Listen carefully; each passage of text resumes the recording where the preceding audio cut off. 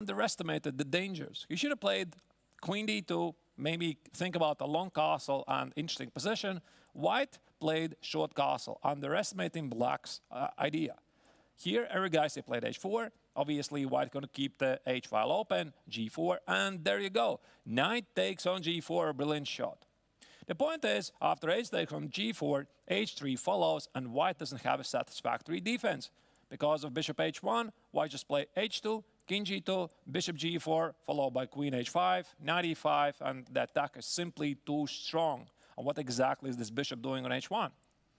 Now here, Yu Yanyi tried to change the course of the game. He offered to take the piece back, so that at least he has some safety for the king. However, Erigaisi played queen c5, pushing the white king into the danger zone. King h2. Again, he did not take the piece. He played bishop e5 check. Here, it seems that f4 is necessary, because after king h1, this is simply a mate on the board. So white had to play f4, and now again the king is completely exposed, and Erigaisi continued the demolition of the white king's defenses. Takes it here, and yet another sacrifice. Bishop takes on g4.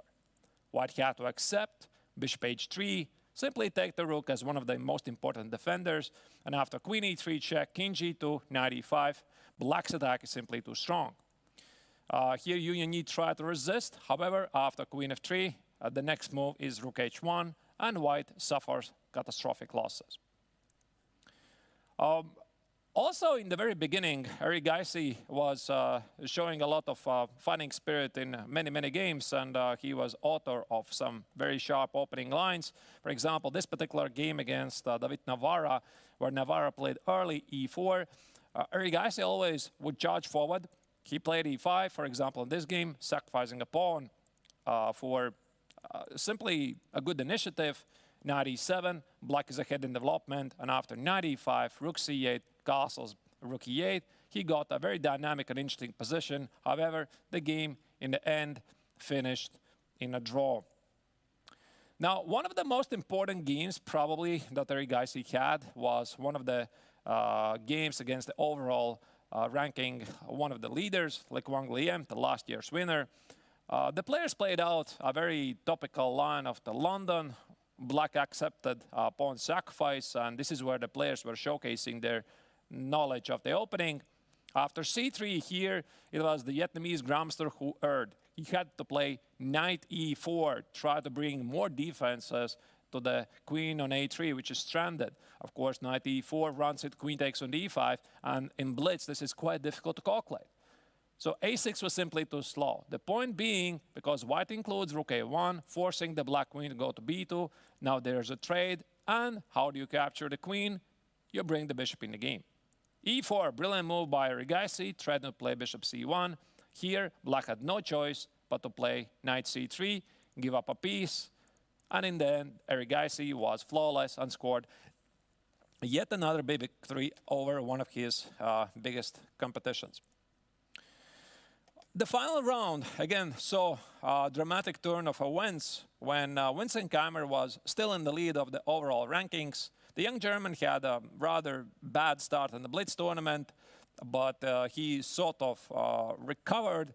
And the final game against Arjun Erigaisi, already the winner of the Blitz tournament, turned dramatically for him. Here, Vincent felt that he can fight for advantage. He played d4. After knight b3, he saw a very interesting combination, which unfortunately for him backfired. There's nothing wrong with queen b6, protect the bishop, protect the pawn. Black played d takes on c3. Now the key idea is that after knight takes on c5, white is under the attack of c takes on b2 and queen a5 check, or maybe queen a5 immediately. And that's what Vincent probably wanted to play, and he realized this queen a5 idea with a double attack unfortunately runs with a beautiful b2, b4 move, removing the c takes on b2 threat altogether. So that must be the reason why Keimer played in the end c takes on b2, queen b2, and now queen a5 check. So he does win the pawn, at least temporarily, because white has queen g7, rook c1, rook c2, simply having the better position. From here on, the young Indian was flawless, and he managed to score a very impressive victory, which solidified his lead in the Blitz overall rankings. These are the results of the Blitz tournament of the end. So Arjun Gaisi wins the tournament with 10.5 points. Really impressive start.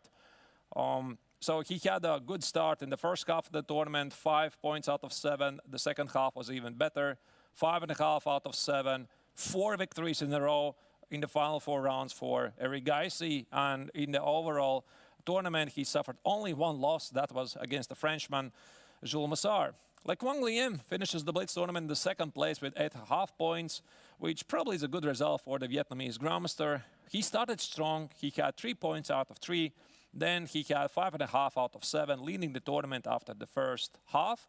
However, then the next 4 rounds were a disappointment for the Vietnamese Grandmaster, scoring only half a point.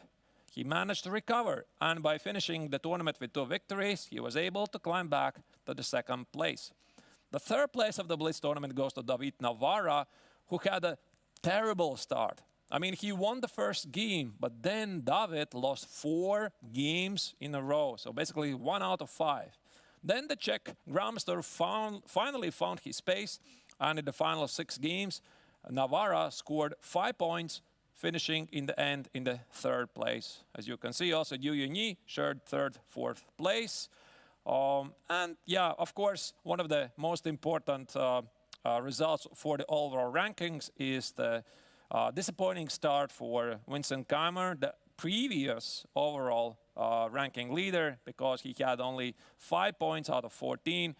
The day for Vincent started badly. He suffered 3 losses in a row at the very beginning. He managed to recover. Everything seemed to go well. But then, again, 2 losses in a row, including this one of the final losses against Arjun Erigaisi, and finished in the 7th place.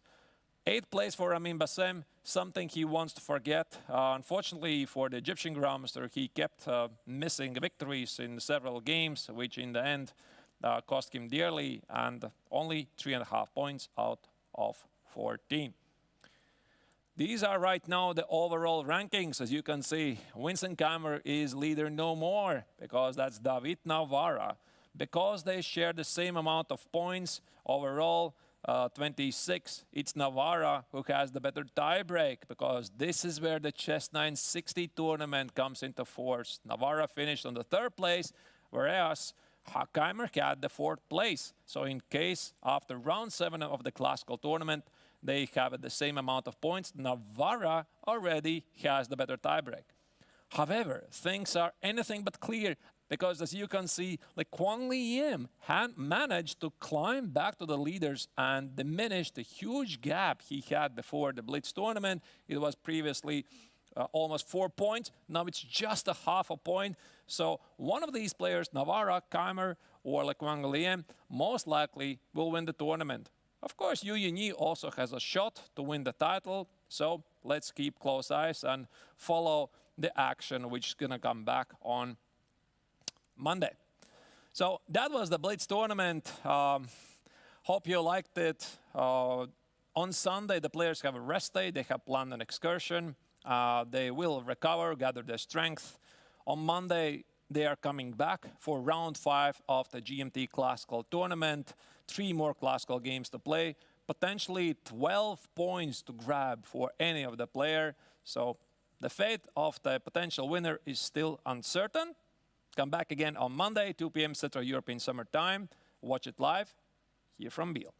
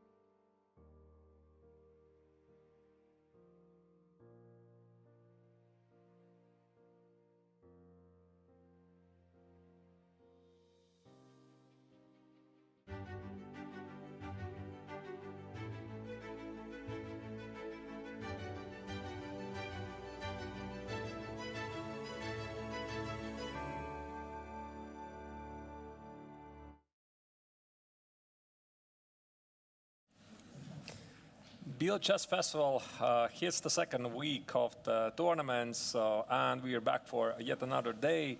Yesterday, on Sunday, the GMT players had a rest day, but now they're back to play the fifth round of the GMT Classical Tournament. Again, welcome everybody to another day of the excitement chess here in Biel. Your host, as usual, are Angelika Volkova. I'm Grandmaster Arthur Nations. Welcome everyone. Today's round number 5. We have 3 more rounds to go, but everything can change because every game there is a chance to get 4 points for a victory. So let's go and check maybe more about the Biel Chess Festival Grandmaster Triathlon. Right, indeed. Let's start with the GMT system because it's a unique tournament which I don't think it has an analog anywhere in the world because it's not just one tournament. It's a triathlon. It's classical, rapid, and blitz. Rapid tournament is over. Blitz tournament was played on Saturday. Now all we have left is the classical tournament. 3 more rounds with very difficult prognosis who is going to win the tournament. And we have the special scoring system here in Grandmaster Triathlon. It's not only 1 point for a win. In classical, it's 4 points for a win, 1.5 points for a draw. And that makes players play even more adventurous, take more risks. We already had Blitz where was 1 point for a win and 0.5 point for a draw as usual. And we had already Rapid behind us with 2 points for a win and 1 point for a draw. And we had Exantus Chess 960 at the beginning of the tournament. So in case at the end of the event there will be players with the same amount of points, the scoring, the rate, how the players were rated in the Chess 960 will serve it as a tiebreaker. That's the time control. Rapid Blitz no longer is relevant because it's over, but the classical tournament is a long one. We have 2 hours for the first 40 moves, then another hour for next 20, plus 15 minutes after move 60. But there's an interesting addition, no added time for every single made move, which is only done after move 61. And this potentially can lead to some very interesting time scrambles.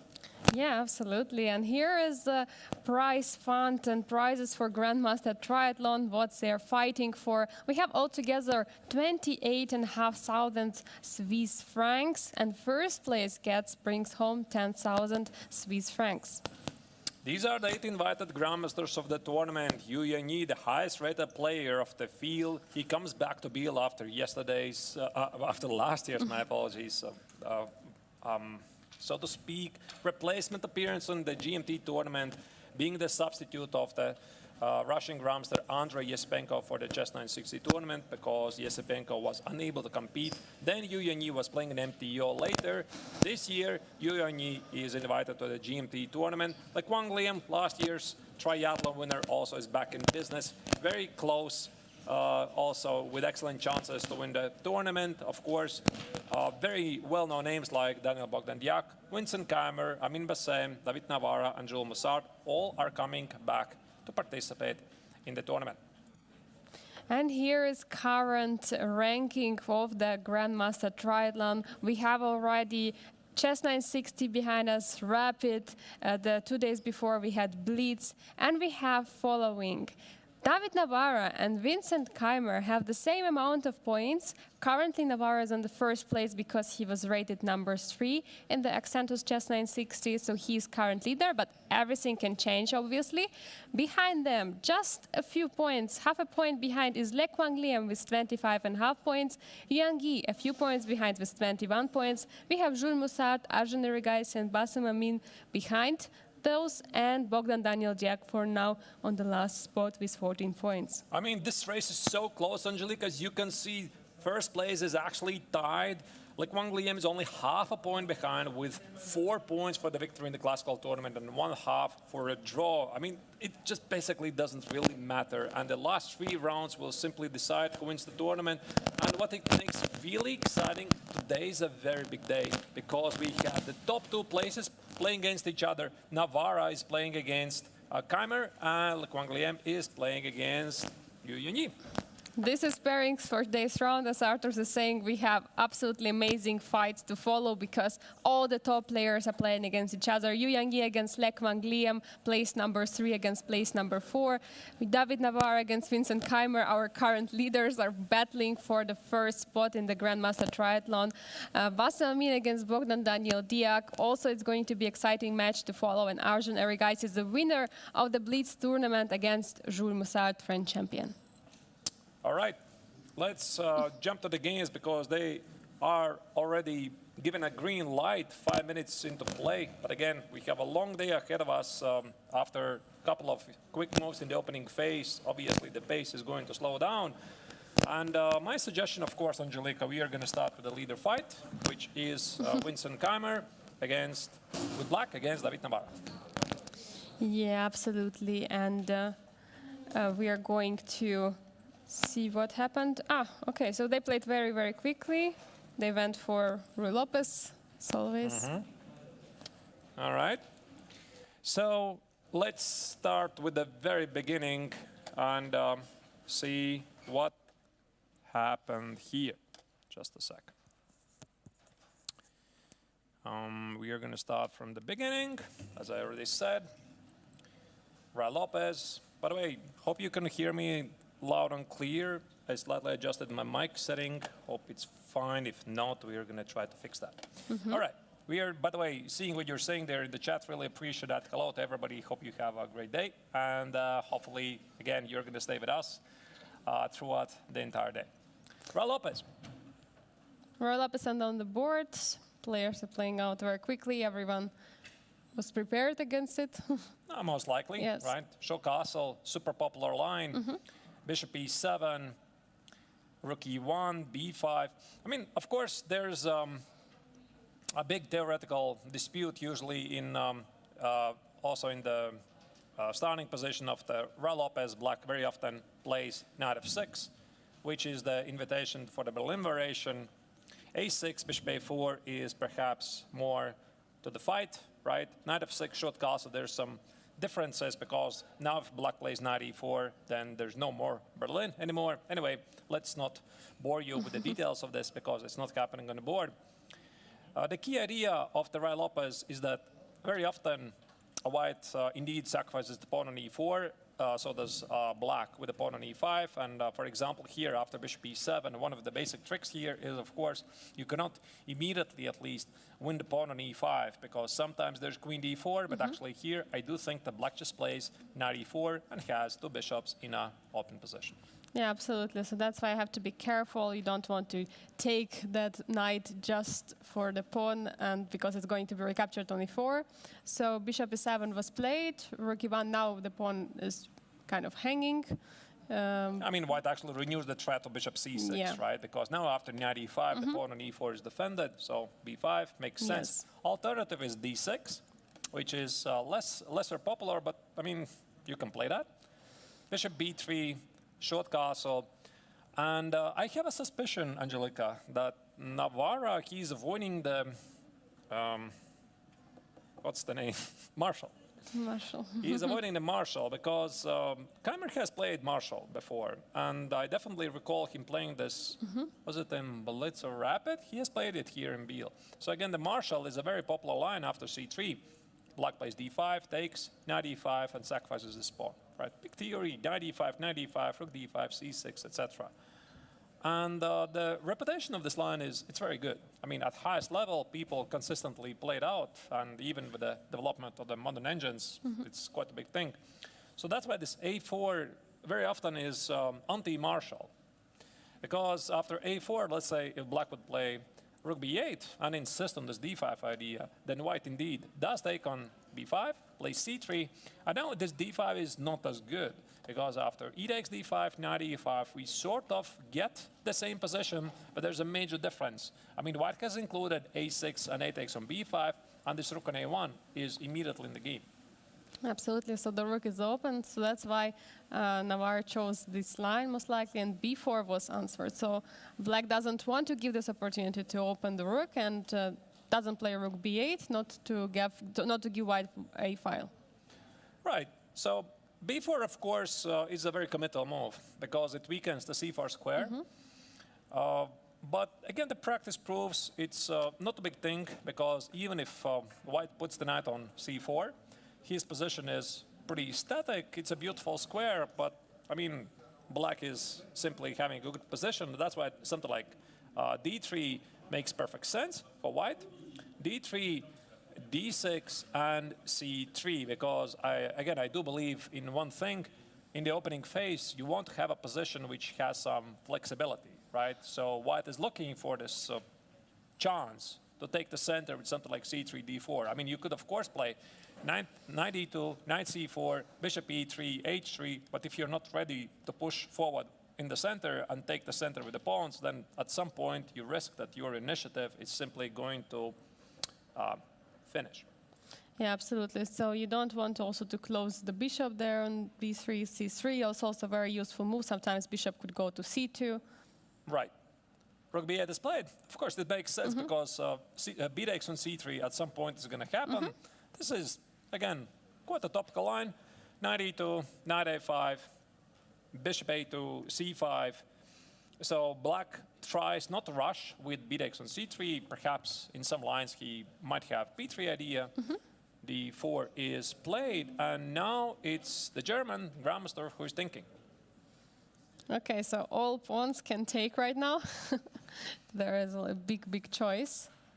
And the question is if you want to, because first of all, the pawn on e5 is hanging, right? So that's first thing. I mean, I'm not exactly sure which direction Keimer is going to take, because again, you have a number of choices. First, you can trade both pawns. For example, you take it, and then I don't know what you do with the pawn on e5. How do you protect it? Queen c7, or maybe even knight e7, etc. But then again, I have a feeling that white is sort of better. He has the bishop on a2, maybe bishop a3 comes out, and with this pressure in the center, knight f1, knight g3, I would assume that white is sort of better. So let's go back here, and there's a fair chance that Keimer could choose c takes on d4, because after c takes on d4 and c takes on d4, as you can see, white no longer has this opportunity to play bishop a3. And also, black keeps the idea at some point to play b3, bishop b1. And then, let me just make some random move here. If I could, let's say, how do I make it? h6, knight f1, b3, bishop b1. And here you see that the rook on a1 is not really doing nothing. And bishop d3, bishop d2, white could have some difficulties to finish the development. And also he could play something, he could trade the pawn on d4 and then play bishop b7 with the idea that in case white wants to take on e5, there could be knight e4, bishop b7 here. Yeah, but then most likely d5 follows. Yeah. And that's one of the common themes, of course, in the Ra Lopez. You want to fight for space advantage, imprison the bishop on b7, imprison the bishop on e7, and then somehow, again, capitalize on this early space advantage. So indeed, c takes on d4 is played. The final choice I didn't manage to explain yet from the players. Maybe Keimer could have also opted for queen c7, right? Queen c7, keep the tension on the board. And then I'm not sure what Navarra was intending to do. Perhaps d5 makes sense. Perhaps d takes, knight c4, fight for the c4 square. Also, black has some problems with the d5 square. Either way, it didn't happen. And c takes, Angelique, as you said, bishop b7 is on the board. Yeah, so the idea is that, of course, that pawn cannot be taken on e5 because there is knight e4. Yeah, maybe we can show we that. Can show this. Takes, and knight e4. No, it's not so clear, to be honest. I mean, knight e4, of course, the big idea is there's a queen trade, there's bishop e4, so the rook on e1 no longer stands, doesn't protect the e4 square. But is it so super obvious? Because, again, white could have some other moves, like think about knight f7, right? Include this move. And then after rook f7, you have to calculate all kinds of things. You have to calculate, let's say, bishop f7, king f7, queen h5 here, knight e4, and white is just winning, right? So I'm not entirely sure about this, because takes, knight e5, indeed, knight e4 could be a big thing. But since Keimer played it so quickly, I can only assume that perhaps he has another idea in his mind. This knight e4, very quickly looking, I'm not sure if that works, but there could be some intermezzo moves like b3 or queen c7, sacrificing the pawn, because even if black doesn't win this pawn on e4, I mean, look at white's development, right? He's essentially behind. in development. So maybe black just plays on and says, I'm happy. Absolutely, I agree, because taking that pawn doesn't change that the bishop is still on c1, rook is on a1, bishop on a2 is also not in the best shape, we would say. So that's why white should consider if they really want to take that pawn or to play for the space advantage, as Sartos, you said earlier. d5 is indeed the candidate move here. All right, our chat suggests that bishop b7 seems to be a novelty. Not sure. I definitely have seen these positions before. Perhaps in this particular order of the moves could be. And that's also possibly a reason why the Czech grandmaster is thinking, right? So it's something he doesn't immediately recognize. I think that Navarra most likely is thinking about a very tempting move, d4, d5. But you know, this decision is very double-edged because, of course, you gain the space advantage and imprison black's bishops, but also you're doing the same with your own bishop. So that's what it makes quite difficult. But I mean, d5 is indeed played. Yeah, but okay, if we can look at that position like we had before, like after take on e5, it was maybe much worse for black, because with take on e5, black's pieces would get so much activity, I think. Yeah, that's why maybe he chose for this. It's also a safer move. You know, your opponent maybe fires out a new idea, and you suspect that accepting the pawn could be risky, so d5 is the safe choice. The position is closed. No matter how deep the opponent's prep goes, you still have some control of the position. So now let's see what Keimer's going to do. Again, it looks like played in the spirit of the Chigorian line, and I'm not sure if Keimer's going to play something like knight e7, knight c5 with the idea to push f5. Or instead, he's going to try to focus on his play at the queen side. So obviously, the bishop on b7 doesn't do much. He could play bishop c8, free the b4, b3 threat, make it available as a possibility. But knight e7 makes sense, and that is indeed played. So again, this appears to be a big prep from the young German star. Knight c5, b3 is a big idea. So let me just show you once again. I'm going to waste a couple of moves, which of course is completely ridiculous. But if black gets to play this, I think that white might have some problems, because again, we discussed this briefly. The rook on a1 is not joining the game. The bishop on b1 is staring at the pawn on e4, and the d3 square is highly contested. So that's why after knight e7, my money would be on something like knight c4 here. But then again, I mean, knight c4 is something you don't really want to play, because the knight on a5 for black doesn't do much, right? So knight c4 makes sense, but Navarra will be tempted to keep the knight on a5 and play something like knight f1. That's why you have to calculate quite a bit. Let's say knight f1, knight c5, knight g3, because this is usually where white positions the knights at the king side. And again, you need to precisely estimate the hostilities, what happened here. Is this knight on a5 really out of the game, or actually it's a monster piece? Yeah, absolutely. That's a big question. I think that this space advantage on the queen side is really something what black could gain advantage from. So that's why white has to be really, really careful. And yeah, what could be another move? If not knight c4, then... Well, I think he needs to define indeed what he's going to do with the bishop. Knight b3? Or it's knight b, but I think knight c4 looks a bit more logical. Maybe bishop c4 is the move also. You know, offer the trade, because the Latsko bishop on a2 seems to be rather useless. So, and if black doesn't take it, he plays knight c5, retreat on f1, giving new life for the bishop. But then again, there's always this f5, right? You always need to watch out what happens here. Let's say f5 and take it. Rook f5 is the move. Bishop d5 is the move. And are you happy to position the bishop in f1? I'm not sure. Yeah, I'm not so sure. Because the pawn will be protected there, right? You cannot really get to this pawn on a6. No, I think he's going to play knight c4. That looks logical to me. Let's say knight c4. I'm not sure black includes knight c5 or not, or he takes on c4 first. No, I think knight c5 most likely. And now b3 could be a threat.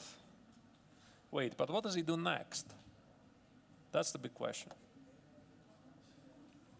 What does he do next? Because now b3 is a big threat. I mean, maybe. I mean, b3, knight a5, bishop b3 could be grabbed. What about something like knight a5, queen a5, and knight e2? You know, it's a bit difficult immediately to jump into this position. Knight e3 is not a move because knight c4 drops the knight. This is attack on the queen. Oh, wait, the pawn on a4 is simply under attack. By the way, I missed. Wait, yeah, but what do you do then after knight c5? Because it's not enough just to come up with one move. You need to come up with a sequence of moves. And it's pretty sure that black is thinking about knight c5 and f5 next. Maybe the knight f2 d2 could be played after knight c4, knight... But there's always knight e3. That's what I don't like. Yeah, that's a problem, yeah. That's what I don't like.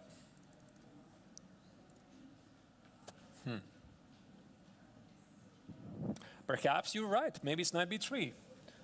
Because after knight b3, knight c5 no longer is a problem. Because after knight c5, white just wins the pawn on e5.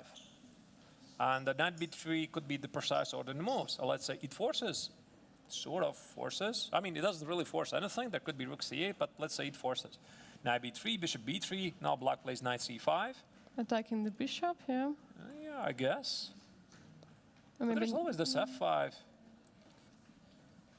Again, you need to calculate a lot of things like knight e5 here, typical move, opening this diagonal, d takes, d6, discover check, evaluate this properly. We do see a move on the board. Knight c4 was played very quickly. And not knight c5 by Keimer, but knight c4, not knight c5 immediately, but knight c4 takes, and rook c8. Keimer is still in the prep. But also Navarra has made the choice very quickly. Yeah, absolutely. I think both players are still in the prep. Maybe some of them, of course, like Navarra opted out first for a4. So I don't know if it was the main line which Vincent was looking at. So maybe not. But as fast we see the decisions being made, we're for sure that they're both in the prep. They're still in their files. This is a hugely important game for both of them because they are the joint leaders of the overall rankings. They have the same amount of points. Navarra is in a slightly better position because he had a better result in the Chess 960 tournament, which serves as a tiebreaker. So in case they finish on the same amount of points after 3 more rounds of the classical tournament, Navarra is ahead of Keimer. But then again, I don't think that the young German really needs to burn any bridges, make any rash decisions. He's playing with black. He has seen what happens if you jump on Navarra early. For example, this is how Eric Gaisi tried to play against Navarra in the Rapid tournament. He was punished very quickly. So that's why he plays something solid, and which is giving him some chances possibly to take over the game at some point later. But I do think that also for Keimer, draw today is not a bad result. But of course, he wants to keep a close eye on what the last year's triathlon champion like Wang Liam is doing, because Liam is so close, only half a point behind the leaders. Yeah, that's what I also wanted to highlight. Of course, for both players think draw is a good result, but the only thing is that just behind their neck, someone is breathing there. It's Lek Wang Liam, and right behind him there is Yu Yang. Of course, like with less chances, but Lek Wang Liam has just half a point less. So it's incredible, like how everything can just change in one round, basically. I mean, of course, we have still 3 rounds to go, and a lot of things can change. But I think that, of course, the players know the importance of these games. They know that it could have massive implications on their chances to win the tournament. And that's why I think they're going to be a bit more careful than usual.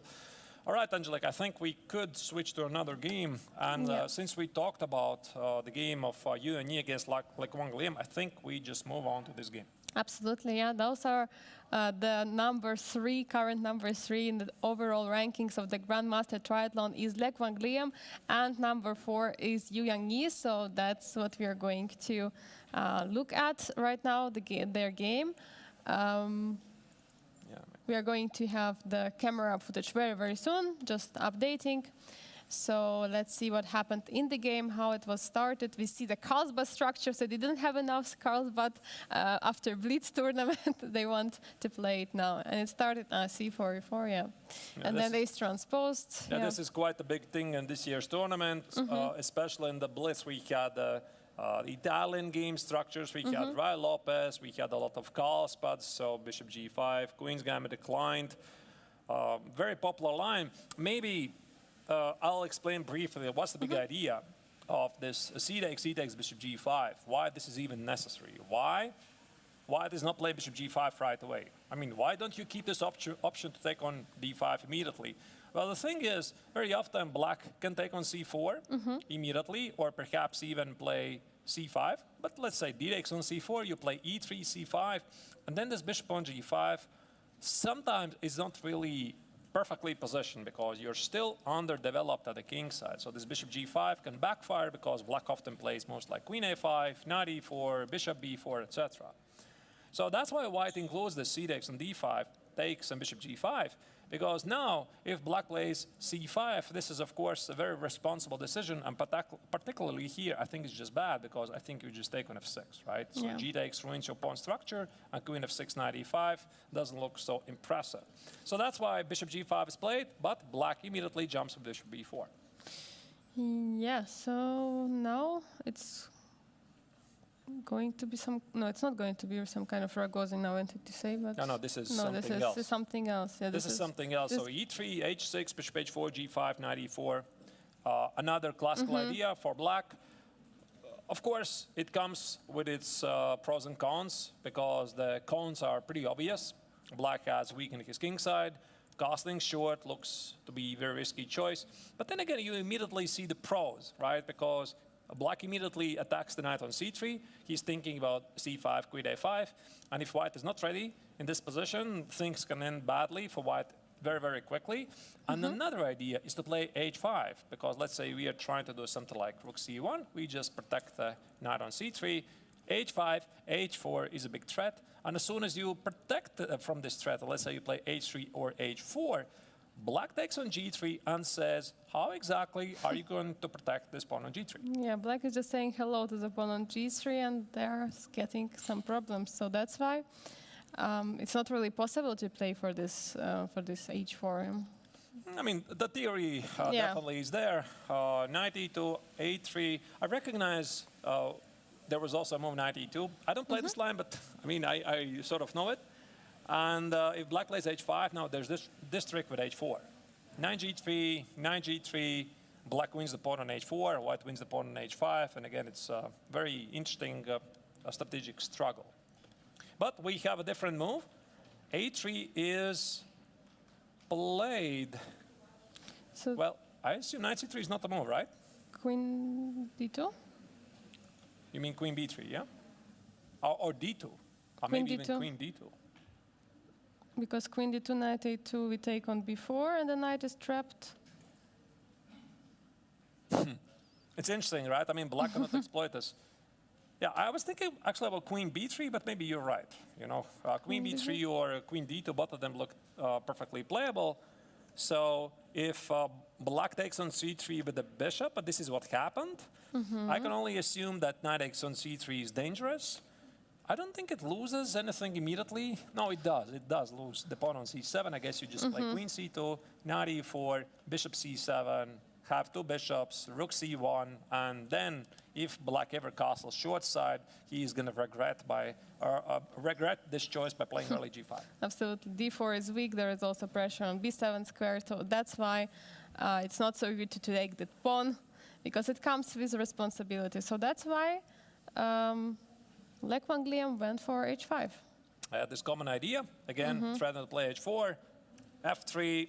Yeah, I guess white is not in the mood to play h4 because this allows black to take on g3. f3, takes, queen e7. Both players appear to be more or less in the prep. The pawn on e3 is under attack, so I'm not sure what you do. Queen d2, king f2 makes perfect sense because, again, I mean, I could, of course, play queen d2 to protect this pawn, but are you really going to castle long? No. Are you going to castle short? Perhaps. But King f2 in this regard makes quite a lot of sense because white not only protects the pawn on e3, but also the pawn on g3 and has more free hands to do something else. And while I'm saying this, King f2 was played. Indeed. So king doesn't need castle because the rook on h1 is doing perfect job, putting some pressure on the sage pawn, controlling it also that nothing is happening there. King is fully protected by the pawn surrounding it. So yeah, and you don't want to castle alongside, obviously. All right. So again, these players are currently in the third and fourth place. Third and fourth place, like Wang Liam is a slightly better position. So for the Chinese Grandmaster, this is a must-win situation. And if he wants to do something in this tournament, he right now is in the fourth place. What was it? 4.5, if I remember correctly, points behind the Vietnamese Grandmaster. Again, a victory in the classical tournament gives you 4 points. So do the math yourself, right? I mean, he simply needs this victory. And you know, there's one advantage that the Chinese Grandmaster has over everybody else, and that is the victory in the Chess 960 tournament, because ultimately that's the #1 tiebreaker. If everybody has the same amount of points, Yu Yanyi always will be ahead of everybody else because he won the tournament and everybody else was behind him. Yeah, absolutely. So we don't have to forget about that. That should be always in our minds. So that's why, I mean, he's not so far behind. I think like he's like 1 point or 1.5 point behind of Lek Wang Liam. Lek Wang Liam is half a point behind. More. I said just. I think it was 21 points. To be more precise, there you go. 21 points. Four and a half points. 4.5 points. He's behind Lek Wang Liam. 4 points is for the win in the classical tournament. Again, that's why he desperately needs this victory to close this gap, to have some chances to win in the GMT tournament. Indeed, and Lek Wang Liam is taking his time to think what to do here. So the question is, what do you do with your pieces and with the king? You cannot castle short side. It's not possible. I'm not really sure. One of the typical ideas here is play c5, because you want to play c5 in order to apply some pressure against white center. But is this a good idea, particularly here? Because let's say I play c5, knight c6, then I do what? I play bishop e6, long castle. Do I need this move? At the same time, I have slightly weakened my king.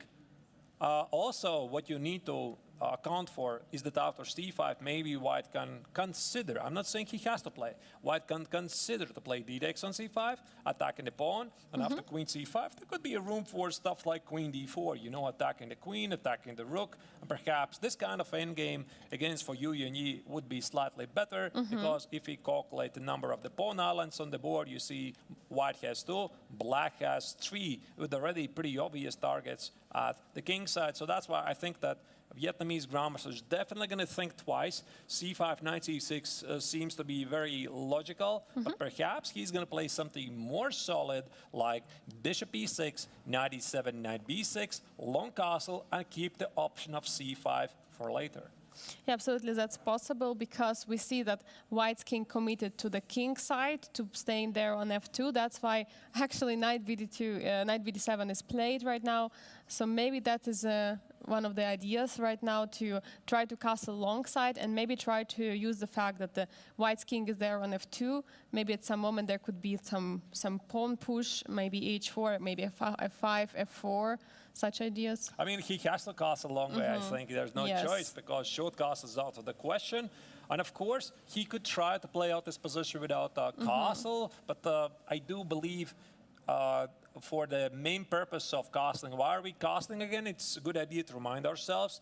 #1 rule, we are protecting the king, check. #2, we are connecting the rooks. So that's why here the king on e8 for black cannot remain forever, because if you're dreaming about starting this attack at the king side, also watch out for white's e3, e4. You simply have to castle, right? So that's why long castle is played, probably will be played. And here it's the Chinese Grandmaster who has to, again, calculate what he's going to do, because he knows Liam wants castle the long way, and he's not only thinking about his own development, but maybe also, you know, how do I disrupt my opponent's plans and make him feel a little more uncomfortable?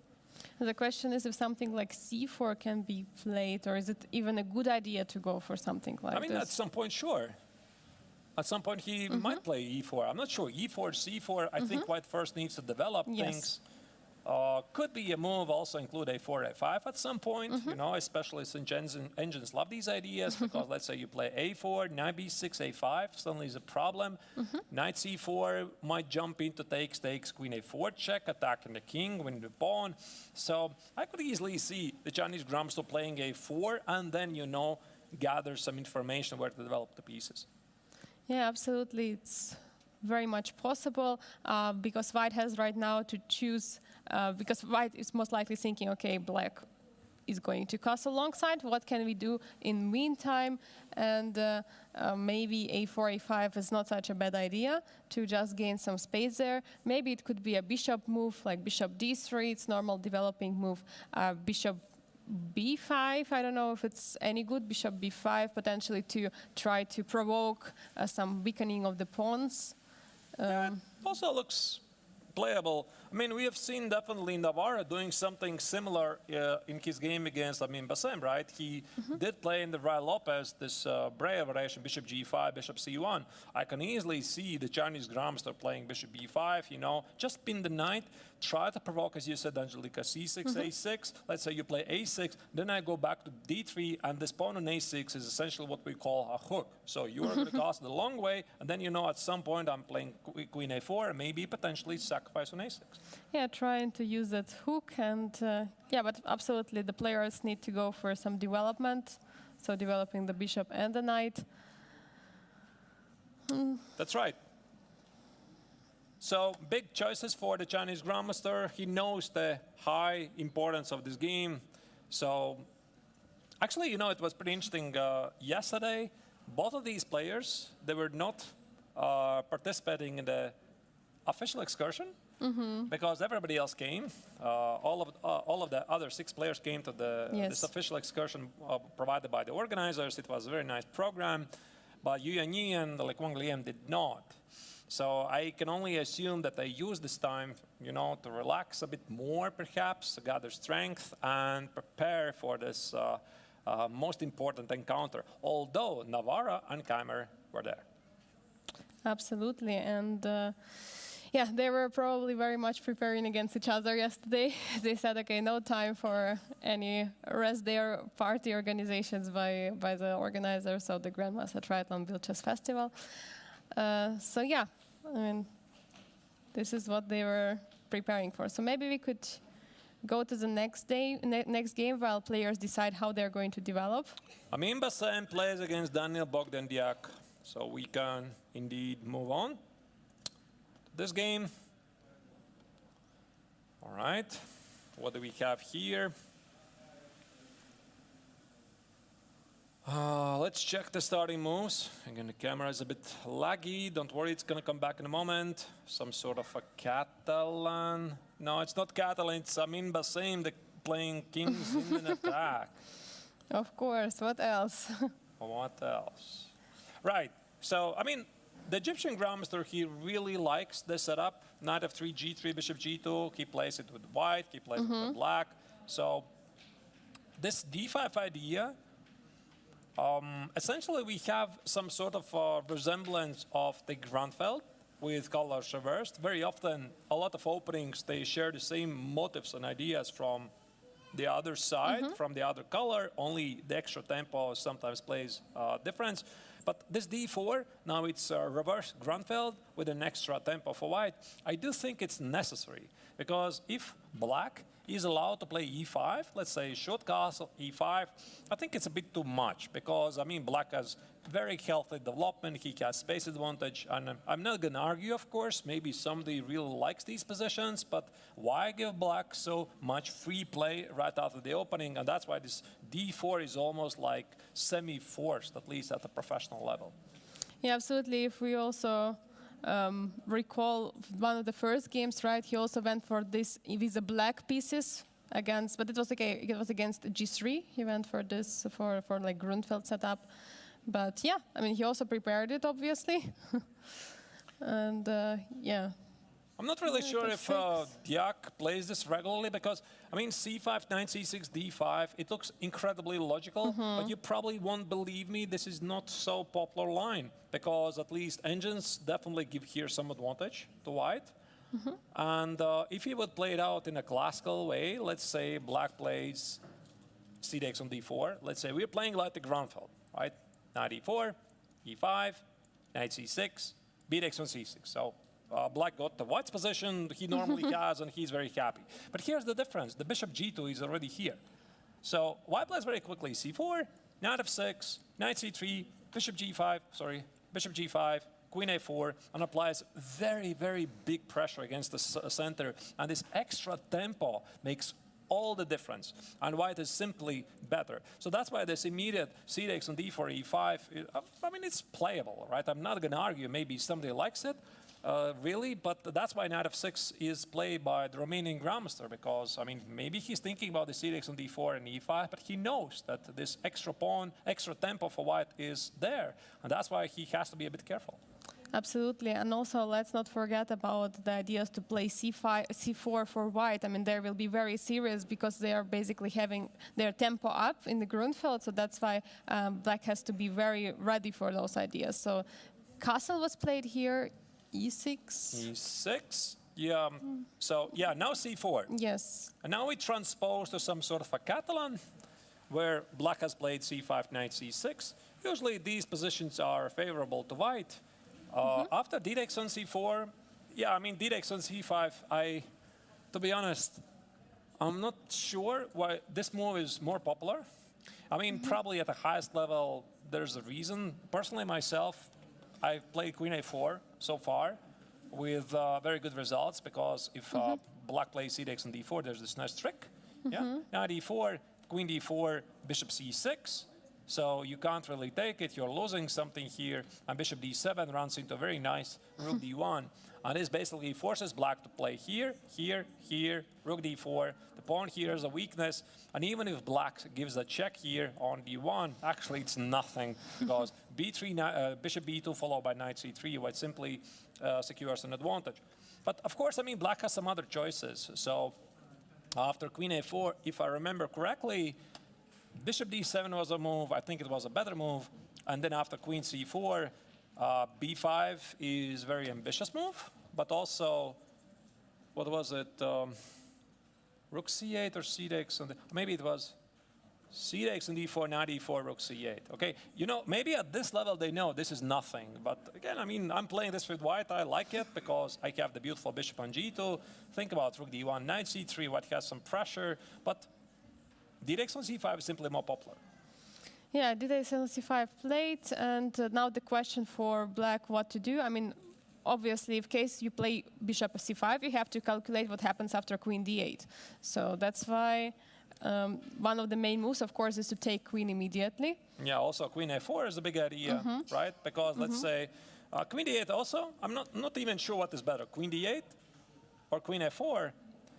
I would actually maybe prefer queen a4 to keep the queens on the board, with the idea that, again, we reach some sort of a symmetrical position, but black is suffering this main problem of the Catalan, which is the Lascaux bishop on c8, because if you remove these bishops from the board, black is happy, right? He has no problems, but how do you do that, right? You can't do that. You cannot magically just remove pieces from the board, and that's why black has to take care of the bishop, of the issue of the development of the light-squared bishop.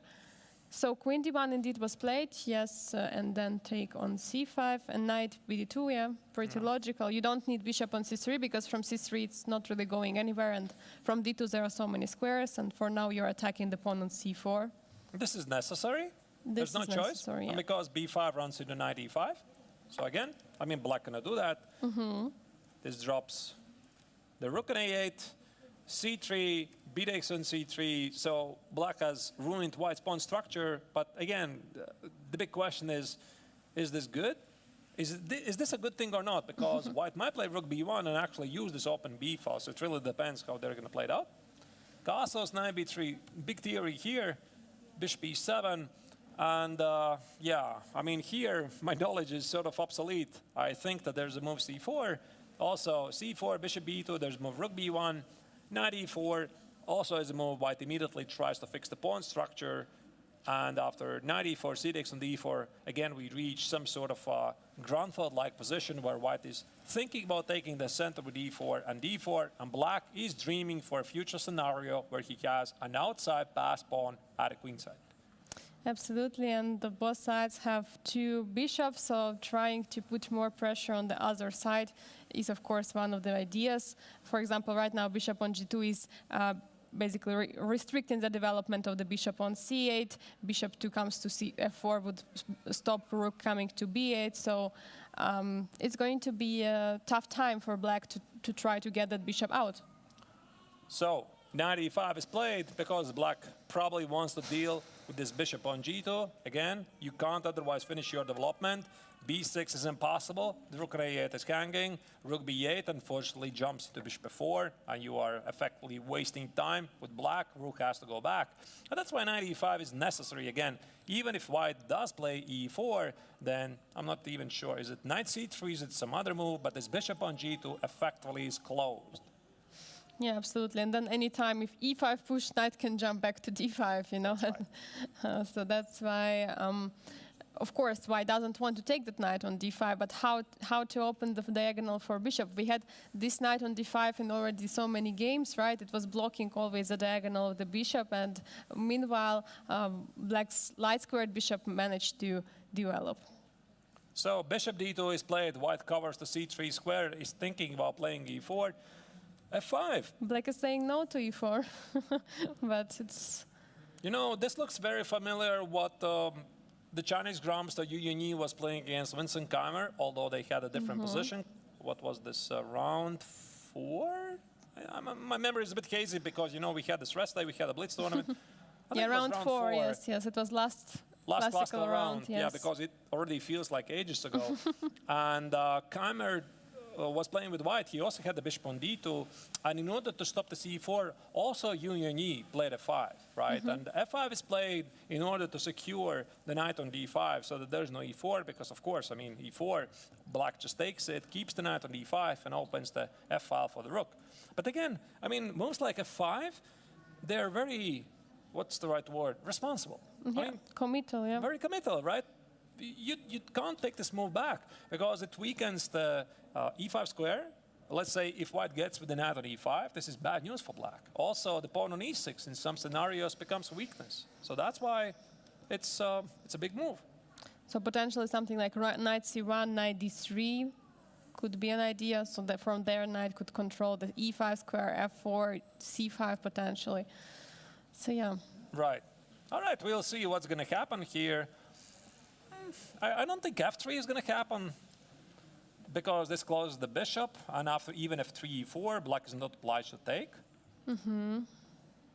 I could easily imagine the Egyptian grandmaster considering bishop d5 and play something like bishop f4 because, I mean, again, black has Problems. some issues.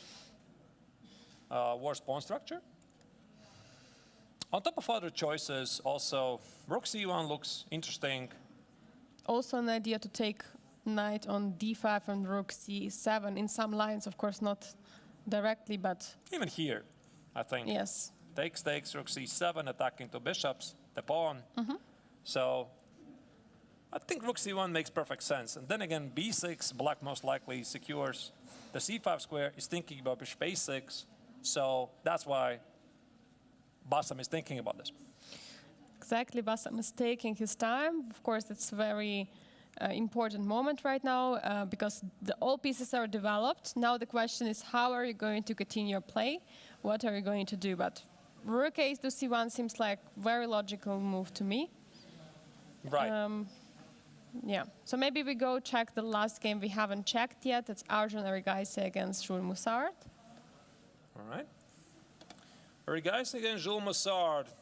Unfortunately for Erigaisi, the tournament has been not great. I mean, the GMT tournament overall, he had some unexpectedly not great results, so to speak, in the Chess 960 and the Rapid. But of course, the Blitz tournament gave him some hope for a better outcome because he won the Blitz tournament with, what was it, 2-point margin in the end, Angelica, right? I think it was Yes. 2 points. He dominated the tournament, and now he plays in much better spirits.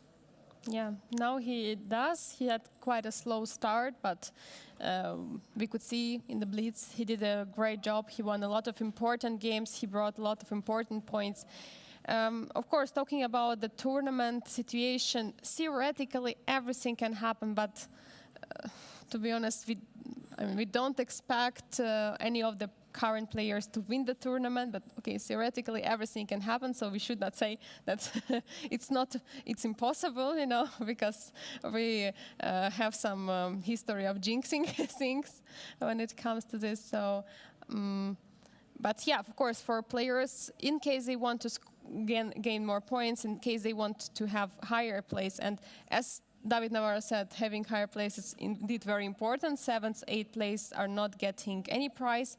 So this is a kind of a must-win situation for the players who are below Yu Yang, I would say, just to get to the top of the prizes, just to get to the top 6. Right, of course. They want to finish the tournament on a positive note. The first place is 10,000 Swiss francs, a very, very nice prize money to fight for. Speaking about both players, and the rest day, they were part of this excursion. And Jules, he was one of the rare players to remain until the end. I mean, most of the players, they left, right? We started the excursion at the middle of the day, and after something like a couple of hours, everybody left. I mean, not Jules. And he was doing a lot of amazing stuff there, right? I mean, maybe he can tell what he did when he potentially might come to the post-game interview. So he definitely used all of the activities provided by the organizers during this excursion.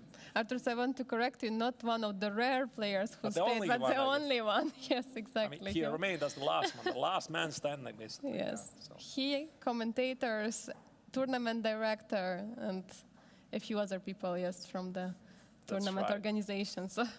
That's right. Right, so he definitely used everything possible from this rest day. Okay, let's have a look at the game. What was this?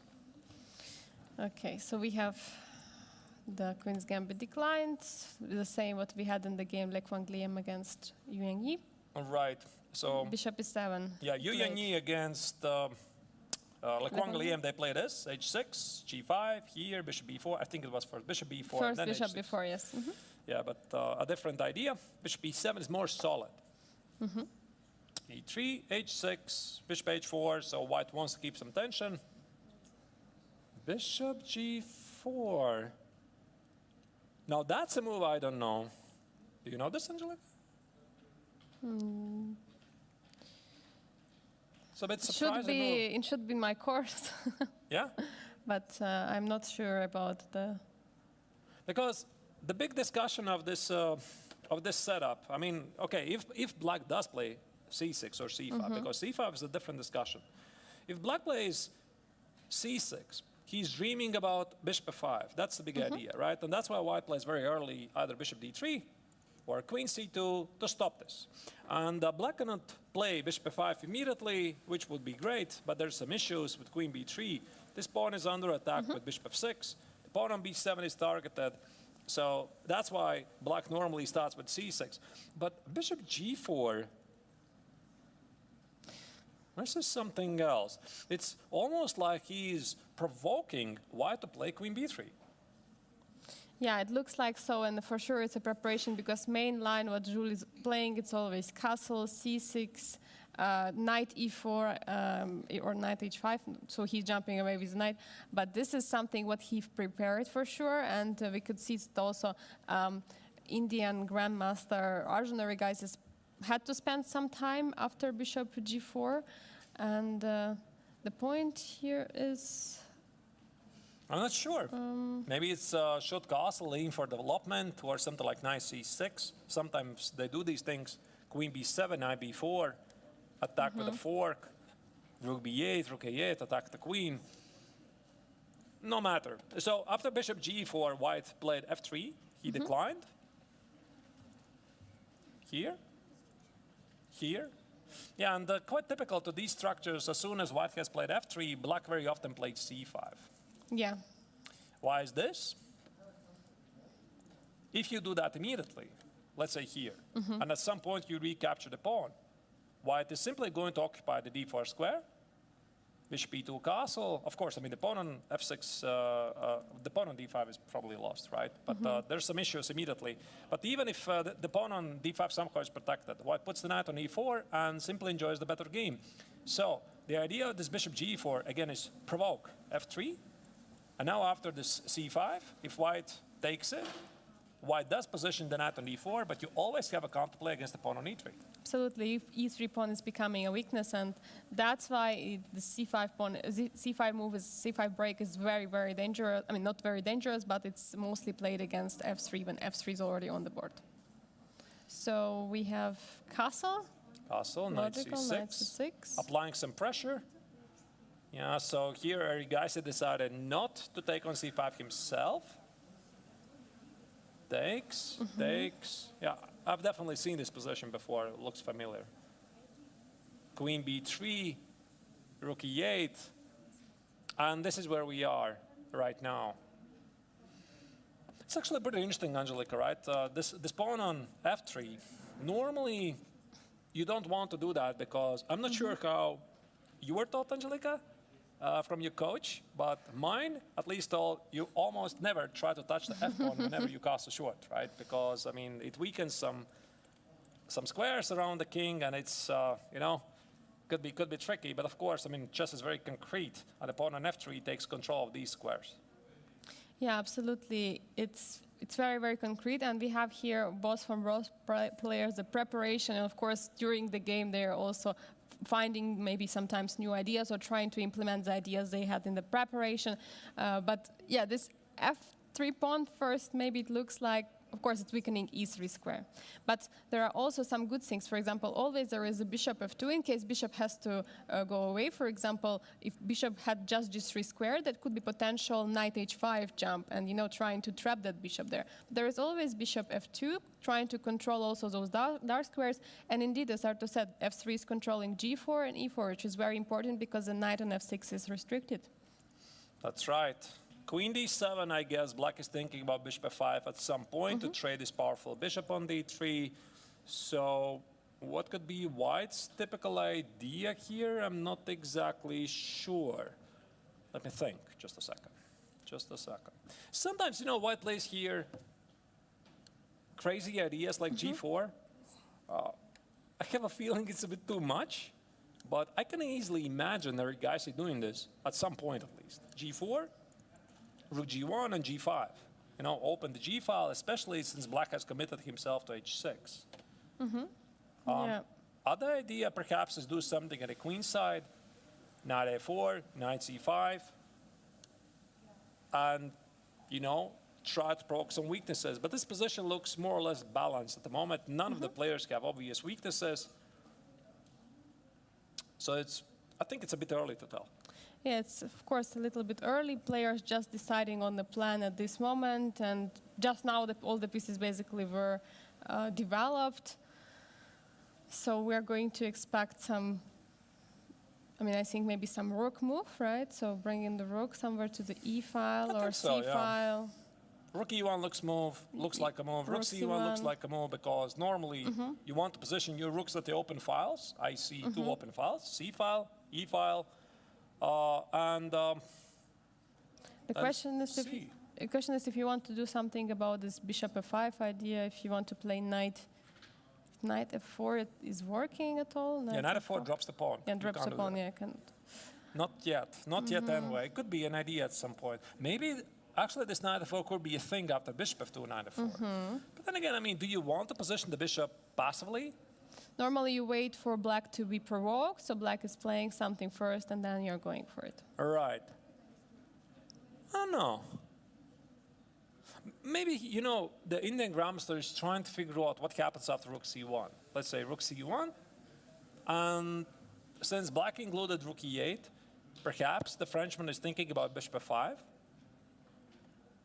Takes. And the rook sometimes is attacking this pawn. Ah, look at this. I think this is the idea. bishop f6, you can't take the pawn on d5 because the knight on e2 is hanging. So he played rook e8 to play bishop f5. Which is smart. Yes, he prepared the bishop f5 because earlier it would not work. Yeah. Right. So now maybe rook e1 is indeed for white. But we can continue this line. I mean, takes. There's also queen b7, right? This also needs to be evaluated properly. But then again, if I play knight b4, your queen might be, shaky.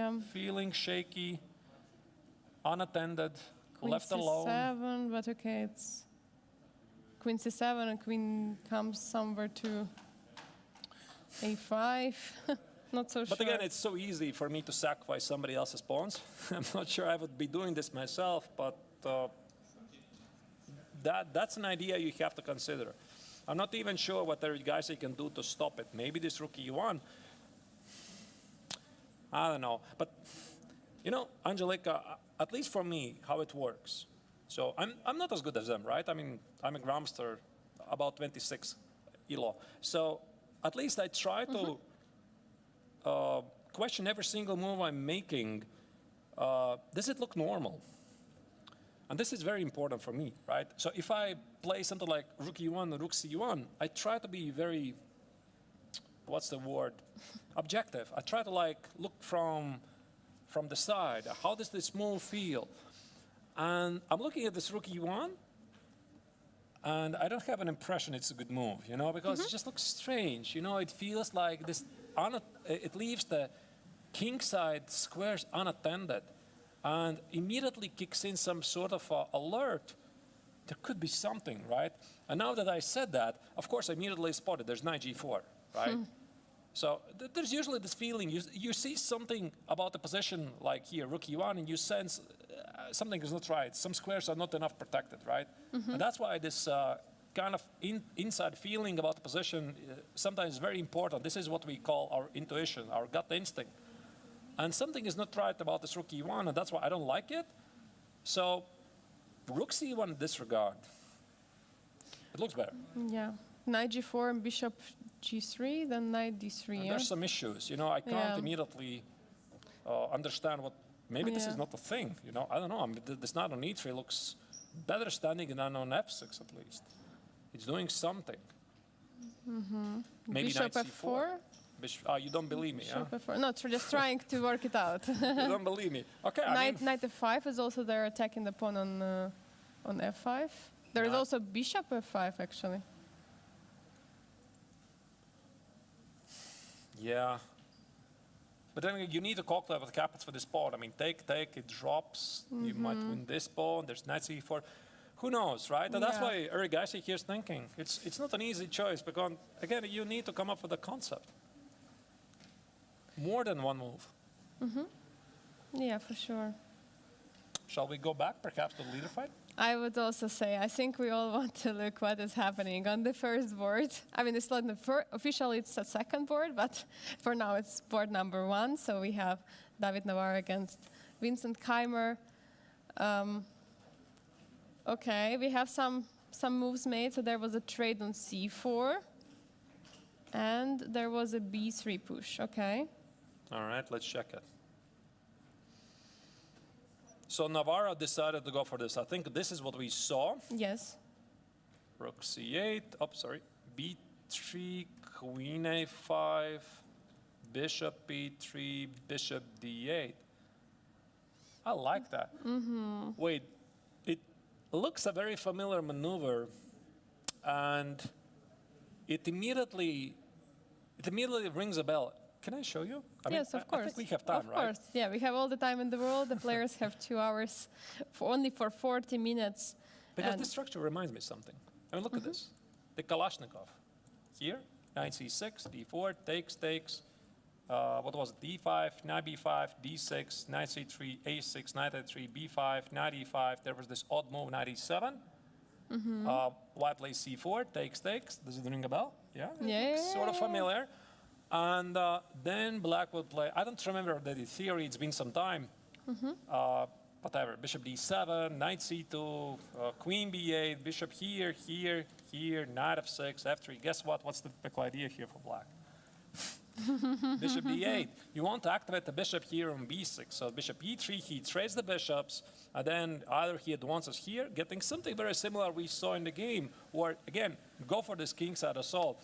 And I'm looking at this position, Angelika, what we have right now.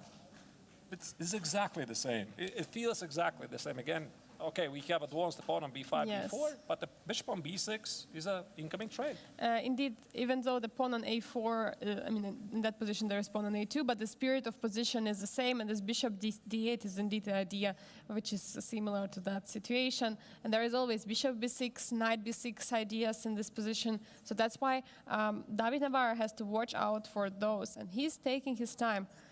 What could be a potential candidate move here for him? Maybe For Navarro. for Navarro, because it's his move now. Actually, I read the chat. Thanks, dear viewers, for your positive remarks and greetings and everything. Yeah. Hello to everybody. Hope you're enjoying the coverage so far. But there was a suggestion in the chat. That's why I instantly changed the topic, that the computer hates queen a5. Looks logical to me. You know, this queen a5 prepares a route for bishop b6. But answering your question, what should be Navarro's idea? Something with knight c4. But how do you do that? I mean, knight e2, bishop here, or maybe bishop e2 or knight c4. I mean, what else? Because you need to create some targets.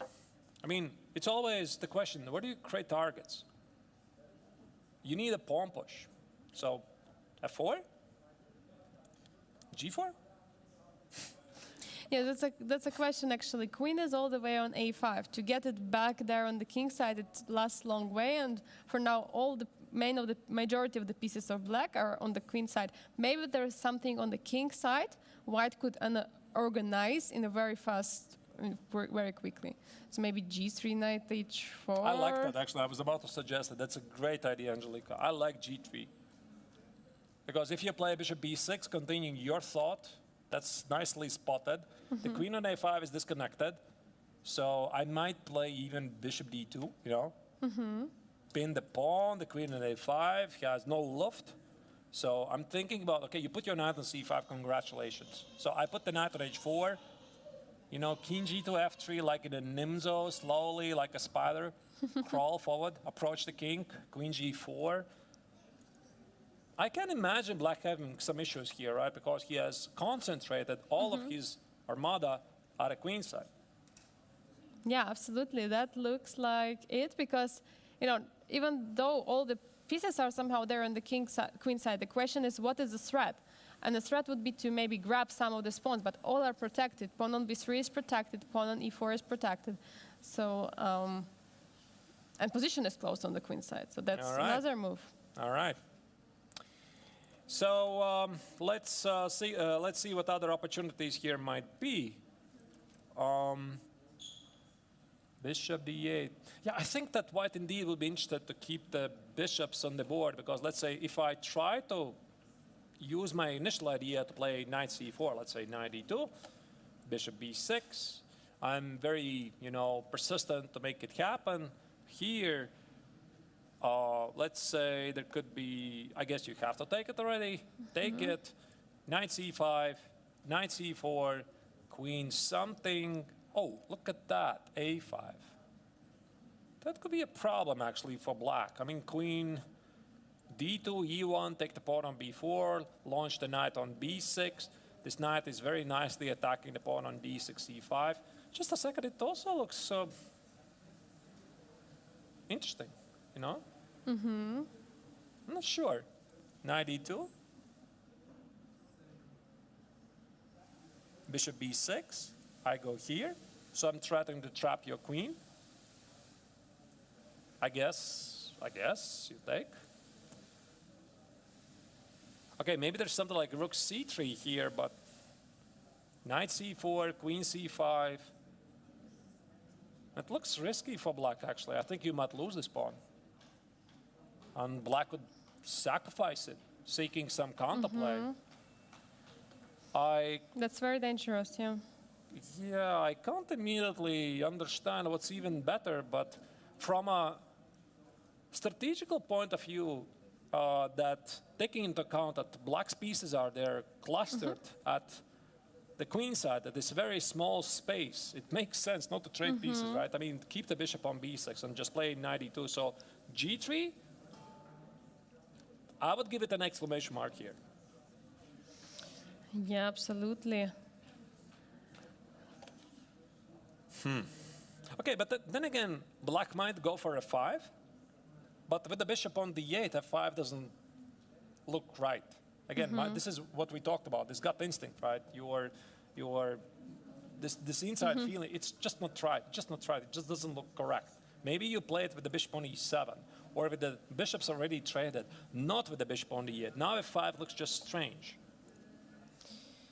There was a question in the chat about the score between those two players. Unfortunately, I couldn't find the classical score between them, but in the actually Grandmaster Triathlon here in Biel, there was not a single game where Navarra won against Keimer.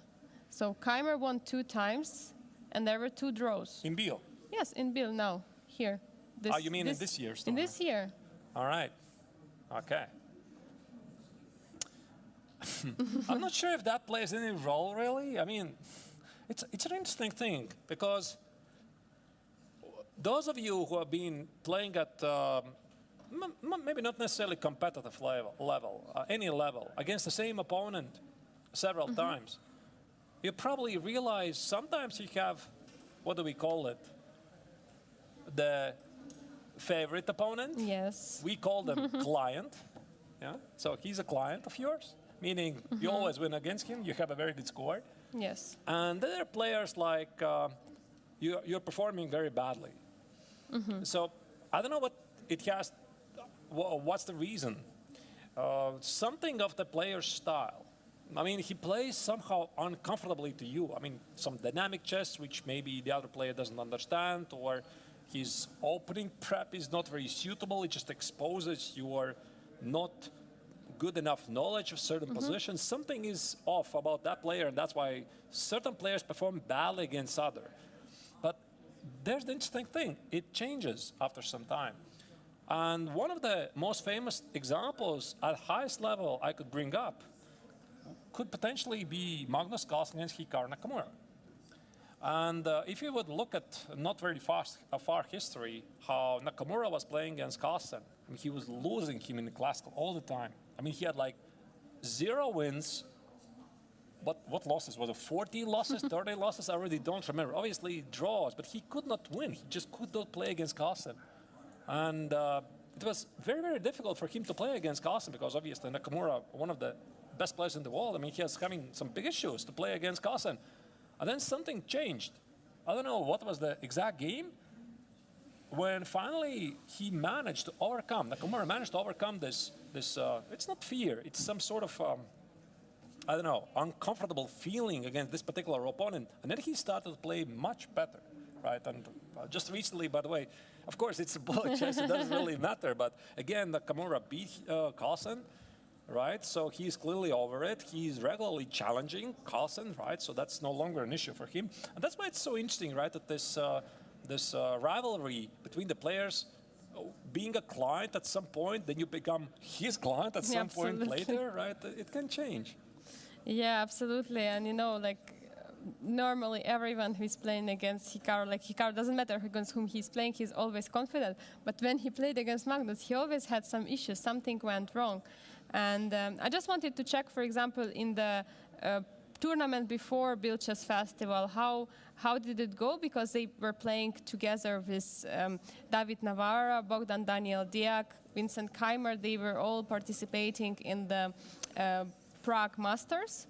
And I could see that they played a draw there. And Navarra also told in one of the interviews he did many draws there. So this is this last result which they played, and I think he made all of them. I think he made all of them draws. Yes. Yes, exactly. Because he was saying, yes. We had a discussion with David, of course, off the stream, because we are regularly communicating with the players. They're very nice people to talk with. I think he was talking about Prague, and David said, You know, I think he was playing indeed about this tournament. He said, you know, I was really fighting. I was seeking some chances. Always a draw, always a draw, always a draw. And sometimes there's nothing you can do. So from the Prague Masters, there's 3 tournaments. My apologies, 3 players who came to here. It's Navara, it's Keimer, and it's Daniel Bogdanyak. Yeah, absolutely. And it was really, really interesting that all the games were fighting, but somehow finished in a draw. And yeah, last tournament, I mean, this before the Biel Festival, Bogdan Daniel-Diak managed to tie for the first, and then, of course, he lost the tie breaks to Ray Robson. But now he's not doing that well. I mean, it's really strange how from one tournament to another, even though the short period of time was between, everything can change. Yeah, it's absolutely interesting. I mean, I recall doing some chess tours, like there were some years ago, 4 friends of us. I mean, I was one of them. We were traveling throughout Europe for several tournaments. We played, I think, 4 or 5 classical tournaments, and every single one of them, one of us, we had one bad tournament. Every single one of us. So it's interesting, right? So we played well all tournaments except of one. So I had maybe the bad last tournament, somebody had a bad first tournament, somebody had a bad second tournament, and very interesting, right? So that's why I'm not even sure if it has anything to do with the form. You just play one tournament after another. So in Prague, you play badly, which was June 20 to 30th. You come to Biel and you play perfect chess. I mean, what's the... It's exactly the same player, almost the same circumstances, great tournament, great hospitality, but somehow it's a completely different result.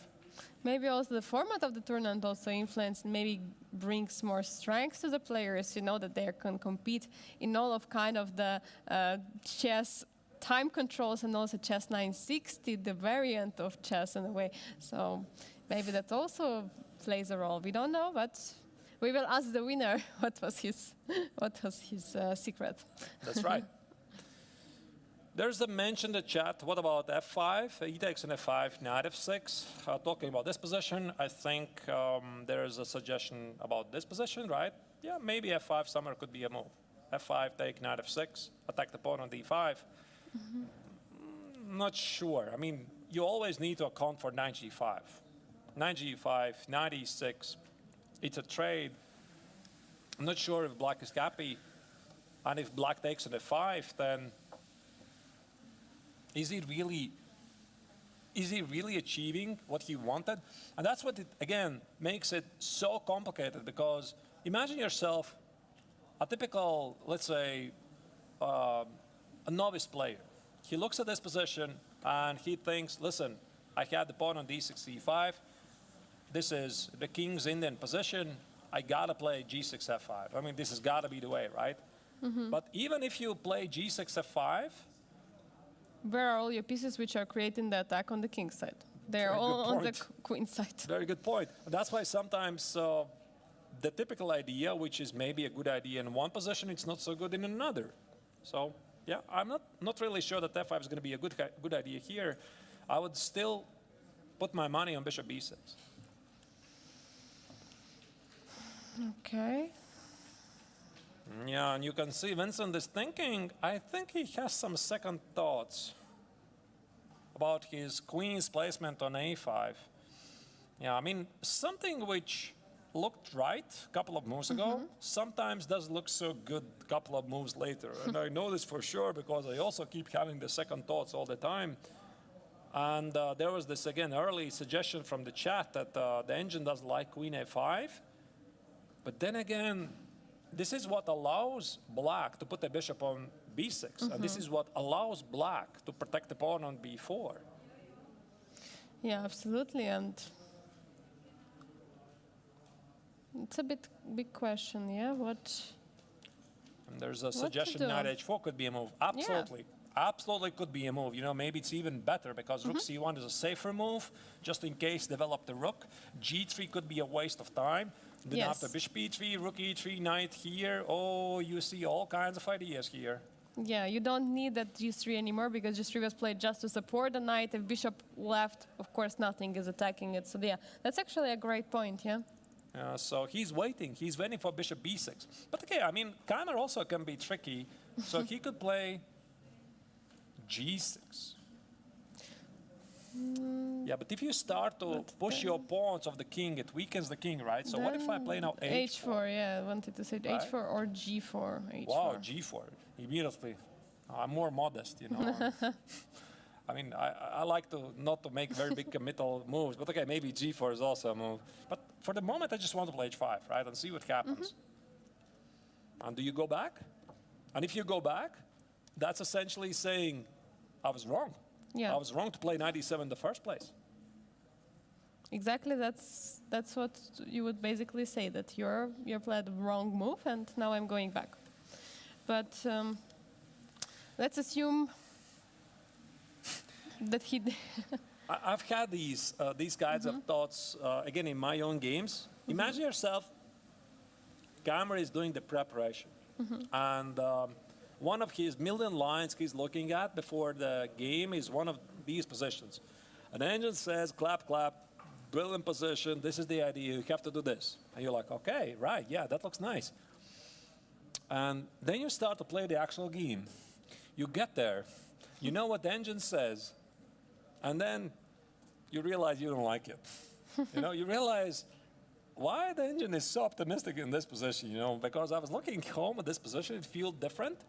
Now that I have it on the board, it feels different. I've had these thoughts, right? So anyway, I think Winston already made a move. He played bishop b6. Bishop b6 indeed is played. Okay, he started the plan, so he carries it out, basically. And now the question is for David.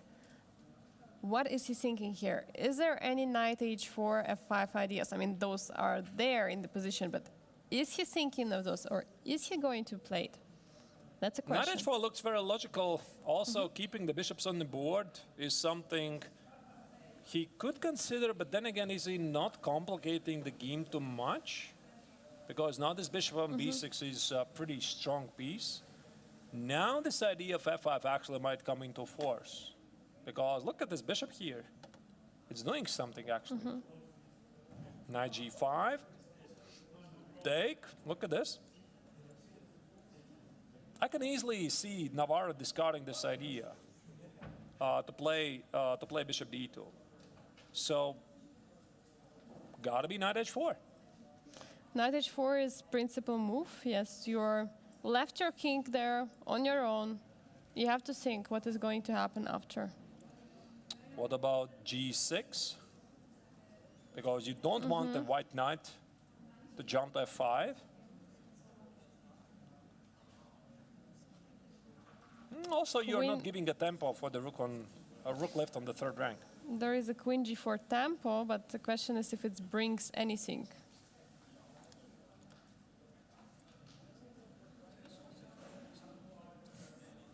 I guess you want to go back, right? Yes, Because you have... And now there is queen f3 at least, so you're again attacking with the tempo. King g7. I mean, there is bishop h6, you have to calculate it. Oh, that's a big move, of course. Now it's even killing immediately, I think. Very bad. Yeah, you're right. Okay, so I guess you have to take, and here. Doesn't look so good, but then again... There are all kinds of moves. There is queen g3 with knight f5 ideas. I mean, what are you doing on the queen side? That's the big question. Is there anything there? I don't know.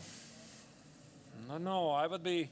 I mean, okay, maybe black could continue by keeping the knight on d7 and put it on c5, what was the original idea. So let's say, take on e3, rook takes on e3, and knight c5. And now tell me honestly, are you not afraid of the attack?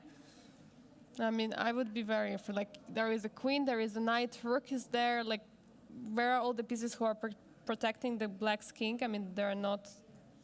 But again, are you getting checkmated immediately? I just need one more, queen d8. That's it, I'm alive. There could be always the sacrifices on h7, yeah? That's a problem, I think. You mean here? Yes, knight f5 and rook h3.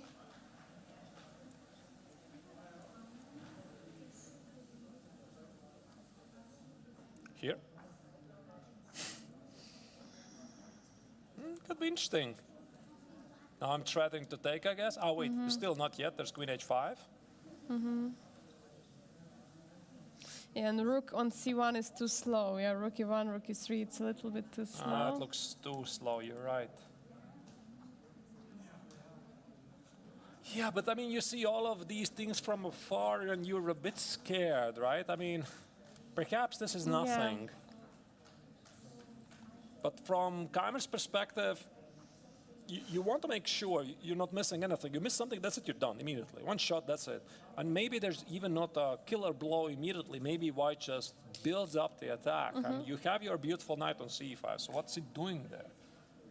But then again, do you really have a chance to, do you have the right to change your mind and put the knight back on f6? Because all the idea of this knight e7 in the first place was to land the knight on c5. Maybe.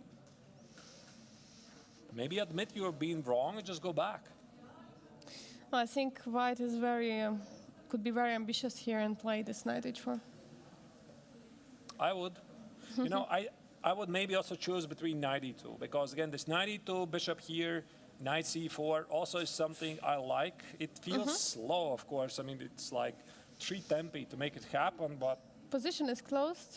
It's not that slow, I would say, yeah? Okay, maybe in close positions, you're right, Angelica. You can maneuver. The loss of the tempo is not really so important. Because in open positions, let's say we are missing these central pawns, and then you make some long maneuvers. Yes, it can backfire absolutely, because a lot of things happen at the same time. But here, it's closed. Absolutely, and yeah, we see that David Navarro is right now thinking, trying to figure out what to play here. Is there anything on the king side? I guess we're going to let him think, right? Because we already looked at the potential outcome if knight goes to h4. He might even play something like h4. Yeah, h4 is also possible. This looks crazy, perhaps, but it just... preparation for knight of h4, h4, h5, knight h4. And somebody as artistic player as Navarra, I can definitely imagine him having this move under his radar. Absolutely. All right, but yeah, let's continue to observe the games. Of course, this is one of the most important games of the round, but there's another game which might have huge implications on the overall rankings, because Navarra against Keimer, they're 2 leaders, but it's also the Vietnamese Grandmaster and last year's triathlon winner, the Quang Liem, who is very, very close to them, only half a point behind, playing against the 4th place Yu Yunyi. Yeah, again, reminding to the audience, we have amazing matchup today. Like we have only today, basically, and 2 more rounds to go after today's round. And we have such an amazing matchup which can decide basically the one player who can jump very high up and the other player who is going to be behind maybe still had a chance to come after the player. But yeah, for Yu Yunyi is a huge chance, obviously, because he's has much less points. So like if Quang Liem is only half a point behind Navarra and Keimer, Yu Yunyi is around 5 points behind, so it's much more space, but much bigger gap. But okay, anything can happen. So last time we left this position was here. And we were wondering how to continue. Should black be provoked of some weaknesses like bishop b5 first? Yeah, Yu Yunyi played knockout. Bishop d3, no problems, just develop pieces. Knight f6, queen a4. No, there is the provocation. Look at this. Queen a4 check here and offer to trade the queens. Because if you trade the queens right now, perhaps 8x on b4, having 1 island for your pawn should be pretty good. At the same time, white is enjoying the open a file, some potential ideas to make this pawn on a7 as a target. Black has 2 pawn islands, some potential targets at the king side. And that's the reason why the reigning champion declined it. Yeah, he declined, and b6 now played, so c5 potentially is an idea there. I mean, he says you want to trade, you do it yourself. That's what makes chess really interesting, right? So you choose it yourself. One of the players says, I offer to trade the queens. The other player says, absolutely, but under my terms. Okay, knight e2 played, c5. Here, c4, big decision. The first game which jumps to my mind, Angelica, is like Wang Liam's game against Arjun guys, yes, right? absolutely. Where the c4 was such a committal move, which in the end would backfire for black, because if white gets to play e4, then black committing to the c5, c4, and removing any pressure from the center could be costly. But the problem here for white is that there is king on f2, and after e4 there's always this knight g4 jump. That's why it's Probably not happening. It's not happening, but the pawn structure is absolutely the same. Yeah. That's right. So bishop c2, long castle. So you tries another one. Attempts to trade the queens. There you go. Queen b4. Shall we trade the queens again under my terms? And again, it's the Vietnamese grandmaster who says no. This time he plays queen e6. I guess his idea is to anticipate white's a4 ambitions to open the queen side with a5, closing it, king c7, rook b8, fixing the queen side, and have free hands to do a lot of good things at the king side. Yeah, absolutely. And it's going to be basically a race and attack. Who can get to someone's king faster? Knight g1 was played. Okay. That's a truly unique move. That's a deep move because you're separating the rooks. Wait, I'll try to understand this move. Give me a second. Okay, here. first of all, it's protecting e3 pawn. Right, okay, yeah. But why not to c1? Because I think the knight on c1 doesn't do much. Also, it excludes the queen from the game. Perhaps the Chinese grandmaster passed by Vincent Kammer's game. He thinks, oh my goodness, the young German's queen on a5 is looking so bad. I'm definitely not going to do that to my queen. So this knight on c1 doesn't do much. Queen on b4 doesn't do much. And with the knight on g1, he protects the pawn here. And I easily can imagine while playing knight h3, giving this knight another role, also attacking the pawn on g5. Yeah, there potentially could be the g4 push. I mean, it all has to be calculated, all of these lines, and it's indeed making it very sharp. And position is very, very dynamic. And we have the both sides attack. One side, black is attacking on the king side. White is will try to attack. There is not yet attack because there is only one queen standing there, but a4, a5 is indeed an idea in the position, trying to attack a black's king on the queen side. So it's going to be a race of attacks, and the question is who is going to get to whose kings earlier. And I see already some problems. For example, how do you bring other pieces to attack for white? Because rook is protecting on e1. To bring the other rook to b1, it's going to be a very long way. So there is so far only queen on b4 standing, and if you just play a4, a5, it's not going to be enough. I like black better. Yeah. Because I'm looking at this position and I try to visualize some scenario where white could imagine it is you make one of the breaks with the pawns. Queen side, impossible. I mean, you play a4, black plays a5. Arrivederci, yeah? That's it. So, what else do you do? e4. But Angelica, you already said this is where the white king is. So, in what scenario here white gets to play with the pawns? I mean, I don't see. At the same time, you ask the same for black.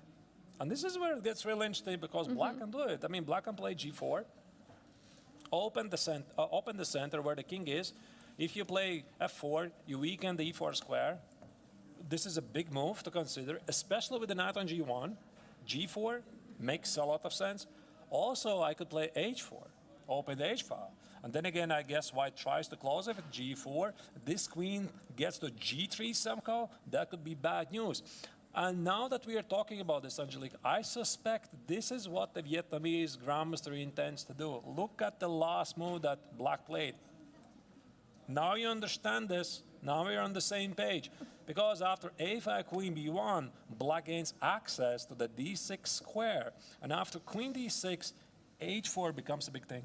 Absolutely. And then you cannot play, I mean, maybe you can play knight e2, but there will be an issue with e3 pawn. It should be always protected. It should be always taken care of, and it's going to be a tough time for white to defend. So we're not even going to talk about the attack on the queen side for white, because it's not going to happen, because simply white doesn't have enough time, enough tempos. White has to protect the king side right now.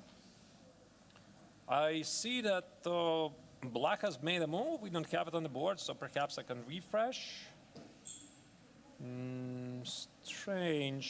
Okay, I think one move is missing. I can easily imagine black played queen d6, attacking the pawn on a3. I don't have a confirmation on that.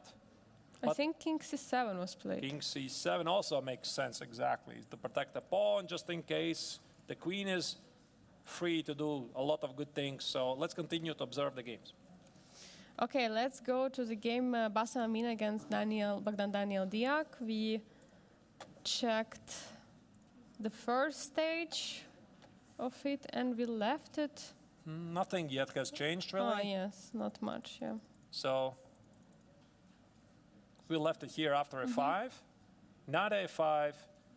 White tried to slow down this idea for black to play b6. Rook c1. There's some tricks I guess you cannot really take. Yeah. So always be mindful of your opponent's tactical skills. So black cannot do that. b6, knight c6, bishop b7. Yeah, the knight on 6 is a monster, and black knows this, but he is apparently very confident that he's going to get the knight out.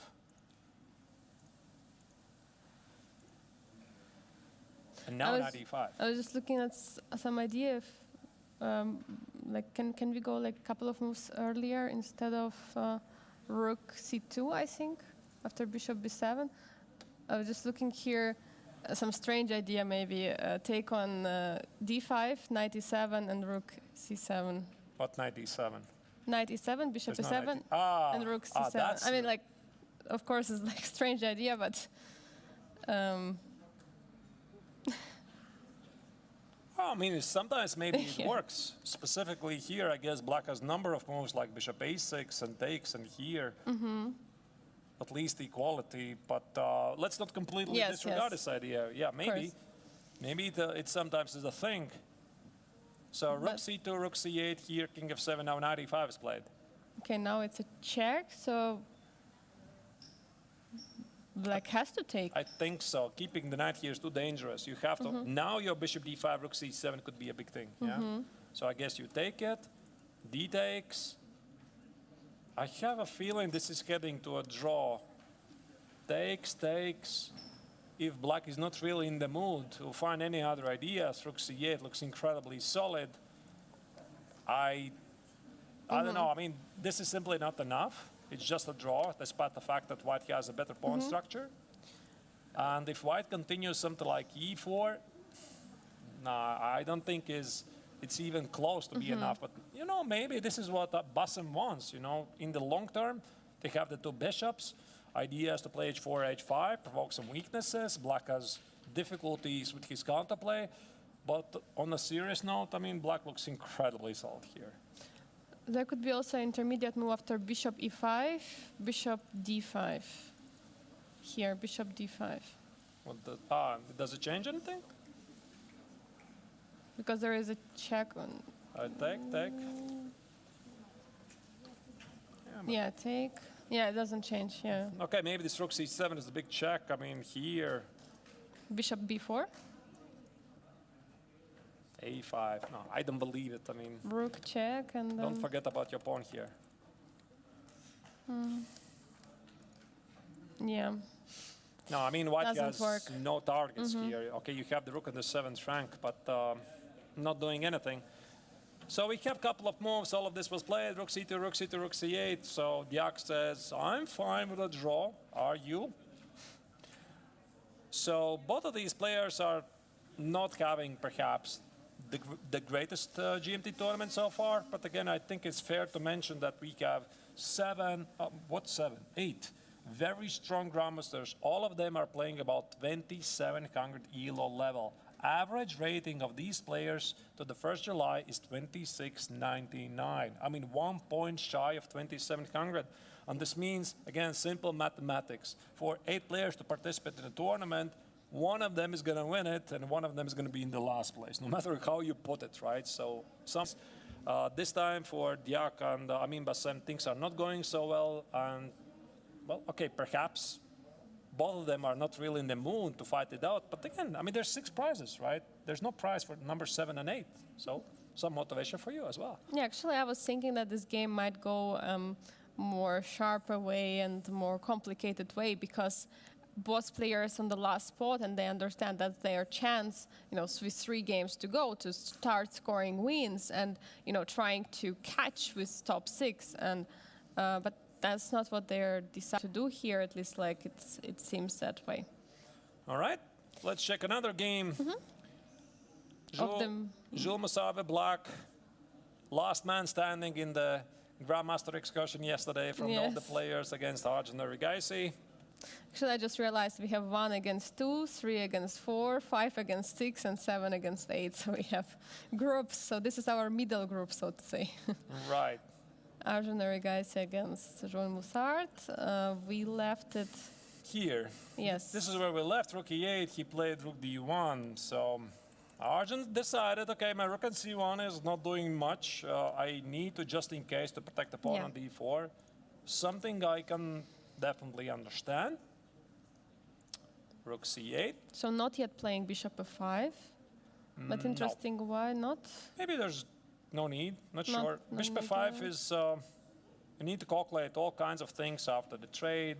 Is the pawn on D5 not lost or not? I mean, is this practical? You see all kinds of ordered moves. So, yeah, maybe no need. So Bishop F5 is going to happen possibly at some point later. A3. Maybe queen. Maybe. No, but why would you play queen C2? No, he wants to play. Oh, wait, what? He didn't play queen C2. He played A3 and queen A2. The only reason how I could explain A3 is that white wants to play queen C2. Yes, that's what I also was thinking. Or maybe bishop B1, queen goes here. You build some kind of a battery, then you want to take at F6, then you want to give a big check, and somehow there is a checkmate. So this I understand. But actually, that brings the question. And I think the question is going to be very logical. Why not bishop B1? Now, what's so important with this move A3? Perhaps there's nothing. Maybe, G6? Is it even a move? G6? It could be a move at some point. Yeah, let's say knight A5 here. Actually, I see some fork ideas here, Almost a royal fork, yeah? Yeah. You need a king on G2 for the royal fork. So G6, and what do you have there? Maybe nothing. Okay, knight F4 still could be, oh wait, bishop F5, yeah, nothing. But wait a second, we could also play knight C4 immediately. No, there is no threat of bishop Bishop F6, and there is no checkmate there. But you would play that? I don't sure. know. I mean, knight C4, Angelica says there's no checkmate. Or I don't know. I mean, I see a check. It's a dangerous check. Yes, it's a dangerous check, but queen H8, you don't want to play, I guess.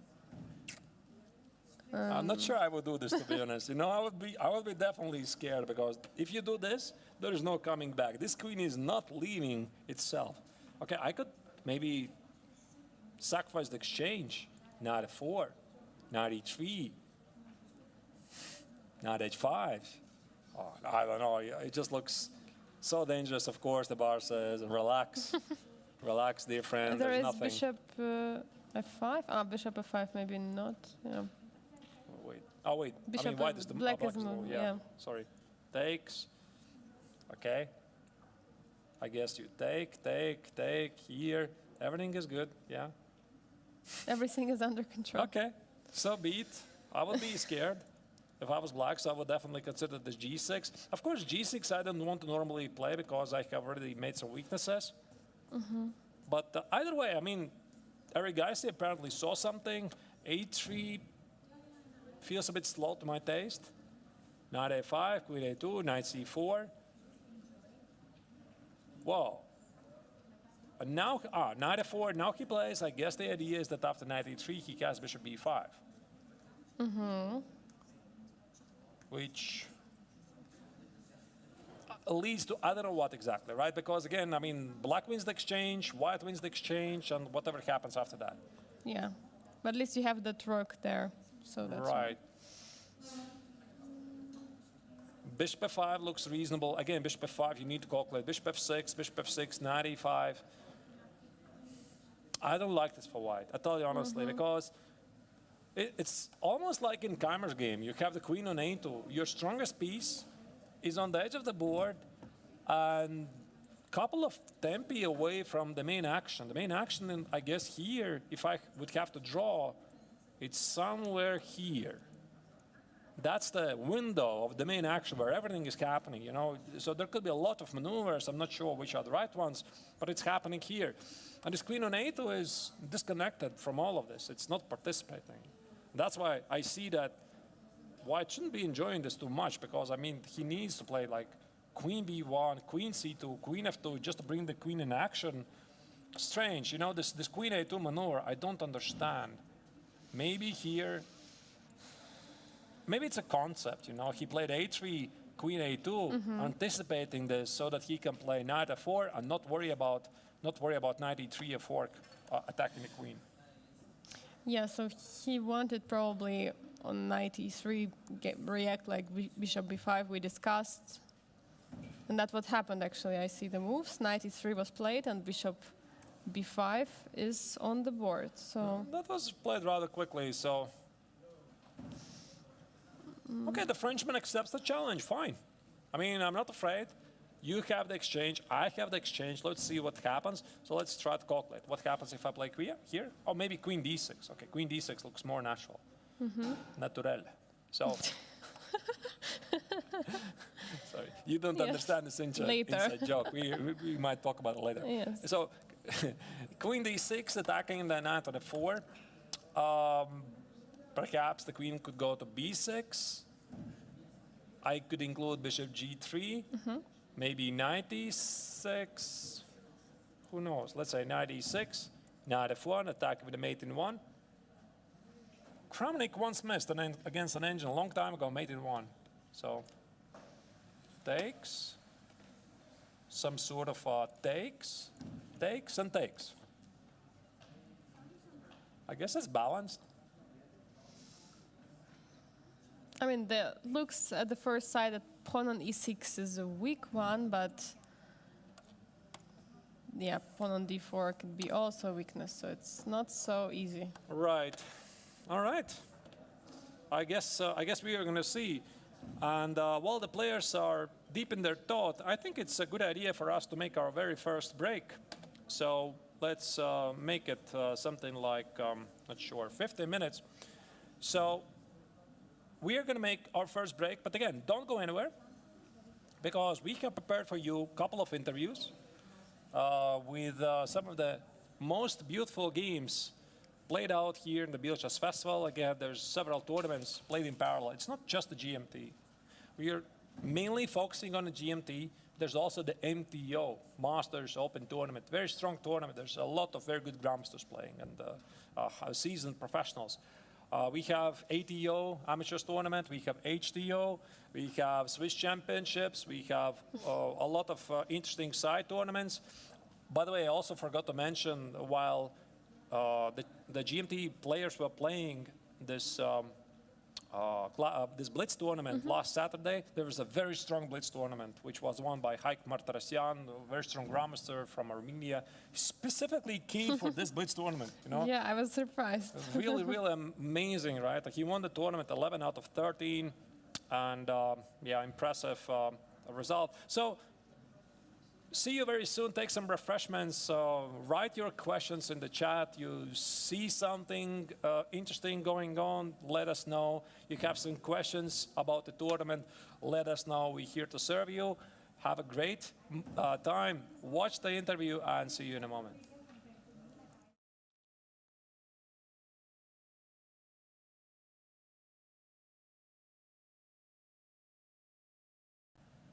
Welcome to the Beauty Awards of the Biel Chess Festival 56th edition. Now we're having the game of the ATO tournament, amateur tournament, which won the prize in the round number 6. I have here with me Denis Marketos and Charles Duong. Yeah. Charles Duong won this game, but it was a very interesting game from both sides. Yeah. Congratulations on the victory in this nomination. Yeah. And I would like you to ask to analyze and show some lines from your game. Okay? Okay. Thank you, Angelica. Thank you. Okay. How do we start? Well, let's go to the first. Ooh.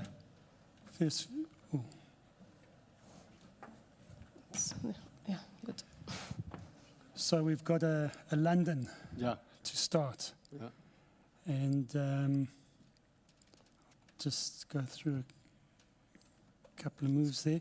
Interesting, hey? Normally the bishop rocks back.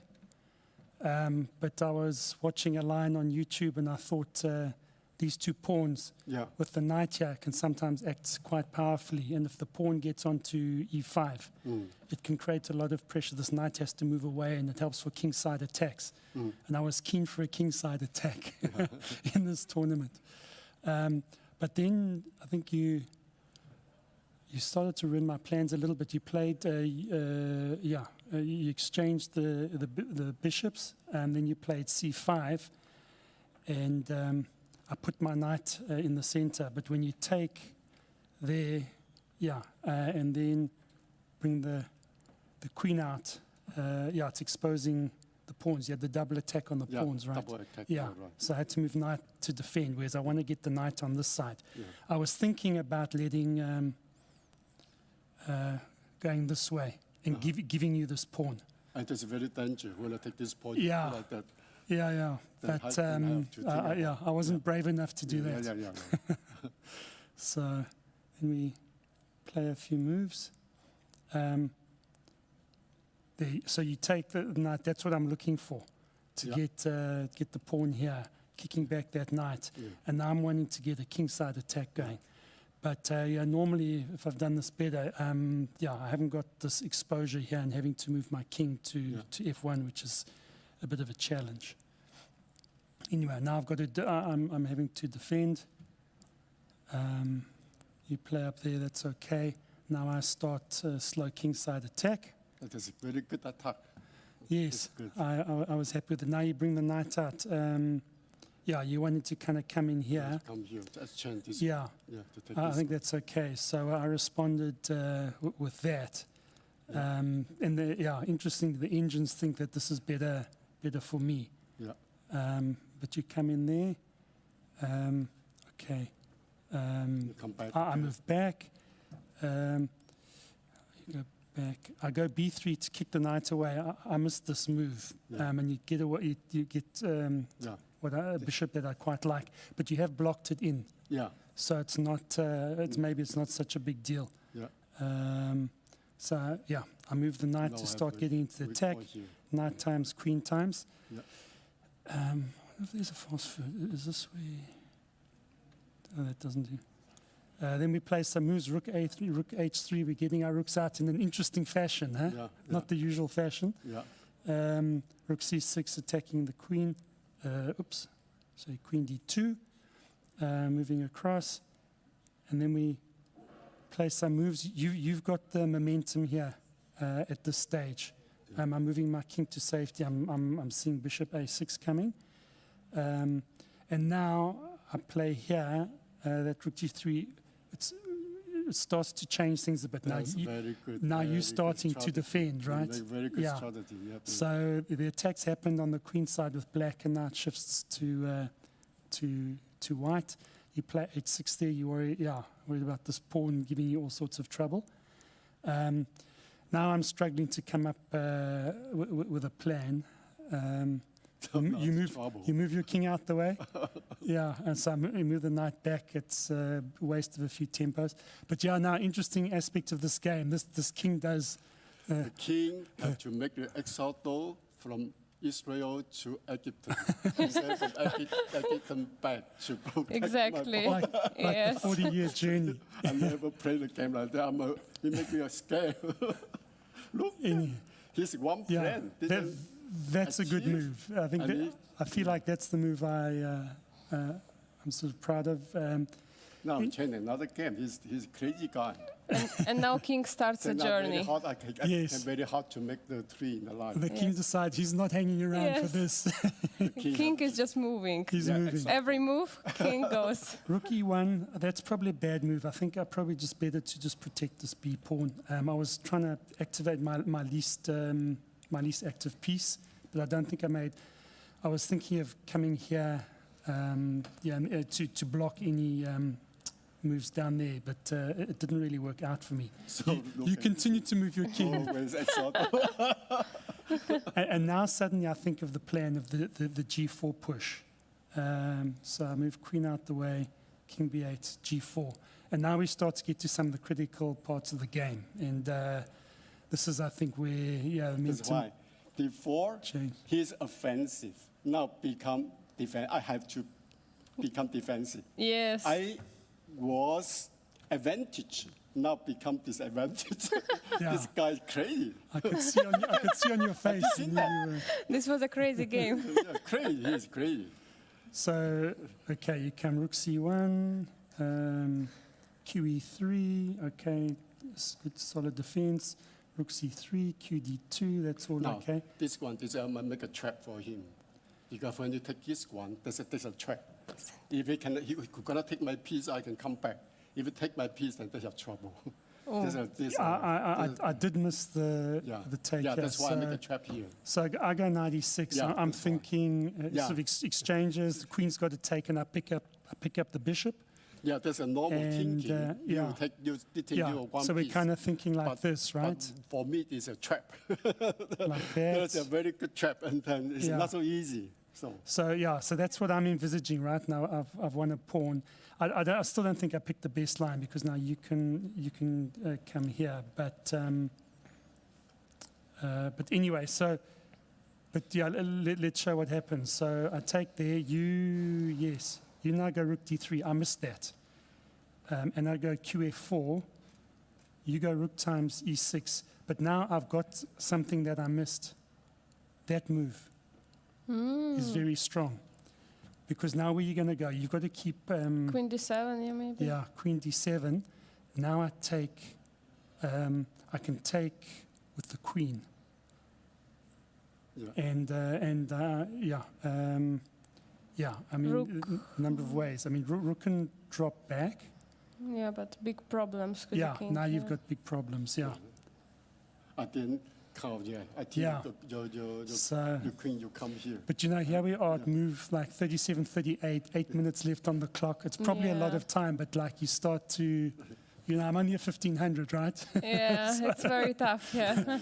And you've got to control the mind in this game as much as anything else. Okay, so anyway, I missed that, and then after that, I'm not proud of the rest of the game, and I miscalculated a bit here. So rook takes, h times g, queen times f, h got times this g. one. There was a check. Otherwise There was a also check have there. Mm-hmm. There was a check there that I missed. I saw it too late, and that gives you gives a tempo. So h times g, and then queen can take because you brought the bishop back. Kind of nice move, and I don't think the rest of it's interesting. The bishop can come here. Otherwise, I can lose the game. Yeah. Thank you very much for showing the game. Dennis, what did you feel during this game? You felt you have like some winning chances? Yeah, very clearly. I was having to defend initially, but I think my pieces flowed quite well. I could parry the attack. And then that g4, I mean, I felt I was winning. I think he felt I was winning. Did you feel? I could see his body. Did you feel language. pressure? No, I can see. I don't see this game can be he win or I win. Can be a luck because that's very critical. You cannot see who has win. That's why from offensive to defensive, from my advantage to disadvantage. Yes. So to see my king, there's trouble. And then come back later and then back to protect to win the game.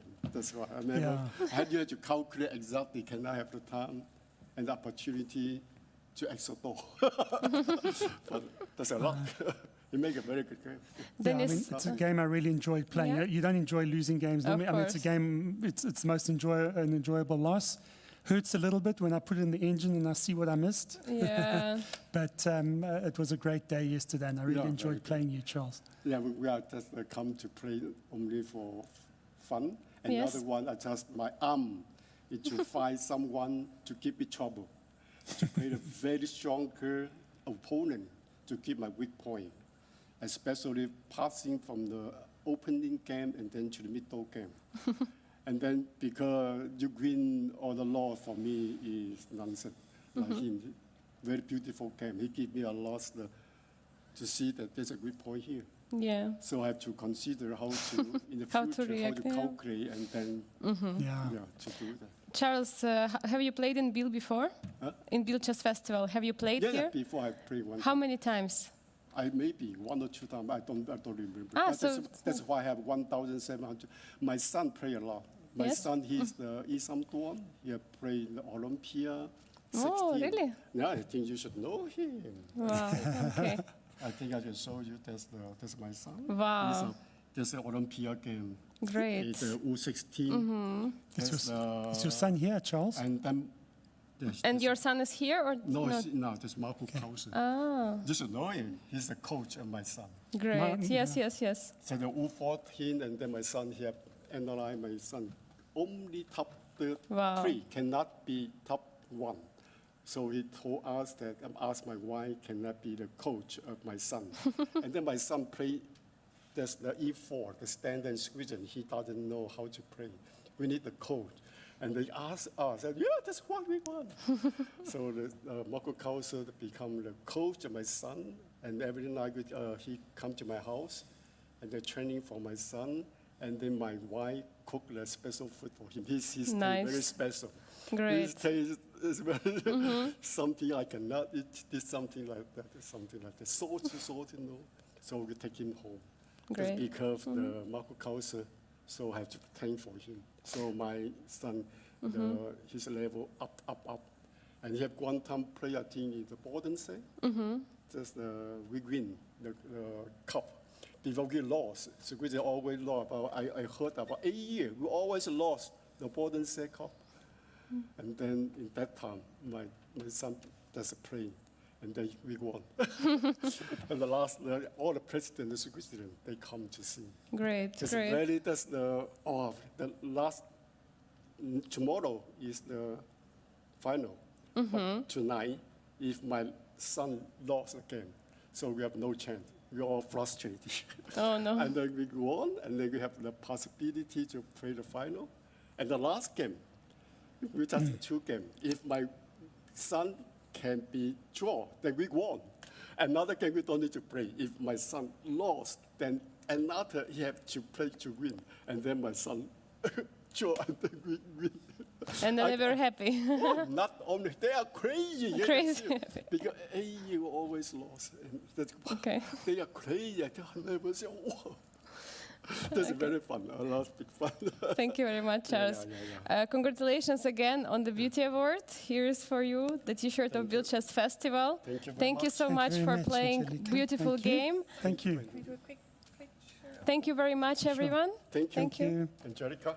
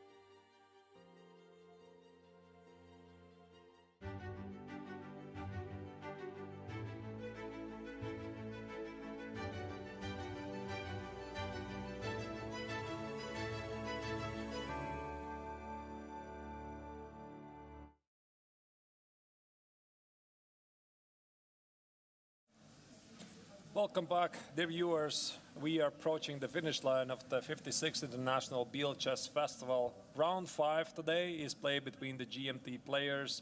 Triathlon is getting closer to the finish line. Your host, as usual, is Angelika Volkova. I'm Graham Stratonactions, and we are ready to jump back in action. Absolutely. We have incredible matchups today. We have basically number one playing against number 2, number 3 against number 4. So let's dive in immediately and see what players played during the time we had a break. Right. So continuing with the game of Jules Massard playing with black against Arjun Erigaisi. We left when the players were delivering each other a fork. So bishop b5 is, well, is that technically a fork? No, it's not technically a fork, right? Do bishops deliver forks? Probably not. It's a skewer, rather. Skewer, yeah? Actually, it's a term I'm not really familiar with. Yeah, forks are usually done with knights, basically fork. Yeah, you stab two things at the same time. So skewer, okay. Rook c6 played by the Frenchman. He decided the rook on e8 has more important things to do. Rook on c6, on the other hand, perhaps not. Difficult to tell. So we saw a couple of trades. Knight x on e6. You know, bit difficult to tell at this point why the players decided that it's important now to include knight e6. It's important now to include knight e1. Perhaps they were looking for some clarity. But what I find it interesting is that here, the Frenchman did not take neither on e6 and I think also on c6 with the pawns. So I was thinking about maybe this was his opportunity to complicate matters. For example, here, what about, I'm not sure about this, knight e1? Okay, knight e1 probably is fine, but what about f takes on e6? A bit difficult to evaluate, right? Because, I mean, there's obviously pros and cons for the plan. So the pros, you protect the pawn on d5. No need to worry about it anymore. So you don't need to worry about bishop takes on f6. The con, you close the e-file. So the rook is standing on e8, which the file which is now closed, and also it gives a potential for white to establish an outpost at e5 and potentially a target on e6. Yeah, absolutely. It would weaken the e6 square, e6 pawn, and e5 square, as Arthur was saying, or potentially the knight could go there with some ideas, knight e2, knight c1, knight d3, and so on. So, yeah, that's but that's a question. I'm not sure what I would do, because this choice looked very logical to me. Okay, I mean, Jules decided to take with the queen. Here, queen d7. Now, I guess after bishop c6, he also wants to take with the queen for the same reason, I guess. I mean, okay, maybe he wants to take with the pawn. Again, protect the pawn on d5, open the b file. But the same reasons are valid here. You close the c file, you create an outpost on c5 and a potential pawn on c6. But I think the c5 push is for sure like more possible than e5 push, you know, in the previous position. So that's why might be this bc6. Difficult to tell, you know. At least I can't tell immediately. Anyway, queen b1 is played, which makes sense because this skewer is going nowhere. It's still there, and white effectively is saving a tempo because the queen on a2 is doing nothing. So what Arjun is hoping for, that black is going to include a6, and then after bishop takes on c6, if black takes b takes on c6, this is an extra target to attend. Queen d3. Thank you for the pawn on a6. And if queen c6, well, then find somehow a good use of this extra tempo. Yeah, absolutely. So this is very much possible. For now, it's a question for black how to use this time and what to do in this moment. Because for now, as Arthur said, all pieces are standing on one diagonal. What can you do exactly besides a6? So if you try to use the time in some way. I think it makes sense for Massard not to give this tempo for white, because at the moment the coordination of white's pieces is also not ideal. Can I force matters? Can I play knight e4 here? You know, I just noticed this move and I'm wondering, is this any good? Because I'm attacking the bishop, attacking the knight. So bishop e7, knight c3, yes? I'm not sure which is the right one. I mean, there's a capture, there's a capture, there's a capture, there's a capture. Yes. Which is the right one? But let's assume it's bishop e7, yeah? Knight c3. I guess you want to do that Yes, if you don't want to lose the piece. B takes, rook e7, takes, shake hands. I guess it's completely Yes. symmetrical, yeah? So, okay, this I understand. And after knight e4, what about fa? F takes on e4. Bishop takes on h4. You can't take on d5 because the rook on e1 is under attack. I still might play g3. The bar hates it. Oh, wow, bishop g3, nice. Yeah, now I got this hint from the bar. White hates it from afar. Maybe I could miss it, you know. And now h takes on g3, queen h3 check, queen g3. Oh, this is bad news for white. The checkmate incoming. Right. Okay, so So I think it simply forces a draw. Jules Mussar already can force the draw basically here. Is there an option? No, rook e4 is not a move because I would protect the bishop, but of course I just take the rook, yes, right? So you just can't do take that. the rook. Although there's some d5 ideas. Wait. No, but I just take with the queen. And d5 loses any strength. You need to watch out for the back rank weakness. d5, take. Oh, No, sorry. it's not. Take it. That's a mate threat. G takes. Oh no, you just lose. Yeah. You just lose. So what about on knight e4, knight takes e4? With the idea bishop h4, knight c5? Ah, there's rook e1, oh my Yeah, god. there's It's always rook e1. Okay, it's not working. I guess it's just a draw then. So the Frenchman now is given a choice to fix the game and to draw. And looking at the clock, maybe this is something that might contribute to his decision to do that because he's almost half an hour behind on the clock. He's playing with black. But then again, the scoring system of the tournament sort of motivates them to fight for more because, again, it's 4 points for the victory and only 1.5 for a draw. Every draw you play, you effectively lose ground. You lose the distance between you and your direct competitors because if you win a game and lose a game in 2 games, 4 points. If you draw both games, which is safer, you get 3 points. Yeah, absolutely. But So- okay, maybe he's going to go for something more ambitious. I think he already knows there's a draw in the pocket. But Jules, can you fight for more? What else he can do? I mean, bishop d8, trying to good ears can hear the suggestion. But no, of course, players don't hear us because we are far, far away from the playing hall. Yeah, okay, like the idea is basically to try to fight for the e file and at some moment just move away the queen. So finally to ask black to ask white to say, okay, finally, will you take that rook or not? Or what are you doing? But you know, also I think from the Frenchman's perspective, I'm pretty sure he saw this draw. This is not so difficult stuff. Again, if I notice that, like in 1 minute, Jules is even stronger than me, so he saw that even early. He calculated that to a draw. And then he thought, listen, but am I risking here anything, right? I'm here to play. I'm here to fight for more than just a draw, right? So that's why I think you can even see from Jules' body language, he knows he's doing perfectly fine. Maybe I could zoom in a little bit on Jules, but he just decides, you know, let's just keep playing here. And maybe also this is good news for Eric Geisy because he's also a very a fighting player. He had an excellent result in the Blitz tournament. He won the tournament with a 2-point margin, dominated everybody on the field, scoring 10.5 points out of 14. So both players should be pretty happy with this turn of events. And here you can see Jules Mussart much closer. I'm trying to zoom in, but listen, this camera is... Jules, we're looking at you. You must be suspecting I'm moving the camera. You know, actually, in the rest day, I asked Vincent, sometimes we're moving the camera. Can you feel that? Can you hear any noise? Can you hear it? He said, oh, absolutely not. I mean, of course we can't hear that. But then he added, you know, sometimes I do sense something. So you're not completely invisible here.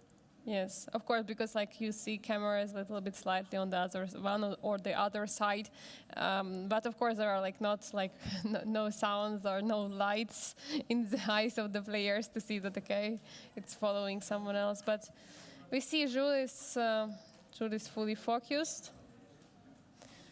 All right. And it's Arjun who has to make a decision here. I mean, there could be an idea to trade, right? Trade the knight, take the rook, and there could be some knight d5.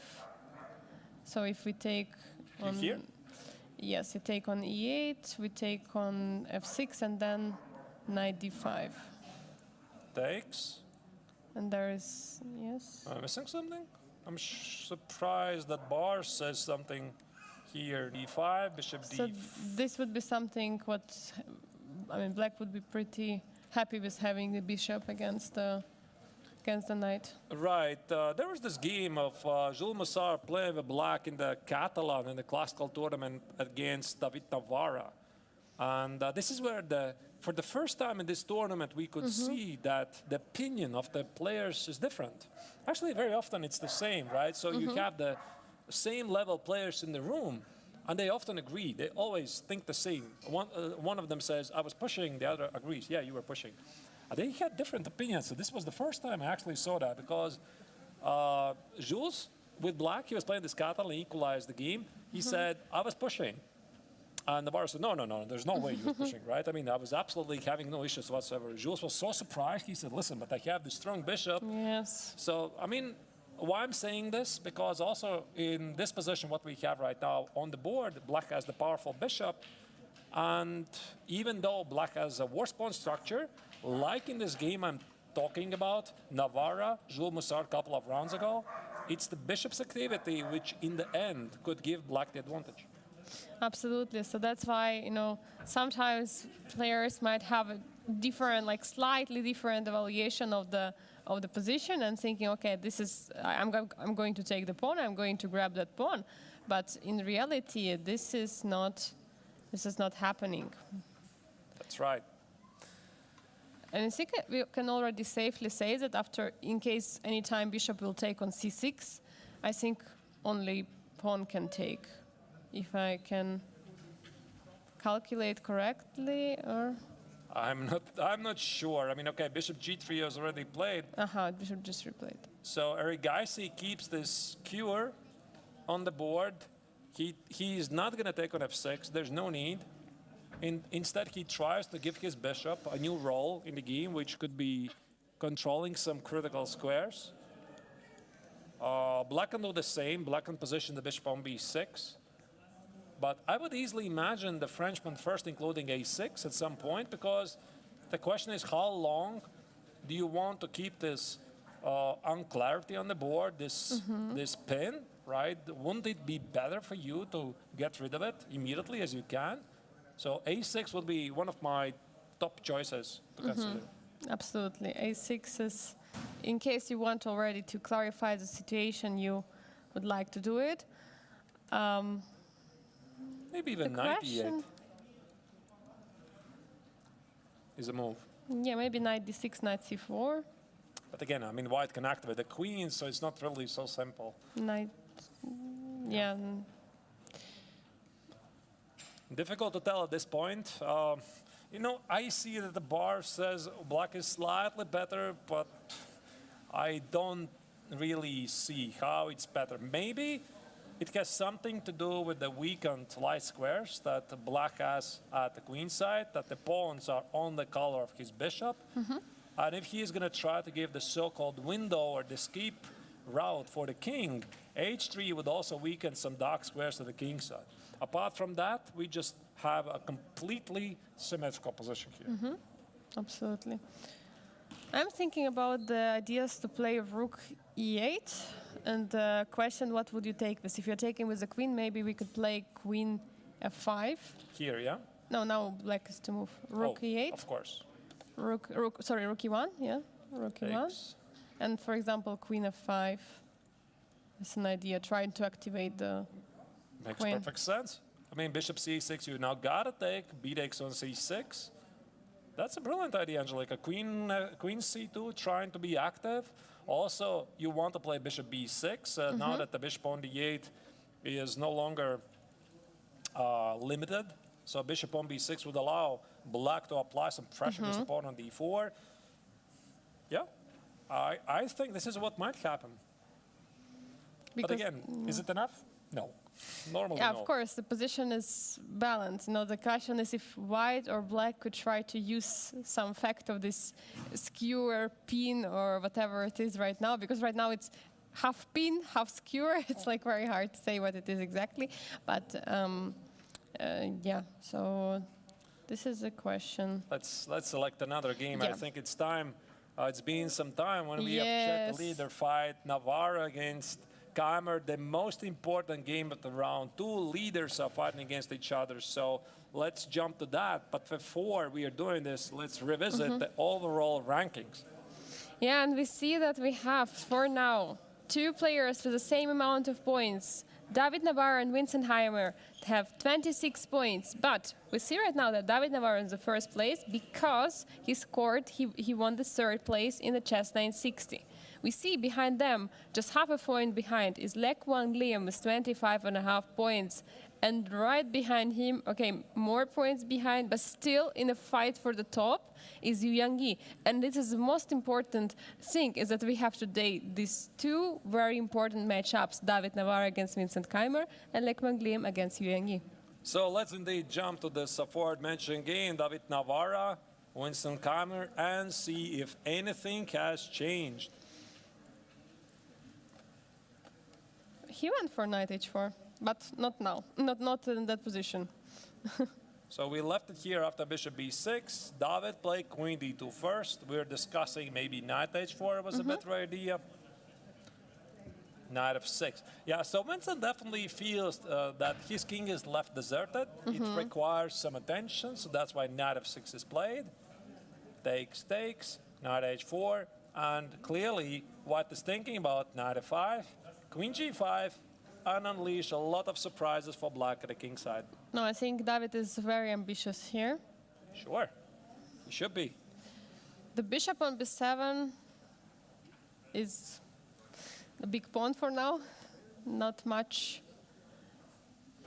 I mean, Right. also the question is what queen is doing on b6. There is no pressure on f2 square. I mean, queen is, okay, potentially, what could you do? I mean, I think that black is within the balance, Yes. not very far, but he needs to be quite accurate. And I think that the first idea which jumps to Vincent's mind is what's going to be the right order in the moves here. Because he wants to play g6, because the square in f5 looks very unpleasant, but Keimer needs to figure out, is he going to play g6 right now? Trying to, kill the knight at h4, remove it from the game, or is he going to do it after knight f5, presumably not blundering a fork on e7. So that's one thing. Second thing, he needs to understand at which moment he is going to play a5, because otherwise, we look at this queen on b6, it's a nice queen, but all it does at the moment, it only protects this pawn, as the white queen is operating on both flanks at the same time. So I do believe that a5 at some point for black might be necessary to protect the pawn so that he can bring the queen to help the king. You know, we were discussing earlier about the chances of a draw and about the both players, and we were saying, okay, both players might be happy with the draw. I think in this position, for sure, Vincent would be happy with the draw. But yeah, David has chances, as we discussed. He doesn't have a good score against Vincent. Maybe it could also influence his decisions in the game because he's a negative score against Vincent Keimer. So I don't know. Or he wants to take a revenge. Who knows? I'm not sure. Maybe. maybe he's not even thinking about that right now. Yeah. Maybe he's just playing against the pieces. I mentioned in the chat that we were right about bishop d2, which is the best move, at least according to engines here.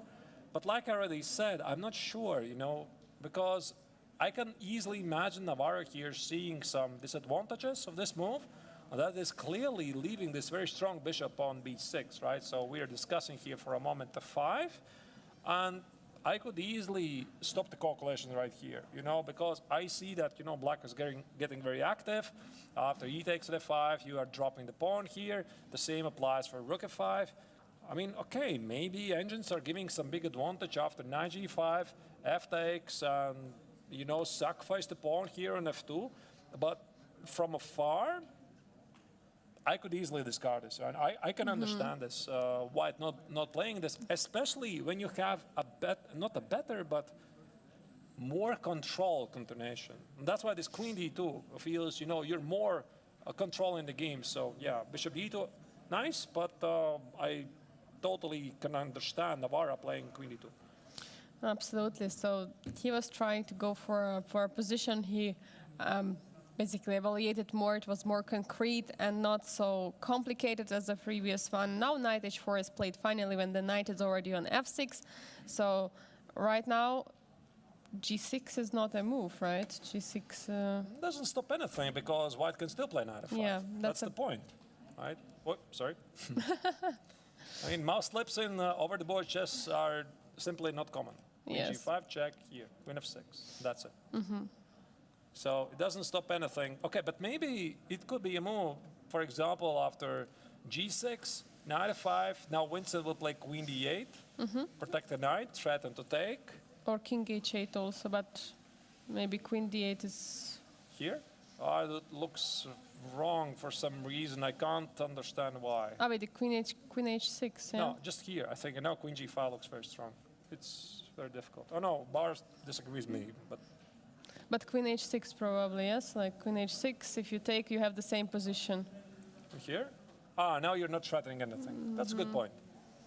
Maybe, wait. Yeah. What I'm talking about. There's a fork. Okay, yeah, indeed. So g6 doesn't stop anything. Maybe Keimer wants to play rook c5, bishop c8, because again, you want to achieve a couple of things with limited amount of moves, and I've always been a strong believer that you should always carry out your idea, and with one hand, you push back your opponent, right? So this is what I always try to do. So not only Keimer is thinking about how I'm going to stop white, what's going to be my move, so that I'm basically with one hand, kicking his attack and continuing my own. Anyway, a5 is played. Engine slightly disapprove, but looks very human to me. Yeah, I think, Artur, you said at the very beginning, this is a very typical move, I would say, would be in this position, protecting the b4 pawn so that queen is not pinned to this pawn. Potentially bishop a6 is an idea in the position to trade the bishops and somehow open the c file finally. So very logical move, absolutely. Maybe this rook c7, bishop c8, or just moving, or rook b8, bishop c8. Maybe it was too slow. It felt too slow for German grandmaster. We don't know. We might ask after the game in the interview that. But a5 is very human. No, it is human, but of course the big question is what has Winston prepared against knight f5? Because knight f5 is so obvious, it's definitely incoming, and it's not only threatening with knight g7, it's also threatening with knight e7, right? So the only move which at least I can see immediately, unless there's some deeper defense, that is the queen d8. So clearly this is what Keimer wants to do. He has protected the pawn on b4, and now he has relieved the queen, and he thinks that with the move g6, he's going to push back the knight from f5 square, gaining him the time to regroup his pieces. Is he right? That remains to be seen. But just look at the third rank. It's like just made for the white rooks, right? Like any moment, rook e3, rook g3, or a3 can come into the game, and it looks. But it's very concrete, right? It's very concrete, absolutely. Okay, yes. let's try to punish the German for the choice. Of course, first move. Queen g5. Queen You want to g5. bring the queen? Only move. G6, only move. And now Let's try to bring more forces into the attack. rook e3. Rook Looks e3. very logical. Very logical. Bar is hating the idea. Okay, I think I already found refutation. We have to count, yes. This No, not 95. I thought it's 95. because there is queen d8 and rook knight e7. There's no 97. Queen d8 and knight. There's no queen- 97. There's no 97. Then take the knight on d5. Yeah, but then I take yours. Wait, Ah, wait. No. wait a Bishop second. b5, this rook hangs. Ah, because queen h6. Queen h6 after knight d5. That's a good point. G takes to the 5, rook g3. Okay, so it does work. So it does work. But for some reason, Bar doesn't like that. Ah, knight e4. No, not knight e4. Again, queen a. No. That's... Actually, you know, sometimes this is what annoys me. I mean, when we have the bar in front of us, we're greatly influenced by the bar, right? So the bar jumps up and down, and we're trying to justify why the bar is jumping. But of course, we have no such information during the game. And rook e3, it looks very human. But apparently, there's something wrong with this move, which immediately I don't see, you know. There's something wrong, but it looks very human. But of course, I mean, if you play rook e3 and you play with white, you immediately see that white needs to be very careful because of the back rank. So you're looking for knight e4, looking for knight e5, you're looking for knight h5, you're looking for maybe king h8. Maybe king h8 is the move to play. And then if your attack fails, then everything falls back. Okay, so if not that, let's say knight f8, queen goes here, queen g5, So- g6, then So what? by the way, these moves were played, so that's why now it's white to move, and it indeed can happen. So if David is going for queen g5, this position might be on the board, which we are discussing. I mean, queen g5 looks logical. Maybe we can keep digging there, or It looks logical, but it's not Yes. forced. it's not forced, of course. There are many moves for black, for white. Sorry, I mean, there's also bishop d3. Open the c file. it There's depends also what you want to bishop do. b5. Yeah. I mean, also makes sense. You're giving a new role for the bishop. So take queen c. Oh, I'm sorry. Take queen c1. Something I would consider. But then again, after g6, you can never go back. Knight e4 is the threat.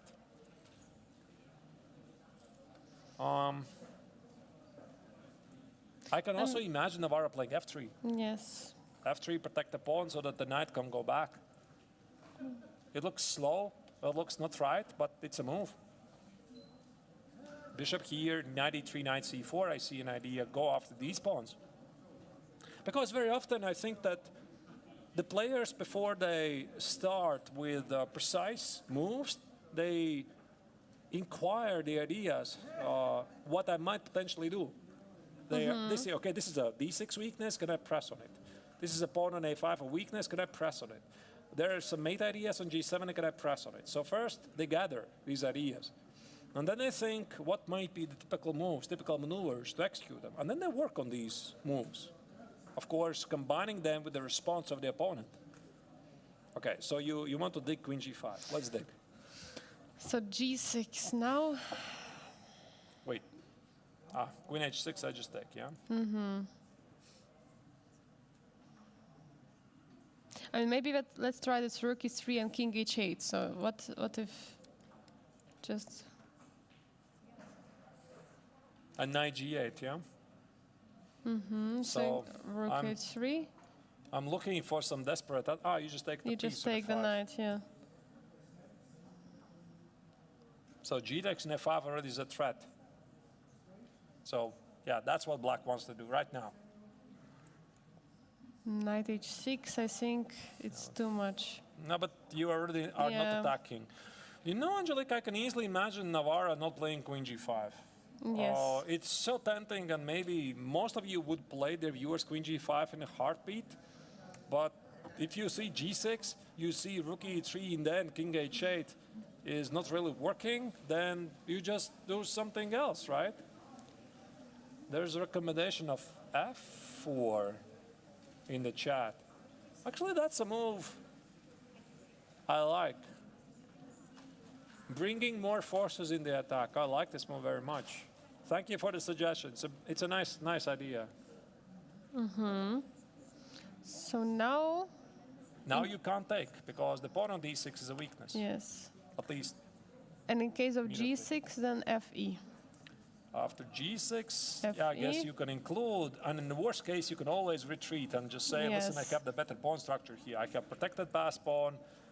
Maybe it's not ideal. By the way, but is this so clear anyway? Because if black gets to play 98, 96, put the knight on d6, secure everything. I mean, look where white is heading. This bishop on c4 is becoming essentially a terrible piece. Any endgame will be worse for white. Knight e6, trade the queens, f5, maybe reroute the bishop on d7. You could easily also lose control of the game. So even for Navarra, you know, f4, it definitely looks interesting. But again, you have to calculate the consequences. It's a huge commitment, Big this commitment. idea, yes. Big commitment, of course. Okay, let's look at this once again. F takes. So I guess you cannot do that. There's a check, takes, thank you for the game. GG. GG, yeah? Yeah, GG. It's actually gamer slang acronym. It means good game. Yes. GG. Okay. F takes, D takes. Maybe keep the pressure with queen g5. So now queen g5, yes. So when we already traded the pawns, now queen g5. It could be an idea, and then after king h8. Yeah, but Actually, then after knight jump, the pawn on e5 will be an attack. So that's the better version of queen g5 if we trade the pawns on it e5. is. It is. It is. No, f4, I see. You're saying that viewers, f4 is an engine move, but it's human. It's bringing more resources, so I approve. It didn't really jump to my attention. I was stopping here because I came to the conclusion that queen g5 is too early because I Yes. don't see the next move. Do you? I mean, I don't. I didn't see what to do after queen g5, g6, rook e3 not working. Maybe queen g5, g6, f4. But immediately playing f4 definitely makes a lot of sense. And also for camera makes a lot of sense to clarify what white wants to do with the knight. So take, keep the pressure.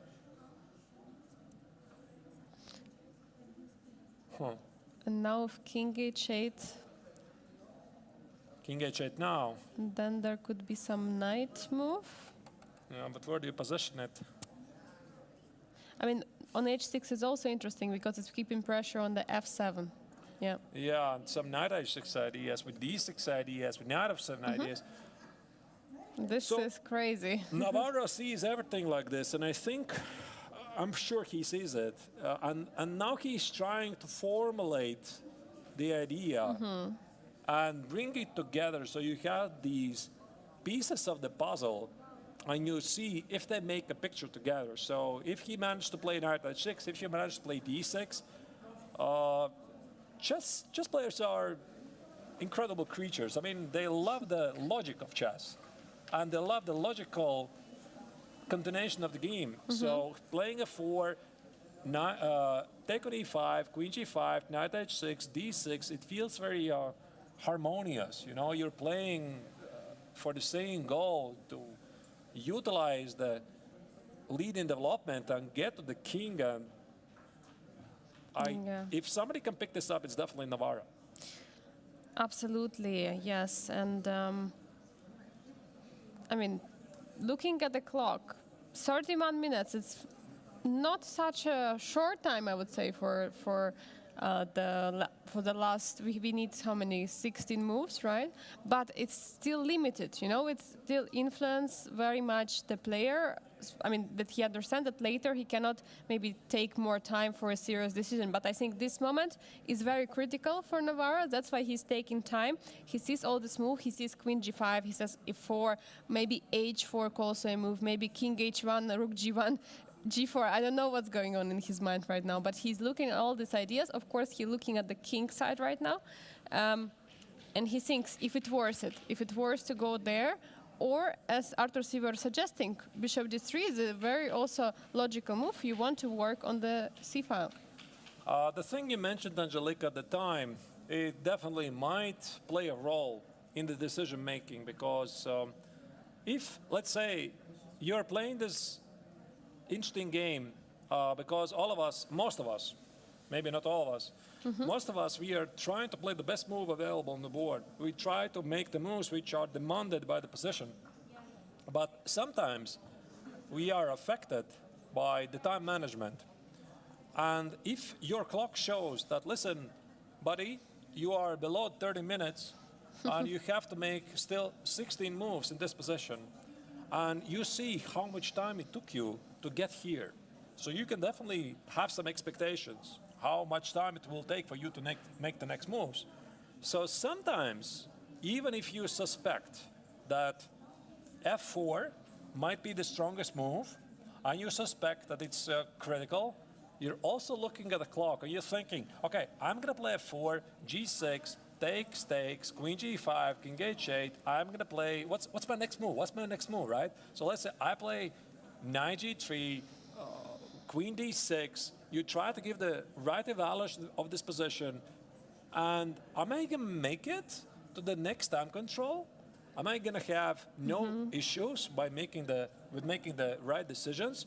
And this I can definitely relate to. I've done this before. Sometimes players make these pragmatic choices. You know, they just decide, listen, I have not enough time. I'm gonna play something more solid. So, f4, yeah, it looks interesting. I looked at this, I like that, but I realized I'm not gonna make it, right? Because again, to remind the viewers, there's no time increment every made move, at least not before move 60. 61, that's the move which starts to give extra 30 seconds per clock, per move. Not before. If Tawara gets to the time trouble, this is the time he has. There's no increment. So let's say he gets this position, a couple of moves later, and he has something like 5 minutes on the clock with a complex position, but let's say 8 moves to make, perhaps that is not the best idea he could do. Indeed, could be, and we are having some comments in the chat that we might have very soon the result in the game Diak against Amin. So we I can don't jump know that if again. we jump. Maybe we'll see. Maybe they are going to agree. Let's do The that. draw. They already I see. agreed. They already agreed. They already agreed. So that means that they might join us here for a moment while they are on the move. Let's perhaps switch to the game of like Wang Limen's Yu and Yi. So what's happening? And in case they do come, we are going to make a very short break, invite them in the studio, and explain what was going on in their short draw game. Okay, so we have the wow. What a rook on h1. Wow, quite a lot of things have changed. Oh my God, yeah. Big result incoming here.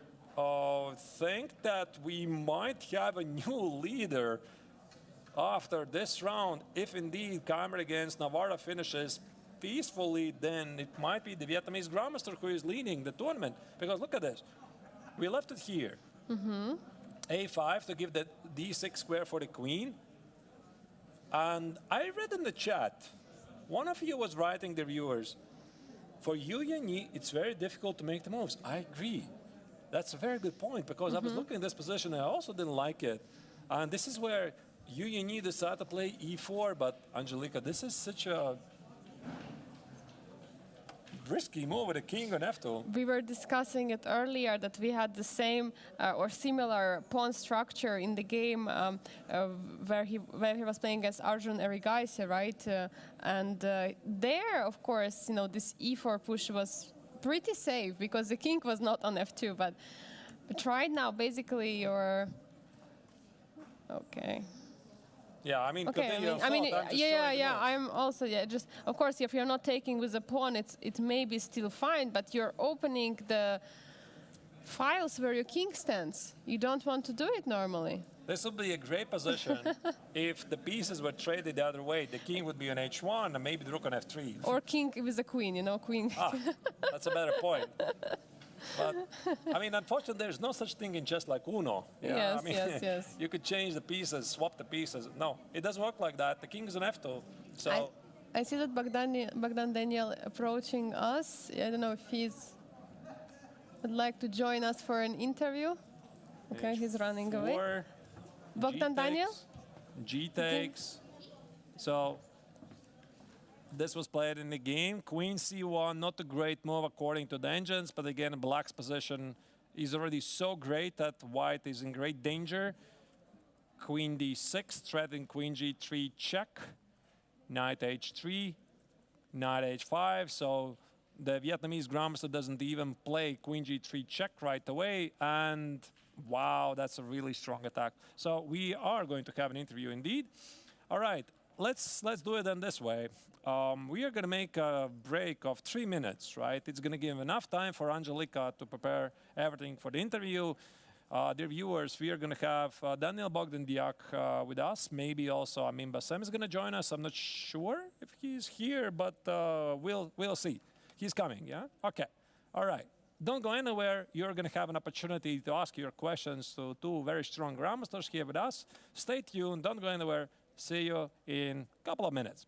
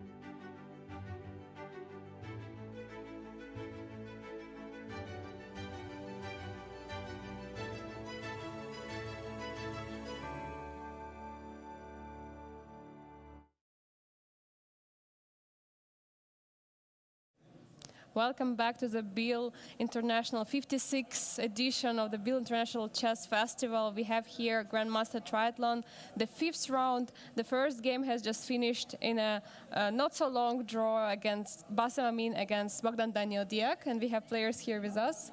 Congratulations on the result. Maybe we could share something from your game. We know it was quick, but maybe something interesting from the preparation. Okay, Yeah, okay. we can spoke Yeah. about this move. Yeah, I think this is a critical moment, yeah. Took, and Yeah. rook c7, bishop a6 and e3. Yeah, with the rook on c7, maybe some bishop b4, and yeah. Could be a bit unpleasant for black, but okay, he decided to go to the endgame. And yeah, I think it makes sense. But maybe I have a little bit of a chance. Okay, after exchanging everything and here.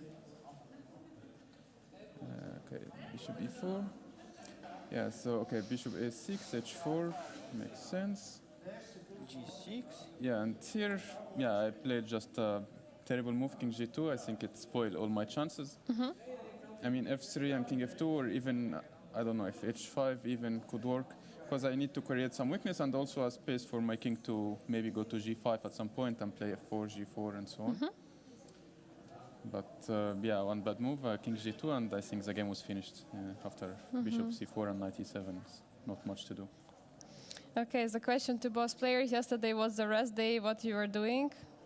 nothing special. Nothing special, really? No, okay, so the organizers, we had a very nice lunch and then some adventure in the forest, and it was really nice to change, you know, the pressure from the tournament and have another pressure. But it was really fun, and I think we all enjoyed it. And yes, it helped to come back today a bit fresh. But Did you need Yeah. another rest after this adventure park? yeah, it was exhausting in a way, but it was really nice. Yeah, I think it's also nice to change just a little, because you're always sitting on the boards Yeah. every day preparing, and then the other day you're climbing on the trees. Yeah, it was really fun yesterday. Okay, a question to Bogdan Daniel. So now we have many new players in Romanian chess. So Romanian team is getting stronger. What are your thoughts about it? Like maybe some ambitions for the team? Okay, good things happen right now in Romania. We hope as a team to take medal at the European Team Championship. Okay. Question to Bassem, like, what do you think about the African players? Who are the brightest talents, and what to expect in the chess? Okay, now of course we have many young players that are coming. Okay, the current African champion is Grandmaster Adham Fauzi from Egypt. He's of course a very talented player. I think our problems remain the same, that the African players doesn't play so much in like strong tournaments because it's not so easy to travel for everyone, and visas issues and all that stuff. So of course, if they get like more support and some, you know, more chances to play in stronger tournaments, I think more players will shine from Africa. So I hope something will change for many federations. But if things remain the same, it's really tough. I mean, to get like more strong grandmasters in top level chess. And one last question. Before the rest day, you had Blitz. Bogdan Daniel, you felt very confident and you started very well. How did you feel yourself during the Blitz tournament here? Okay, looks interesting. I start good, but after I don't play so good. Overall, looks interesting to play Blitz. But you enjoy your performance in Blitz? Okay. Not as much as I expect. And for you, Bassem? Yeah, for me it was a big disaster, of course. I mean, I had so many winning positions, like completely winning positions, and somehow I spoiled like at least 3-4 easy, completely winning like +5 positions. So it was really terrible for me, but Yeah, I mean, it happens in Blitz to everyone, but okay, I had just so many games in one day that I could win, and I end up even losing. So, yeah, of course, it was not really good, but yeah, it happens, and it's part of the tournament, of course. So, okay, still 2 more classical games to try to come back. Thank you very much for your time. I wish you good luck for the rest days here in the classical Thank tournament. you. Thank you.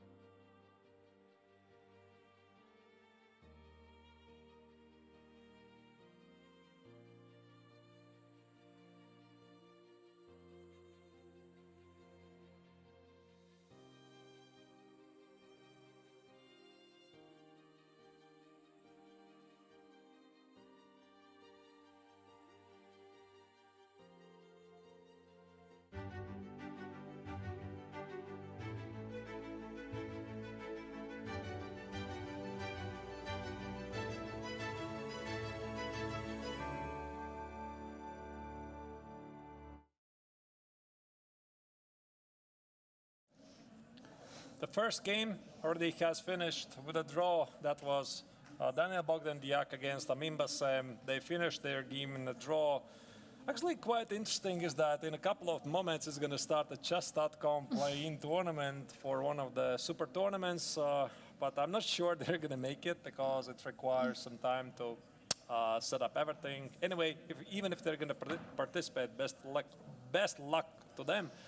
The action continues here in Biel. We do see a lot of exciting action already happen in the game of Yu Yanyi against Le Quang Liem. But before we do, let's have a look at the updated overall rankings before 3 games are finished. So we have still David Navarre and Vincent Keimer in the lead. The game is still ongoing.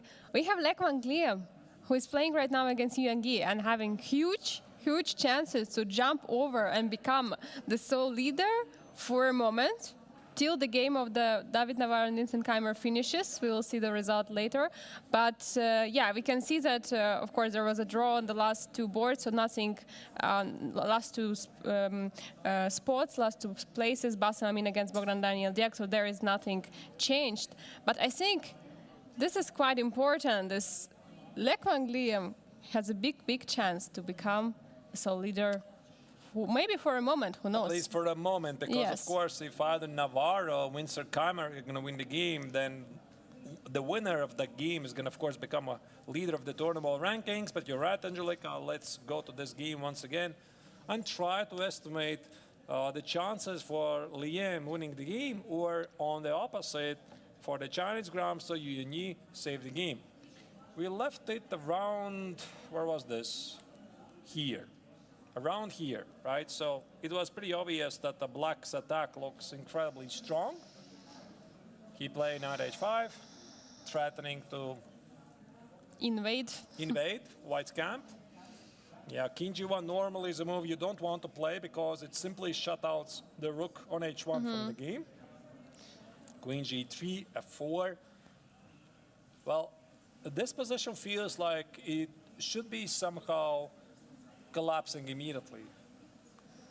Because, I mean, black is having such a dominant position, and now there should be some kind of, one shot, and that's it. I mean, the position collapses. But which move is it?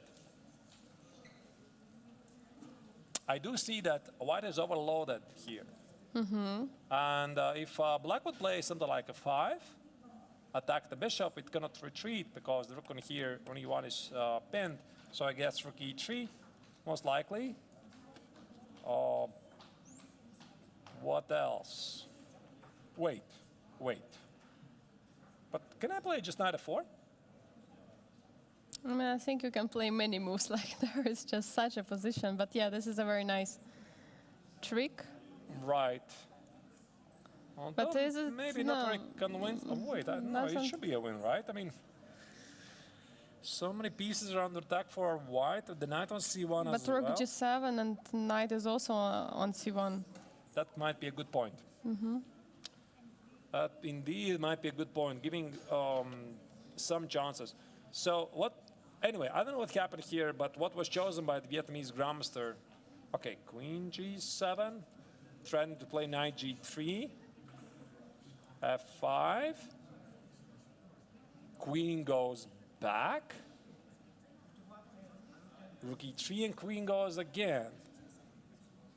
Okay, I mean, it's a lot of moves with the queen, but again, I don't think he has done nothing wrong because white keeps pushing this f-pawn forward, which doesn't improve his position not by a bit.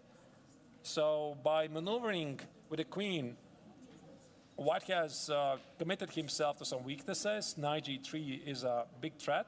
The rook at h1 still cannot easily join the game, and white is in trouble. I mean, nothing really has changed. Okay, maybe there was a direct way to win the game. There was a suggestion from the chat to if black goes for knight g3 and knight f5 instead of queen g3. I mean, here. So no, later. So instead of queen g3, so king. Here. No, now knight h5. Now knight h5. No, knight h5 was played, king g1, and now was in the game was queen g3 played. But what idea? Knight g3, knight f5. But what's the idea of knight f5? What do you want to do? I don't understand. Okay, I can agree. Yeah, the knight on g3, probably this is where it belongs. No, I think what you want to do, you want to use the, no, it's just a 5. Just f5, Just f5, I mean, not that's knight it. f5. Okay. F5? Wait, so it was a pretty forced sequence actually. So knight h5, king g1, knight g3 here. You have back rank issues. Oh, there's even knight e2 check. No, it's just over. I mean, I was looking at even a trade. The pawn on a3 is under attack. Rook e8, rook e2. No, that's it. I mean, this game's finished. Should have been finished already, right? And Yeah, then like queen a3 is coming in, the rook e2 is coming in, and that's it. So the Vietnamese grandmaster, for some reason, played queen g3, not knight g3, which is strange because he did looks play like knight a strange h5. move. Yeah. He did play knight h5 to play knight g3, and now for some reason he changed his mind. Because he had an opportunity to play queen g3, one move before instead of knight h5. He can play queen g3 check if he wants to, but Maybe he was afraid that white is going to sacrifice this exchange, but come, you simply calculate that, right? I mean, Yeah. knight g5. Okay, I see some fork here, but no, but it looks like suspicious is not even the Yeah. right word. I'm not sure what's the right word, just not right. There could be number of moves. There could be even something like, okay, but I mean, I think any move looks very crushing here. Okay, so he played queen g3, still a good move. Here, queen g7, here, queen goes back, here, queen d6. But you know, Angelica, this is something that I think that everybody can relate to, because when you have a really, really great position, sometimes it's a better idea that a better circumstances, you just have one clear path to the victory. Because you just calculate and then you take it. But when you have like 5, this is good, this is good, this is winning, this is an extra exchange, this is strong attack, and I've seen this, It can happen even to the very best. You're confused. I mean, everything looks great. So which should I choose?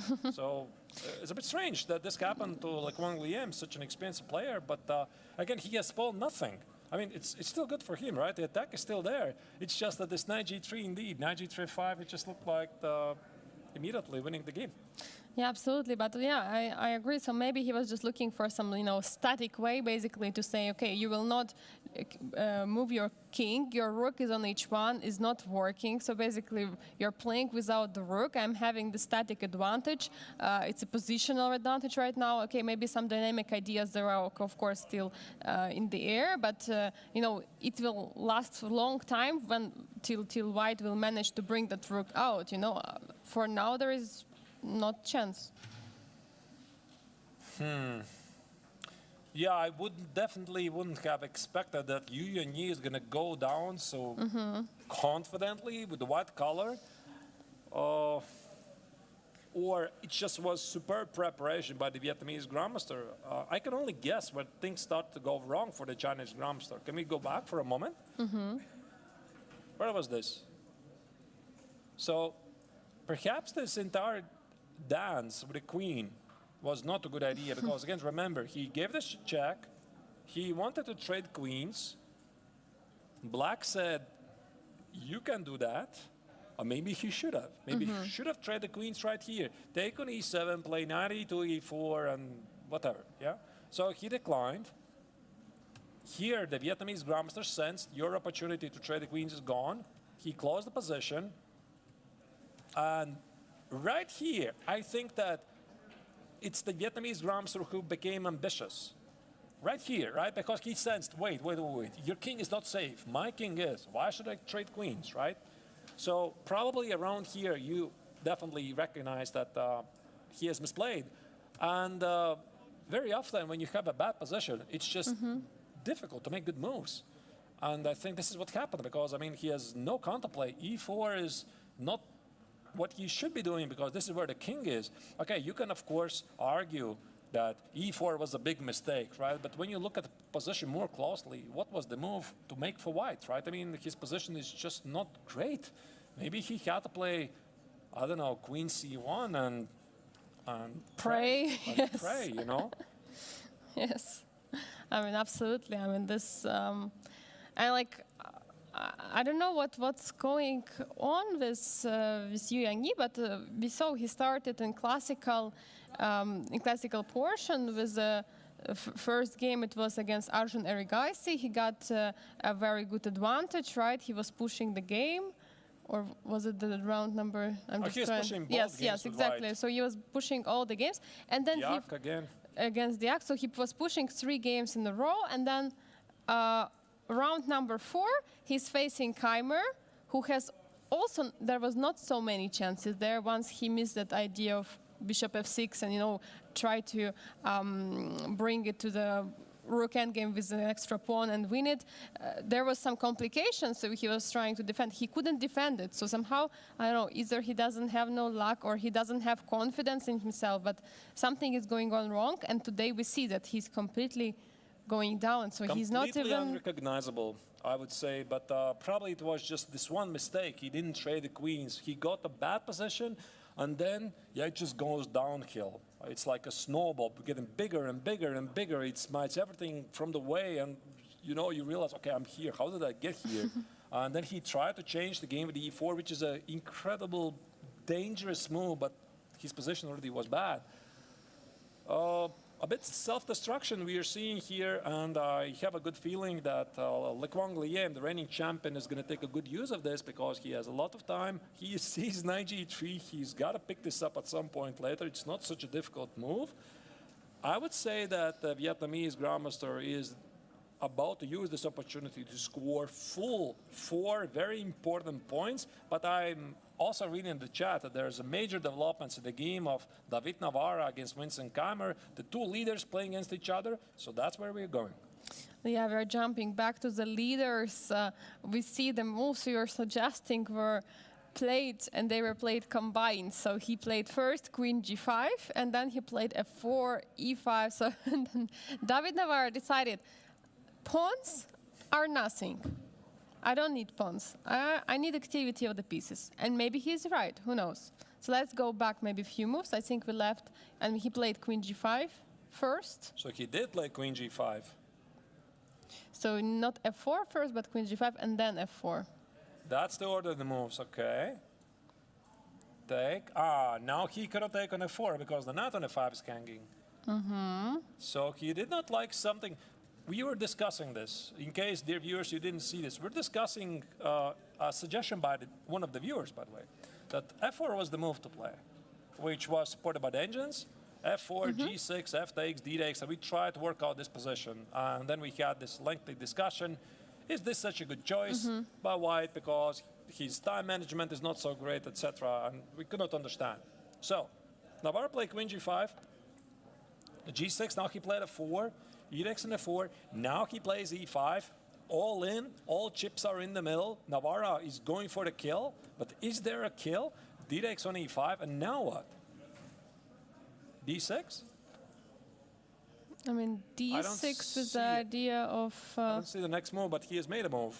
Can I get the move here? He played D6, I can confirm with my... Yeah, With my eyes, yeah? with my eyes, I can confirm. Yes. Yeah, it's D6. I see it, yes, I because my see. screen is a bit smaller. Okay, so D6. D6. This is looking really interesting. I mean, we have such great matchups. It's incredible. Like, Okay. Okay, let's just take a deep breath here. Just a second. What's happening? So White is threading 97 check. We can agree on this. so You can't take the knight.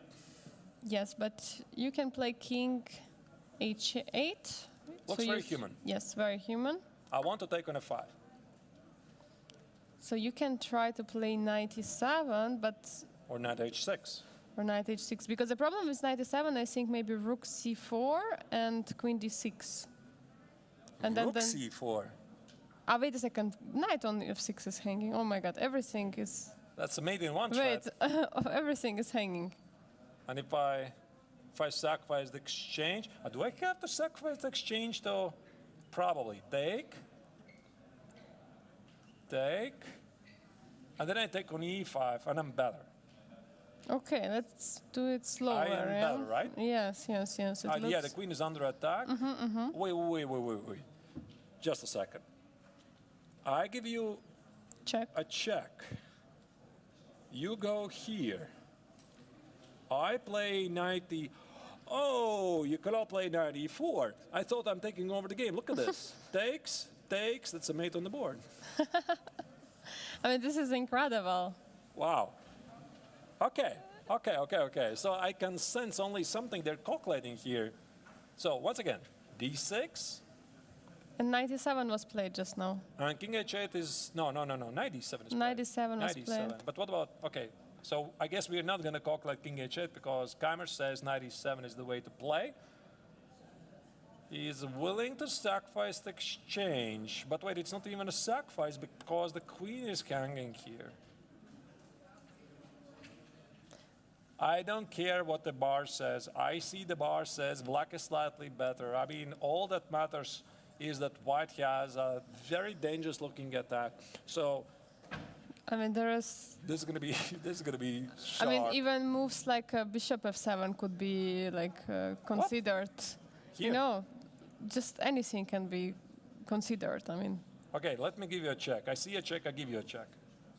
king g7, the only G7. move.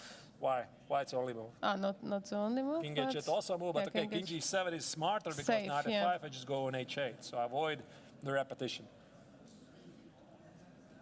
I cannot take here. Rook e5, is it a move? Whoa. Takes, Too much? maybe. No, this feels a bit too much because white is making incredible investments in this attack, which could easily backfire. And there's no mate. I mean, even if black just goes away with the rook, f6 has to be calculated. Not. What is this? Yeah, so Everything is under attack. just push it. Pray for the mate, which might never be there because takes and rook e7 and rook g8. Okay, okay, maybe just rook g8. Yeah. It's a checkmate. A mate. But how do I stop it actually?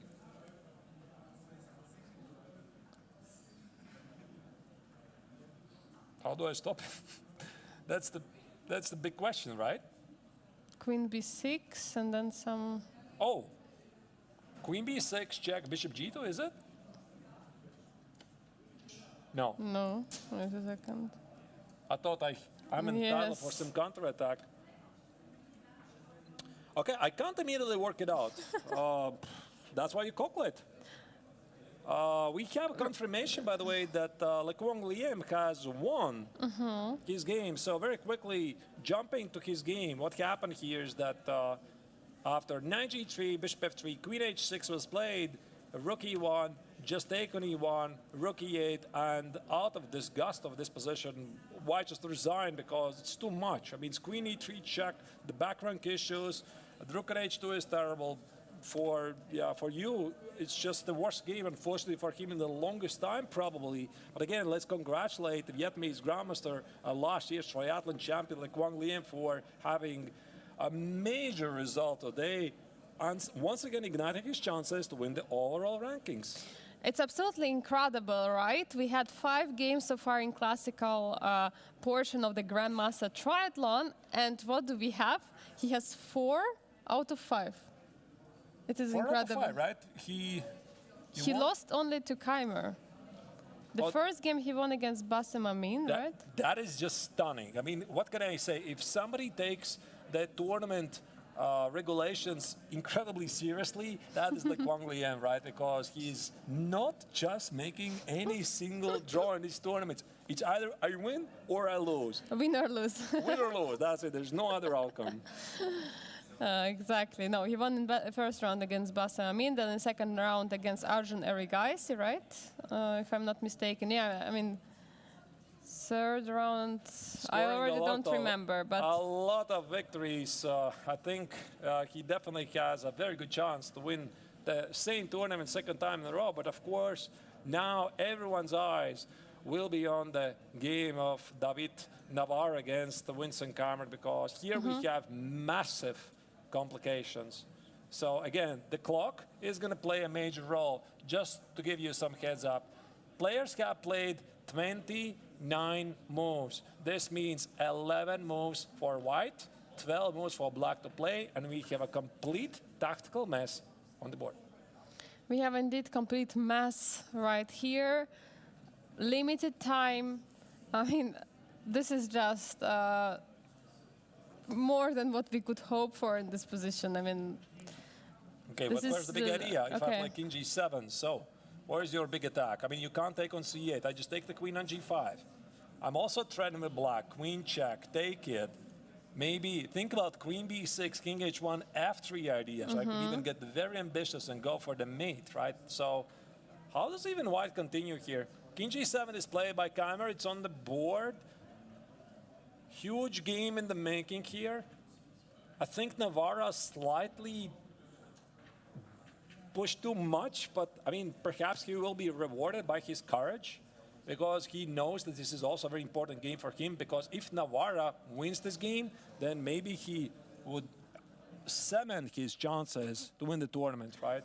and we have Le Quang Liem approaching the studio. So what we're going to do, we're going to make a short break. We are going to have Le Quang Liem here with us in the studio. Get ready with your questions. We're going to be gone for a couple of minutes. Don't go anywhere. Be back in a moment.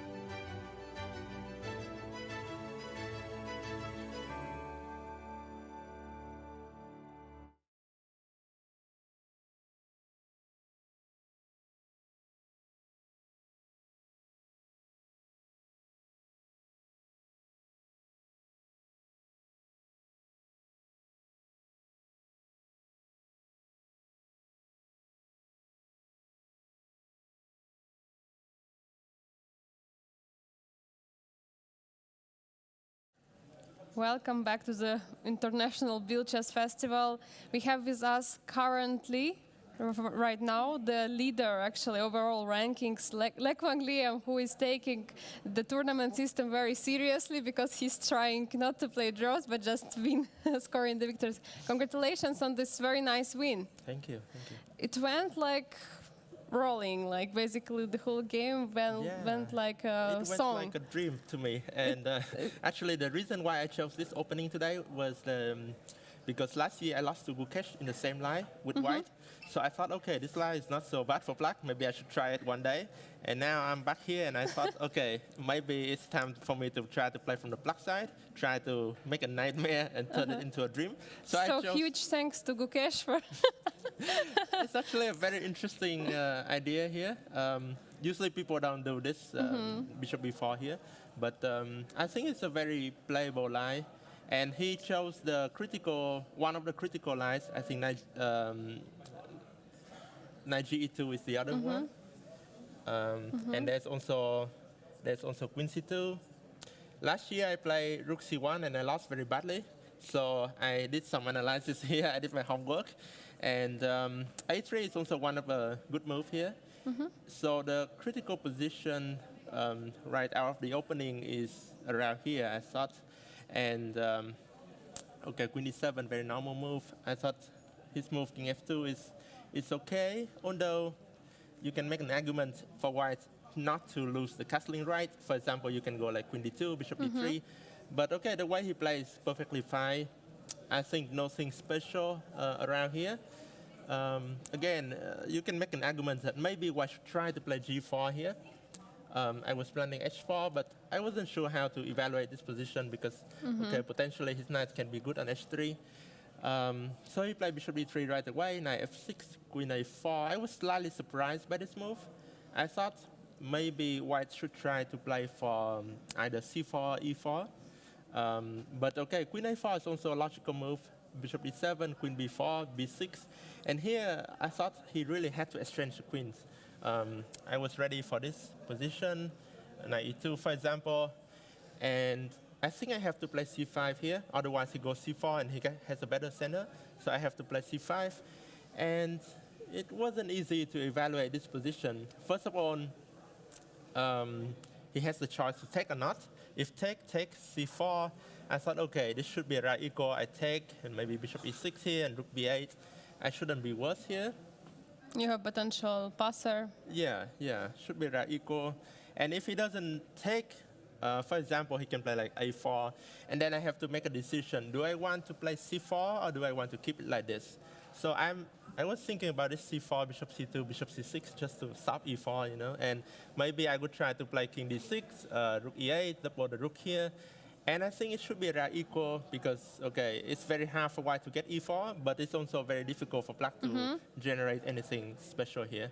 So I thought, okay, it's right equal. And then this move, knight to e2, really surprised me because I thought, okay, my idea is very clear. If he doesn't exchange the queens, I want to go c5. So you think this knight e2 was already the mistake? Probably already a mistake, yeah. Yes. So after c5, I think here, for better or worse, he has to take the pawn. And then maybe queen b2, but okay, maybe he doesn't like something like queen e5, rook b8, and this e3 pawn can potentially become a weakness. Although it's relatively easy to defend that pawn. I was thinking of something like this. Wasn't sure how to evaluate this. Probably also, again, a right equal here. So, and this move, queen b2, is probably the serious mistake of the game. Because after queen b2, what I did is very logical. I go c4 and then long castle, and strategically black is much better already because there's no attack here for white. For example, anytime white goes a4, a5, I just go b5, and that's it. The queen side will always be closed. e3 is a big weakness. The white king is unsafe. It's very hard for white to get e4, so I thought this is already very difficult for white. When we saw this position, we recalled your game against Arjun, but of course it was completely, I mean, same pawn structure or similar pawn structure, but completely different because of this king on f2. Yes, and also in the game against Arjun, I have the dark square bishop, and that helps defend the e3 pawn, so that's a very important difference. So queen b4 is a logical move, but of course I don't want to exchange the queens. Rook E1. Yeah, everything here flew very nicely for me. Everything was so smooth. Here, I thought A5 also a very important move because if he has one more move, he could play A4. And then if A5, he can put the queen on A3. And I need the D6 square for my queen. So that's why I had to play A5 here. Okay, King B1, Queen B1, King C7. I think this is also a very nice prophylactic move. Yes. Because I, again, defend B6. There's never any attack against B6. And then my idea is just to go Queen D6 and H4. And this is already very, very bad for white. Although I suppose white can still defend if he keeps the position a little bit close. And the thing is, I don't really want to rush with H4 because then he can take and he get the F4 square for the knight. But if I don't play H4, then I need to maybe double the rooks here, maybe go like Rook E7, Rook E8. It still looks pretty good, but there are always something like G4. G4 probably doesn't work here because I can take with the bishop. But there are some things to consider here. But then he played this move E4, which I was very happy to see because I thought it really opened up the position for me. And his king, if his king was on here on B2 or C1, he could be okay. But with the king on F2, I didn't really believe this possibility for white. So, But you were not surprised. I was pleasantly surprised. I thought his position was already very difficult, and you know, defending a position, a difficult position passively is. It was very hard to find the move for him. No one really likes to defend passively. So, at the first opportunity to play actively, usually people try to do that. So I was considered something like this, Queen D6, and I thought, okay, I will win one of these pawns, and probably very, very good for black as well. So here was a check, no? And checkmate? oh yeah. Sorry, he cannot go that. Queen D6. No, I have to play. Oh yeah, so there's no. Yeah, there's Rook H3, but that looks ugly. Yeah, and I could take this pawn anyway. Yeah. So also maybe I can check and go the next. Yeah, somewhere. it's always big threat. So yeah, he had to take with the bishop, and then I thought this move is very good for me. Again, I opened the king side. The thing is, I think he probably underestimated this H4 idea. Maybe he only considered this move, which I already planned to play. But then I saw that he had this Queen A2, and it's not so easy to defend this pawn. And I don't want to give him time to consolidate. So I thought this move H4 is very important, because now after, let's say if G4, ideally white wants to keep the king side close. But this is the difference. Now I go Queen D6, Queen A2, and now I can take this. And he will lose one of these pawns. So, for example, Fe, I go Queen G3 and Queen C3. If Rook E4, I would go Rook takes E4, Queen C4 check. I go King B8, Fe, and okay, I have many good moves here. Probably Rook C8 here is also pretty good here. So I tried to calculate all of this, and I thought it should be really good for black. So he took here, I took Queen C1, Queen D6, Knight H3, probably only way to keep the game going for white. Knight H5, I think that was probably the last accurate move for black to gain a decisive advantage. Because at first I wanted to play like Rook G8 with the idea if Queen F4, then I have this Rook takes G2. King G2, Bishop takes H3, and I win the queen. But the thing is, after Rook H8, then white has this Knight F4, and it's not so easy to attack the king here. So I decided to play Knight H5 just to take away the F4 square. And the key line is Queen G5. I have this Queen G3. White has to take, King G1, I have F5, or King F1, I have Knight F4, and this should be totally winning. So after King G1 here, I thought, okay, I'm totally winning. I just have to be precise. And for some reason, I spent only 7 minutes here. I should have spent more, because this is some of the positions like this. If you get a winning position and you play 2-3 accurate moves and your opponent could resign. But if you play one bad move, then most of your advantage would be gone, and then you would have to work from the beginning again. And that's what I did. So that was very embarrassing to play this move, Queen G3. first of all, I saw that f5 wins the exchange. This is pretty easy to see. Bishop b1, knight g3. And then, okay, I thought rook h2, knight e2, that should be winning. But then somehow I thought, okay, this is still, I have to work a little bit here because now I have to go back. And it is winning for sure, but it's not so easy to win right away. And you also gave up your very good knight. Yeah. And also this diagonal is closed, so that makes things a little bit more difficult. So I decided, okay, instead of f5, I will go. There was also knight g3 idea. There's also knight g3, but okay, I think it's the same, right? Rook h2, f5, Yeah, and back. probably. So it's the same. Yeah, it's the same. And then I saw that, I saw this move actually. I thought this is the best move.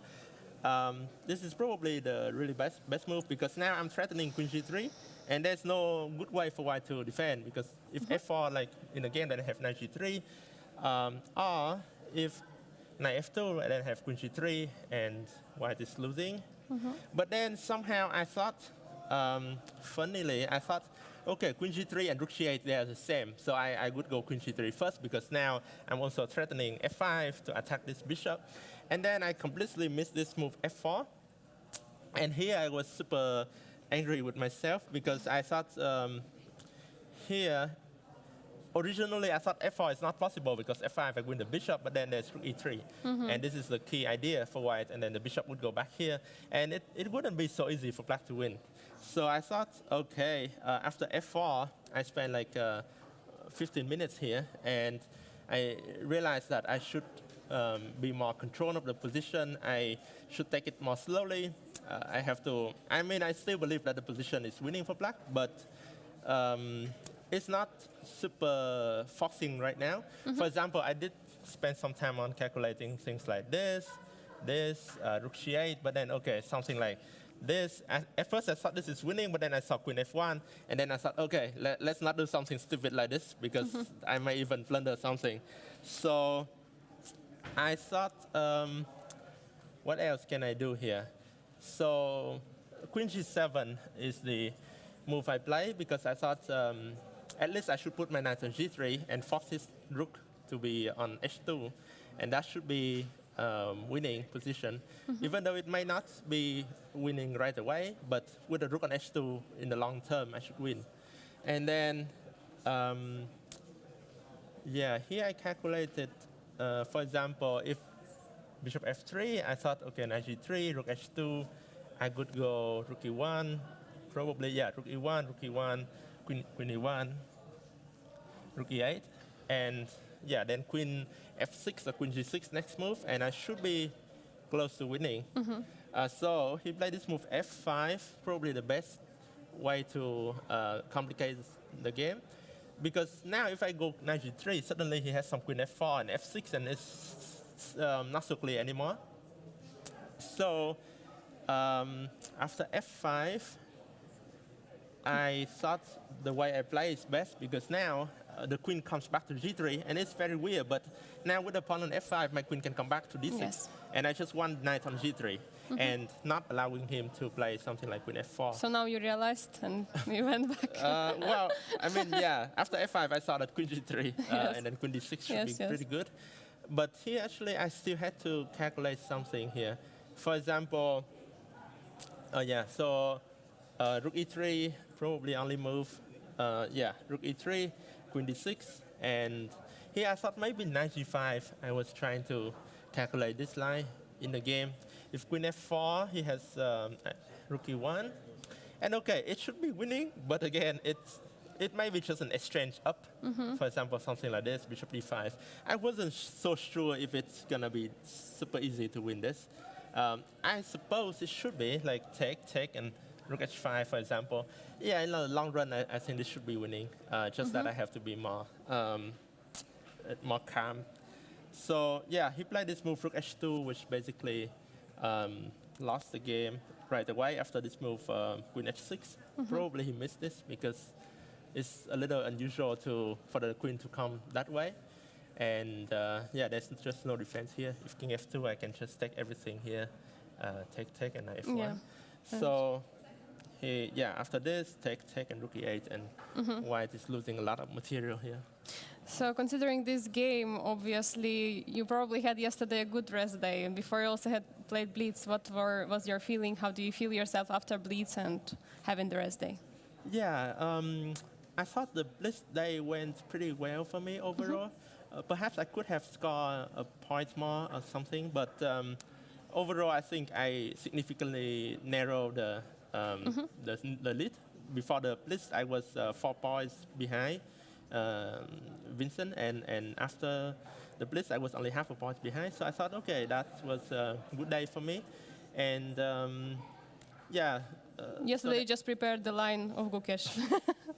Yeah, yesterday I mainly rested and checked some ideas. And I thought, okay, 3 more games, I should try to focus and play my best chess here. I mean, if the other 2 guys, they do really well and they finish behind in front of me, that's okay for me because I did it pretty poorly in the rapid. But I thought, okay, I just try to enjoy my games here. Thank you so much. Huge congratulations one more time, and good luck for tomorrow. Thank you very much.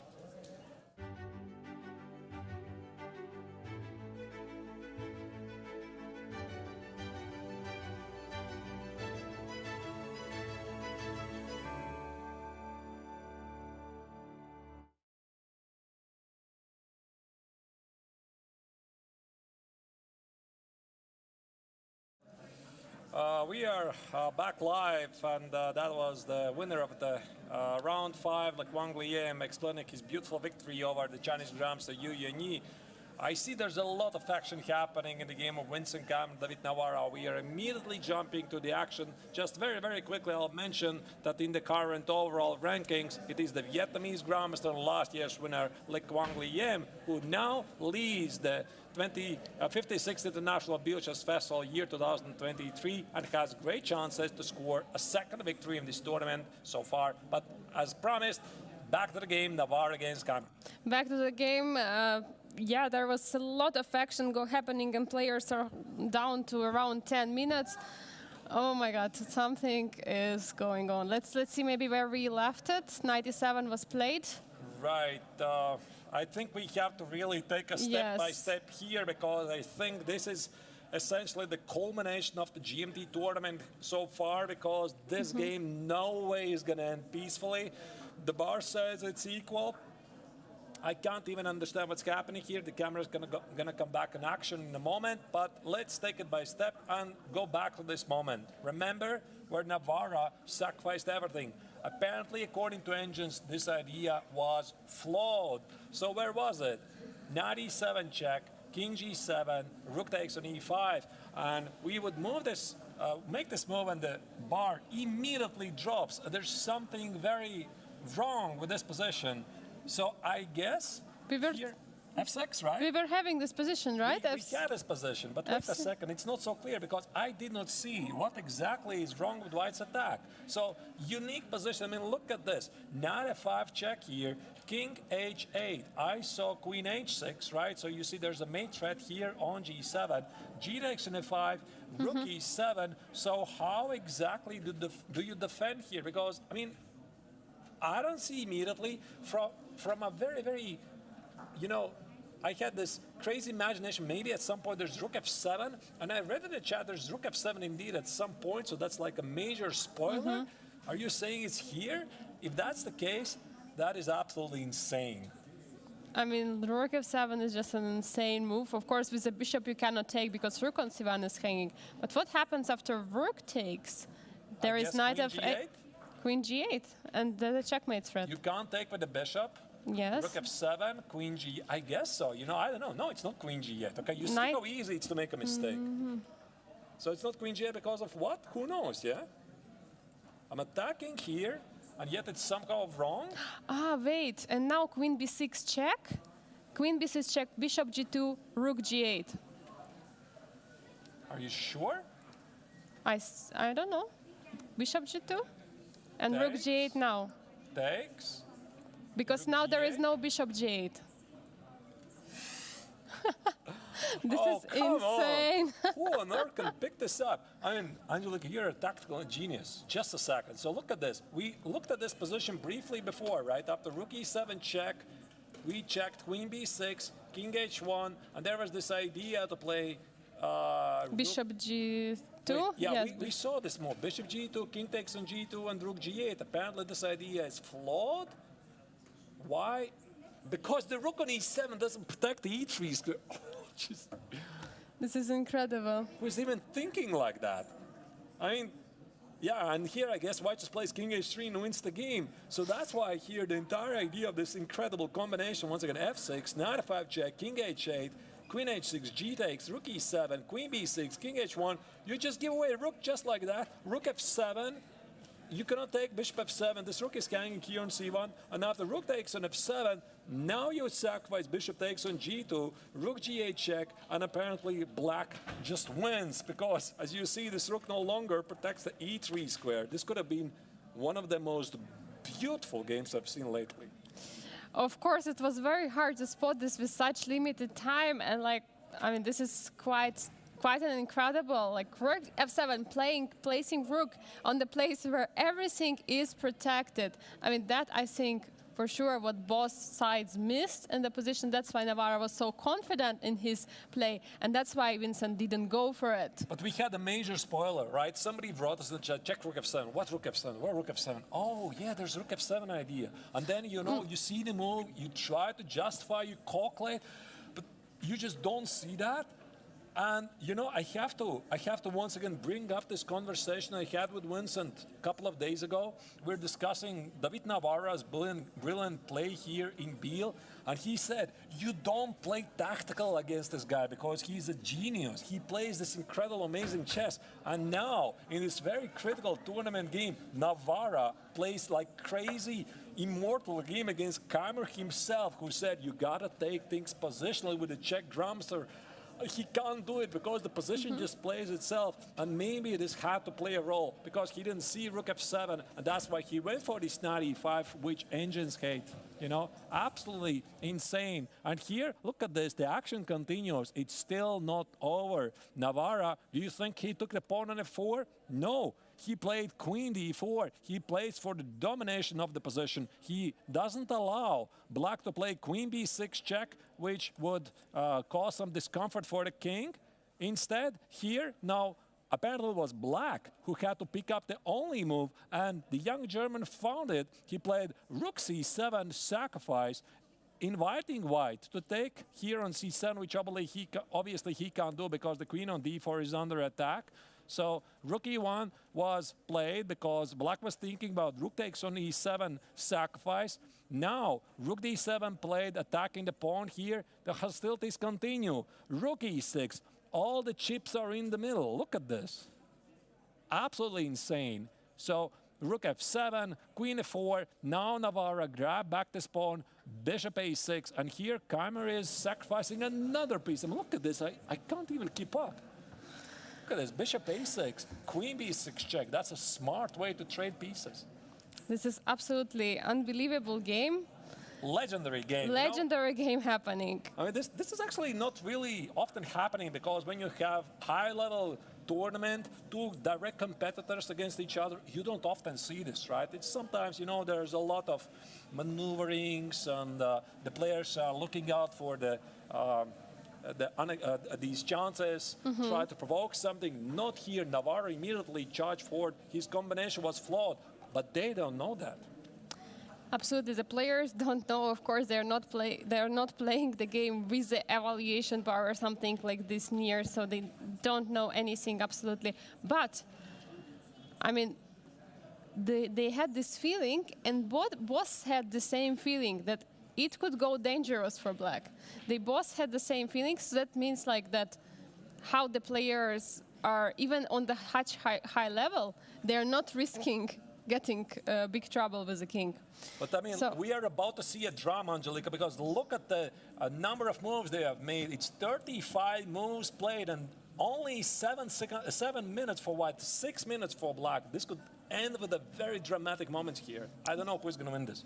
Absolutely. I mean, the game is I don't know if I can say 3 because I think it's game on the 2 results, to be honest. Like this, of course, the draw is always possible, but I would rather say that it's to resolve because It looks like more to results here because this is going to be incredibly difficult for this game to finish in a draw. If it does, I mean, fine, congratulations to the players. And I think that also the winner of the previous game we had here in an interview, like Wang Liam, he cheers for a draw because this would allow him to keep the overall lead. But of course, I think in the first place, he's just happy that he won his game. Absolutely. Okay, bishop a6. So what to play now? I have no idea. This is just all the pieces are hanging. I guess Black is also threatening to take on c4 and play rook d6 so that he can kill this knight because this knight on e7 looks so dangerous, especially in time trouble. Just to give you some imagination, some possibilities like h4, h5, h6, you see all kinds of these threats. And Keimer, he knows that his opponent is a tactical genius, right? So that's why, of course, he tries to, keep things as controlled as possible. I remember in one of the interviews he said that you have to try to play calm, simple positions against Navarra. But this doesn't look like calm and simple position. This is. How can you play simple positional chess if Navarra starts marching at you? Queen g5, f4, e5, d6, sacrificing 2 pawns in a row. Everything goes into the middle. That's it. Do your worst. This is like all in, basically. But again, it's amazing to watch these players to fight, and thanks to them, we have this amazing spectacle instead of a boring positional game. Bishop takes an a6, Navarra takes an a6, and the bar doesn't like it. Not sure why. Looks perfectly playable to me. Okay, queen b6 check. So now. I guess king h1. King h1 looks like. No, wait. not king h1. Why not king h1? Oh, there's some rook e7 ideas. Yeah, Wait rook e7. Okay, let's just follow what they're playing. No, queen e3. Yeah, queen e3. So now. White is saying, let's trade the rook and go to the endgame where I have 2 pieces for the rook. Of course, Vincent will most likely say, sorry, I will take the bishop. I think he's going to take the bishop. Yes. Wait, okay, just a second. We look at this position and let's just answer ourselves. Where's White's big attack right now? I guess you somehow continue the pressure with h4, but what about the pawn on d6? Wait, if I play h4, I want to, cause you some problems. Rook d6, I see some tricks with knight f5 check. G takes on f5, queen g3 check. You can't play king h6, that's amazing. Oh my God. Such a crazy position, this is incredible. And if king f8? That's a mate? King f8? King f8 is the only move, actually. Yes, king f8 is the only move, and rook now d6, rook d6. and White is enjoying this position too much because the black king is weak, and despite the fact that black has the extra pawn, it's White who is attacking. So even Keimer here can misplay this. I think h4 makes perfect sense. Yeah, it's in the rhythm of the position, and that's how Navarra was playing before, so that's seems like a move to be played. What about queen a7? I want to trade queens. I guess you have to, or maybe play here. But then again, if you play king f2, I think black can always give away the exchange. Like this king is marching here closer. Takes, takes, takes. I think White is too active to lose this. Something like king, wherever, d3, d4, rook here, rook e5. King c4. We might see something like this on the board, actually. There's a chance that this excitement might die down. So queen a7, Keimer is trying to control things. Maybe it's not the strongest move, but it at least keeps a good control. And I think right now Winston should be feeling that this danger moment for him is over. Of course, he needs not to blunder rook takes on d6, knight f5 trick. h4 makes sense, but first Navarra needs to answer himself the question, is he all right by trading the queens? If he is not, how does he avoid a queen trade? That's a huge, huge question. Maybe queen g3. Keep the pawn in check, try the knight f5, rook e8, you see all kinds of ideas. King f2, let's go, king goes to the center. So White is using every single resource at his disposal, including the king. Okay, so what about queen a7? I trade the queens. What do you do? Maybe knight c6. This is what he wants. Maybe. Knight c6, trade the queens, because that seems to be inevitable. And then there is no way for black to give away the rook for the knight. So Maybe I can improve my idea. Maybe I can take on a7 first. Takes, and now play knight c6. And try to push this forward. yes. Rook a6. Okay, what is happening here? There is some d7, d7. But okay, d7 you just give back the d7, rook d7. yeah knight b8. Oh, Knight okay. b8, There rook is rook is b6. hanging. There's no d7. I was looking at this line, Angelica, but I saw rook f8. Yeah, So it it doesn't, doesn't work. 3 moves for Keimer. 4 minutes and the clock is ticking. The position has simplified. Navarra needs to make 2 more moves before getting extra hour on the clock. But again, a big decision here. I think queen a7, Angelica, looks very human, right? I don't think you want to complicate the game too much. Right now, probably Keimer is asking himself, why is my opponent giving up this pawn here on d6? Probably because of knight f5 check. But wait, here you don't have this queen g5 checkmate anymore, because pawn is not on h4. But at least I guess white has a draw. Yeah, there is at least a draw. If Keimer does this. But you can also always take the rook, you know. You can always take the rook on d6 and continue playing if you want that, if you are satisfied with your position. But I think in that moment, It's incredibly important here to very correctly evaluate the position, because queen a7, of course, this is what Keimer wants to do. But if the queens disappear from the board, what about the king march? By the way, why knight c6? Why not here with the king? King d3, king d4, king c5, king b6. How do you stop this king? This is such a huge decision by Keimer. Maybe, actually, this rook takes on d6 will be a voluntarily blunder to accept knight f5 from the draw. So this is actually a way out for Keimer. yeah, it could be indeed a way out to give back this exchange, because the knight looks indeed very scary there on e7. It's like the basically owning the whole board. This knight is Huge, stopping everything. huge decision by Keimer to make. Is he going to play queen a7, try to trade the queens, or he's going to settle for a draw? I think that's the question he's facing right now. I try to zoom in to the board so that you can see Vincent closer. You can definitely see he's nervous. He knows this game carries a lot of weight. He knows the overall rankings. He knows he's tying the lead together with David Navarra. He knows winning this game might effectively mean he's winner of the tournament. That's why he also realized this could be one of the most important moves he's made so far in his career.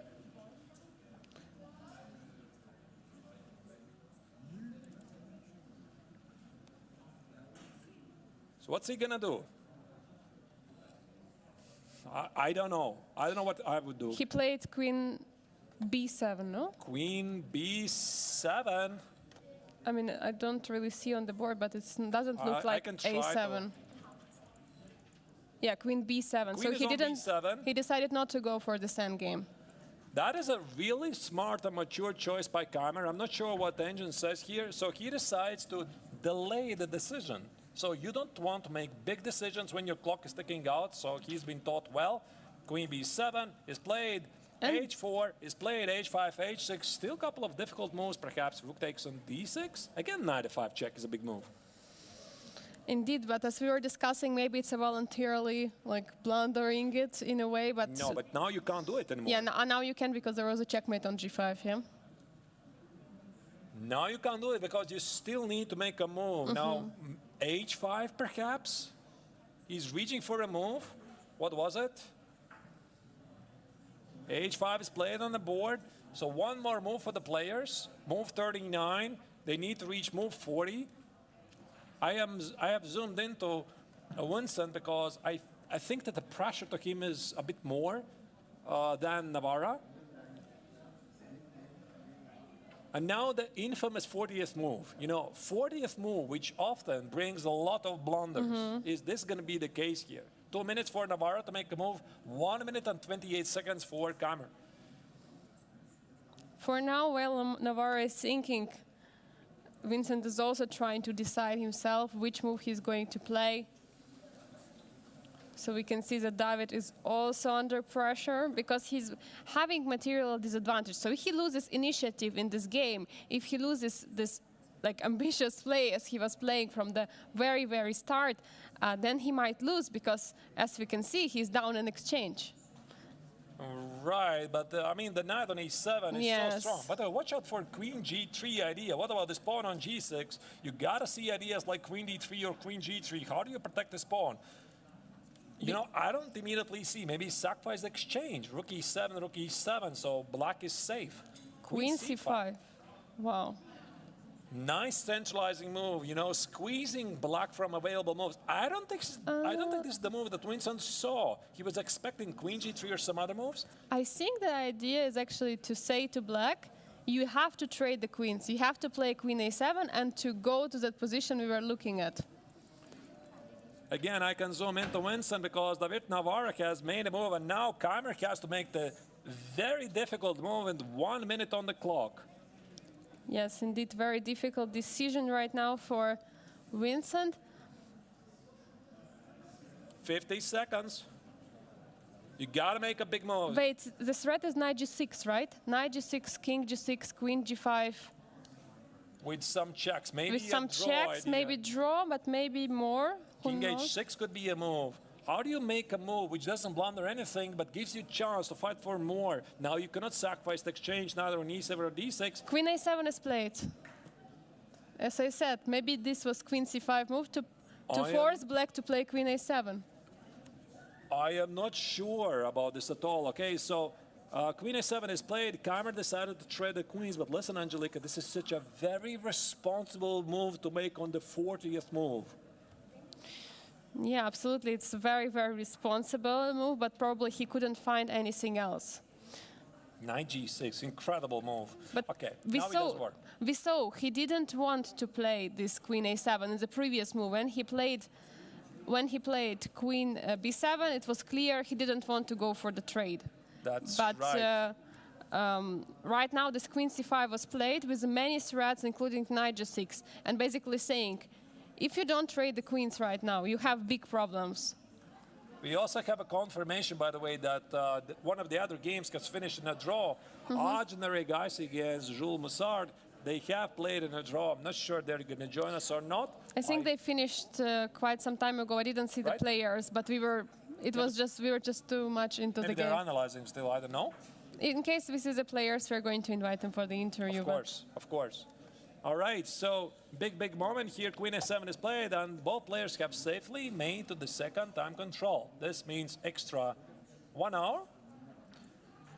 I think for Navarra, it's pretty obvious. He's got to take on a7. Yes. And, I think so. I mean, I'm not sure why Bar doesn't like it. and bring the king. I'm bringing the king. How do you even play here for black? Because, I mean, White's plan is pretty obvious. Maybe? Ah, wait, I could sacrifice the exchange on d6. Like rook Yes, d7. yes. But now knight jumps somewhere. Where? Knight c6. And for example, knight c6. Why knight, not king d4? Yeah, because now rook d6, no? I mean, this looks pretty safe to White. Yes, but the question is if White wants to push. I don't know. I mean, definitely what you're saying makes perfect sense as well. Knight c6, sure. Attack the pawn, knight takes, knight c4, king goes here. Yeah, this could be one of those scenarios where the knight on c6 is actually the stronger piece than the rook. So this choice of Vincent, queen a7, you know, it took some guts really. I'm not sure if I would make it, but then again, I mean, his clock was running out. He was trying to delay this decision, do something else, but he was just unable to find anything else because it's h4, h5, like Angelika, you said, opened wide doors to knight takes on g6 threat. If I could maybe show, let's say something like, I'm not sure, queen a6, you need to watch out. I'm not saying this is working. But it's at least some draw. I mean, White is Is that the draw actually? Yeah, Yeah, you sure? You're down the rook. yeah, but there is rook e8. We should That's another rook, calculate. no? Yeah, but we should. So, I mean, what's the idea? I don't see. Just a second. Where's the Wait. draw? I mean, the rook is gone. Queen h5? Just queen h5? No? Because you cannot move the rook. There is some checkmate from e8. Okay, and I'm not going to argue, but I mean, you're down the rook after all, right? So, okay, fine. I Yeah. mean, this knight takes on g6, it looks interesting. But again, for something like this, you have to calculate, Of right? course, Quite of a bit. course. So I see it's a nice idea, but where's the end? I think he didn't want to calculate. Right. I mean, not that he didn't want to calculate. He calculated, but there was not enough time resources for. Yeah, because of course, I mean, you see this threat, knight g6, you're not sure, you try to keep things under control. And I think that Winston simply decided, I have no other move to make, right? Okay, maybe king h6 is a move, but there's knight g6 to calculate. Actually, after even king h6, who said that Navarre is going to sacrifice? Maybe he's going to play like g3, you know? What does your king h6 exactly do? Or Because- g4. Oh, g4. Wow. Why not, actually? Yeah, maybe even G4, H5. yeah? So I think he simply ran out of possible moves. This queen c5 was a stroke for genius from Navarre's side. You know, look at the position for black. I mean, he's up an exchange, but none of the pieces are moving. I mean, this rook d7, rook d8. This rook is doing nothing. The queen on b7 is dominated, right? So, nice display by Navarre. Yeah, so far it's going according to his plan, and quite quickly he's taking on a7, rook a7 now. It's a decision for him, but I think king is really like, your knight is standing perfect, your rook is standing perfect. What else do you want to play? You want to bring the king. As he started moving it, or still with the queens on the board, he started moving the king to f2. So now king e3, king d4, king c5 would be a very logical outcome. Just bringing that piece into the game, protecting the pawn on d6, attacking the pawn on a5, so many opportunities for white. Okay, can I play rook a6? Oh, wait. Sorry, king I mean, e3 white is first. moving. Yeah, Yes, king king e3, e3. rook a6. Can I do this? Yeah, good idea actually. Because I see idea d7. Oh, wait, it's a check. Yeah. I mean, I thought that white is going to promote. I take on e7, but it's just a check. Okay. So rook a6 is even better. And I just want to take on d6 and rook e7. So in the worst case, there is king d4 and transposition to the rook endgame we were looking at, but the Well, looks question pretty is, safe. yes, looks very safe. Yes, right. Rook here or rook, yeah, I guess here. I mean, Yes. white shouldn't be losing this. Yes, yes, for sure. Black also shouldn't be losing this. So none of the players should be losing this. And if they get here, I think that there's a good chance that the game might finish in a draw. Of course, Khyber is not going to play something passive as rook a7. Could be Rook e2, yeah. rook e2 here. Wait, why is it equal again? Wait, okay, maybe not king d4. This is too much, yeah? Okay, what about king d3? More controlled approach. Ah, wait, but then you have rook e5. Yeah, that's a problem.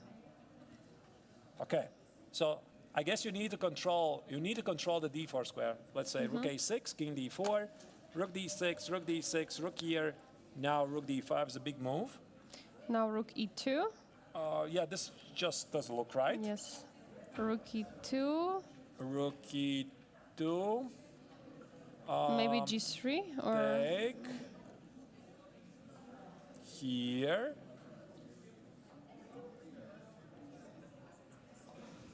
Who's faster? Who is faster maybe here? check and pushing the pawn. Here, a5, g5. Who is faster again? Wait. Let's just think realistically. Probably none of the players really want to enter a scenario where they're entering a race. Probably, right? So Yes. what is the safe way? So king e3, rook a6 makes sense. King d4, this king has to be stopped. I guess you go here, here, here, here. What do you do if you're Khyber? Do you have even other choices? No, rook e2 is the only way. Maybe, sorry, not rook d7, of course. Maybe here. Good idea to play rook c3, no?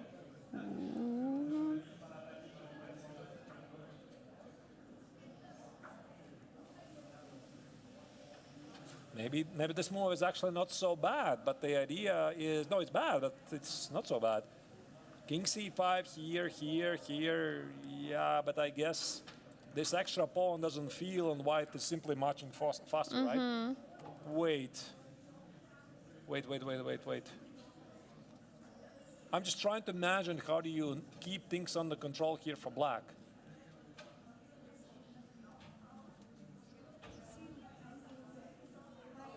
Okay. I mean, Maybe this is not so bad, yeah? Or you have something else in your mind? f5 I was thinking for a moment, but I don't think it's... I mean, No, rook it makes a5, sense. rook No, but you're not e4. creating a passed pawn. That's the problem, I think. I mean, takes, rook e4 check. Let's say king wherever it goes, d3, d5. Okay, whatever. d5, takes, here,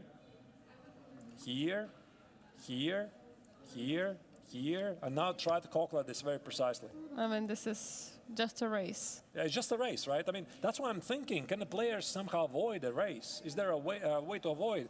Maybe black doesn't have to play rook a6. But then again, how do you stop this idea? King f8 is knight g6. By the way, something has been played by guy. Oh wait, it's white to play. Yeah, white No. hasn't yet played king e3. Yes, he didn't Sorry. play. Yeah, he hasn't played yet. That's why we still don't have move. But I mean, king e3 looks very, very logical, right? Is there even another move? I mean, okay, Knight d5 maybe, or knight d5. with the idea to relocate it somewhere. Yeah, but does it look right? Yeah, it Because doesn't look... you allow this rook to join the game. Okay, like you are keeping pressure on f6 square, but the rook can join. Yes, it's possible. Maybe yeah. knight c6 is a move. But knight c6, I think, really had this position with rook a6, and it was unpleasant. Fair point. So what else white has? Knight d5, I mean, I don't know if it's... I think that right now is David Navarin is in this position. Here. Instead of rook a6, what can black do? Maybe, wait, there's no f5, the pawn drops. There's no king f8, the pawn drops. g5 just makes no sense here because it just doesn't stop, sorry, wrong. It just doesn't stop the king march. Rook d7 makes no sense again. I mean, it makes sense, but it's a little bit like you spent basically two tempos. You played queen a7, rook a7, rook d7. Right. So maybe... No, Yeah, but here but we knight can- c6 yeah, we we can had, knight we had, c6, right. yes. No, actually, I thought maybe this would be logical because after king e3, king d4, you get to force some matters after rook takes on e7. And, you know, I can't calculate again so quickly what is happening here. So takes, king f7. Now, how are your pawn endgame calculation skills? I think g5 has to be played. I mean, to calculate who is faster? Okay, who's wait, faster? it says... I mean, somebody told me this, and I completely, utterly disagree. Pawn endgames are the easiest endgames in chess. No, absolutely not. Pawn endgames very often are the most insane, most difficult to calculate because the cost of the mistake is incredibly big. One move there, from winning you're losing, that's it. I think, to me, I already calculated that both sides promoted. No, take. We don't have to take. Yeah, but there's king d6 you also have to account for, okay, right? okay. That's why I'm not so sure. But then pawns are running. If I don't king know. I is mean, come- g5, Yes. you can lose. Maybe here, or king e6, or maybe instead of g5, I even, yeah, you see Bar is laughing okay, at you. okay. Okay, then it has to be taken, yeah. Right. So king c5, king e7, king b5. G5. Maybe you try to block the king. Do you try to block the king? It makes perfect sense. Or you try to enter a race. G5. Takes on a5. Do you take? No, Do you on take? a5. On a5. Takes. Here. King. Yeah, okay. Here. F5. Wait, I mean. And now it's- king is But it's king so easy to make a d7. mistake here, right? king d7.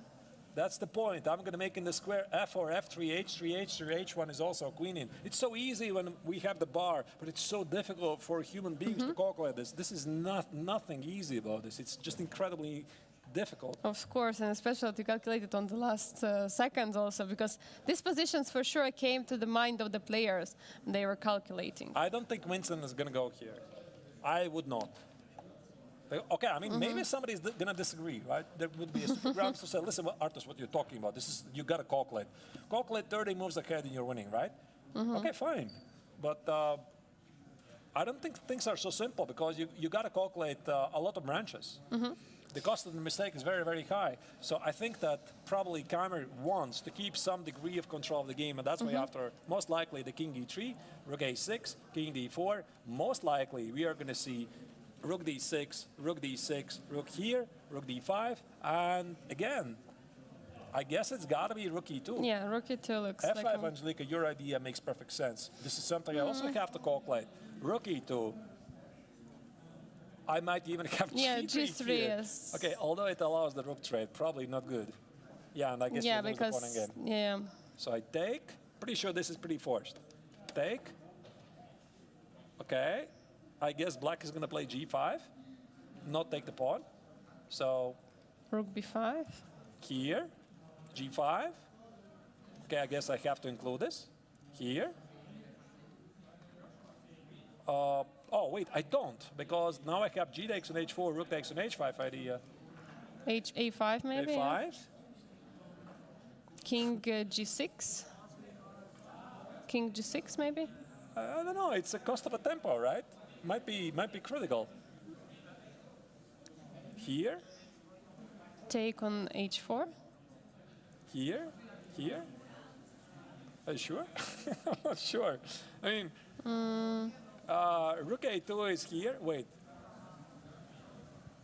No, I think rook d2 and rook d8, yeah? here, here. I mean, not now, but where? like That's the point, right? now h3. Wait. Here, And now rook d2. here, Wait. here. How do you stop? You know, I don't know. Okay, maybe here, rook d8. The bar hates us. Yeah, I guess Rook after king f3 you b8. just lose. Rook b8 also. I No, don't rook un- b8 is h2. Yes, Maybe you yes. make a draw. Okay. You know, we tried to analyze a bit. We realized we can't calculate nothing. You know, Arthur, since the players got this extra time, maybe we should take Yeah. our second break No, now. absolutely, we are going to make a break because this is such an exciting endgame, and I think that the players here, they're not going to rush, so you're not going to miss nothing. This is a big decision for Navarra, very big decision for Keimer. I think they're right now in this rook endgame, they're right now in this pawn endgame, they're trying, you know, calculate precisely to show their superb calculation skills, and that's why we are going to make now a longer break, something like, I think we can easily make it 20 minutes. 20 minutes Yes. because we have a longer interview for you to show one of the Beauty Awards winners. So again, don't go anywhere because action is only heating up and this critical game might decide a lot in the overall rankings. Take care, see you very soon, and enjoy the broadcast.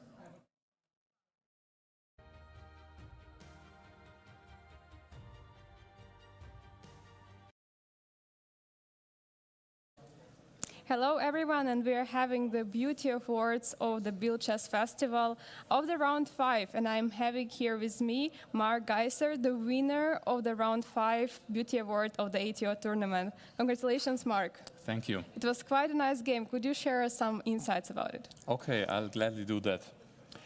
I started out with e4, which I always like to do, and my opponent played a Sicilian, which I was happy to face. Did you prepare for this game or? I didn't prepare specifically for the game, but before the tournament I went over all my openings with a computer. Okay. And as always I played a knight f3, and then he chose to play knight c6, which I was very happy to face, because I have a line I like to play here, which also works well online usually, which is to play bishop b5, sort of pinning the knight, not really pinning the knight, but attacking the knight with the option to take it later on. And my opponent turned it into a pin by moving to d6. And here I was thinking about taking already, or maybe doing something more aggressive, but I chose to play d3, which is a bit of a more solid move. and preparing to develop my dark squared bishop as well. My opponent chose to develop his knight to knight f6, which allowed me to attack his second knight as well with my other bishop. To this, he responded by attacking my light square bishop, and I was facing theoretically the choice of moving it backwards or attacking the knight, but I always take the knight, and he has to take it back with the b pawn, which leaves him with a structure that has some advantages, some disadvantages. I like having the connected pawns, and also think that if I move correctly, he will have a hard time developing his bishops to very active squares. I then choose to play h3, which I would never play in a faster game, but here I thought maybe if he pins my knight with his light square bishop, it could be a bit painful, because oftentimes people also fianchetto the dark squared bishop in these Sicilians, but he hadn't done so, which would have meant that moving to h3 afterwards, he could have put his bishop there, and pushing the g pawn in front of my king wouldn't have been nice. And castling queenside was never an option with the open b file. Of course, yeah. So that's why I chose to play h3. e5, no. He responds by e5, which is a good move, because before I could have played e5 myself, which I wasn't happy to do, even though the engine says it's correct, but Okay. I didn't see perfect ways to move afterwards. So he chooses to do it, You castled. which Yeah. made me castle, Yeah. because it's very solid. He can't castle here. I know that I'm going to win if he does that. So we move on. He develops his bishop to unpin the knight also. I move c3 to put more pressure on the center and potentially go d4 later on. And then he attacks my bishop, and I decide to take. And this is, of course, very committal, because now he has the bishop pair and I have two knights. But the center is blocked, so that's why It the is. bishops are not so active. Is exactly, yes. And also this pawn is really a dagger for this bishop here. I move my knight to d2, which I didn't have to, but I felt like maybe these squares could be good for the knight. He moves his bishop to the most logical square.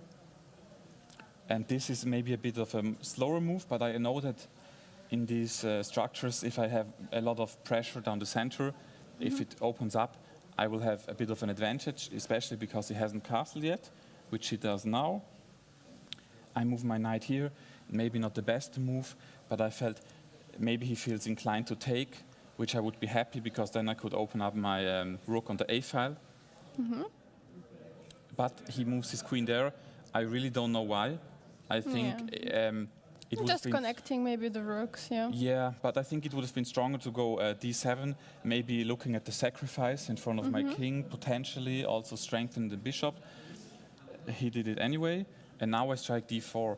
This is probably one of the more interesting moves, because you think, okay, I have knights, why am I opening up the center?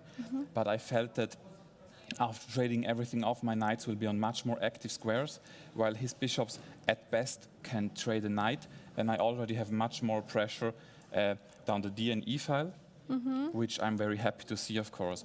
And he, in a way, has to take, because if he allows me to push here, takes, this bishop is dead, this one too, horrible position, right?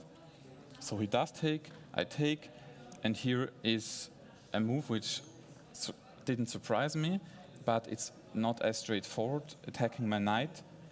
I could push the pawns, potentially go to a counterattack, but I was really unsure of it, because especially if I don't attack this bishop and he takes, he has this protected pawn here, which is so hard to attack for me later on. So I take my knight away. He attacks my hanging pawn, and now I attack the bishop. Oops. He doesn't take the pawn, which is a wise decision, I think. It leaves a bit more uncertainty in the center, etc. And his bishop has already a good square to develop later on. Now I move c2 to protect my b2 pawn, and also to put more pressure on the c4 pawn. He correctly plays d5, locking up the center, protecting all of his pawns. And now I play this move, which I was already calculating quite a while ago, because it's the only way to really force some pawn trades here and taking a bit of solidity out of his position. And now he moves c3, the first big blunder. I was very... at first I thought, oh, I'll just take. And then I saw this move, bishop b4, lasering all of my pieces. And I was like, oh, but then I realized when I calculated, if I just move my queen back, nothing happens. He can take my knight, but I have two pieces which can take it back. My pawns are solid, everything looking nice. So I just simply take the pawn. I'm up a pawn now. He moves his bishop here. I go out of the way. And now he moves his pawn here, which is a very logical move, which I saw a while ago, to put the bishop here, which is probably its only good square. I thought about playing g4, but I was a bit scared of opening up the lines that much in front of my king that early already. And I also thought these squares like b2, c1, they're not bad for my queen. She'll do some damage there too. So I simply moved it out of the way, strengthening that push too. He plays c5, which I feel is a solid move, trying to crack open the center even more, opening up lines, especially also for queen and bishop here, towards my king, which I really didn't want to. That's why I was happy to play. Okay, so you're just attacking the bishop, yeah. Exactly. He does decide to take my knight. And here is a very difficult decision. Do I take with the knight, do I take with the queen? The engine, I think, wants me to take with the queen.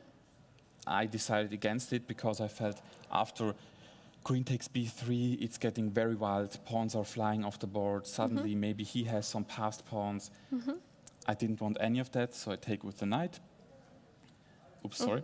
He plays c4, which is a good move. Of course, I can't take because I would lose my queen and the game. I also can't take any other way.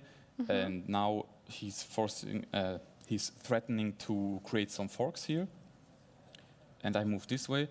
Computer says not the best move. I personally liked it because it allowed me to keep more eyes on this pawn and also this square where he threatens the forks.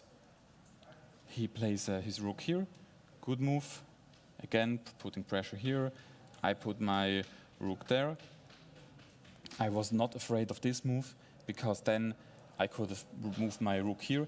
And if I can push this pawn, and he doesn't have a good way to defend it here, then my rooks here will just destroy his position immediately.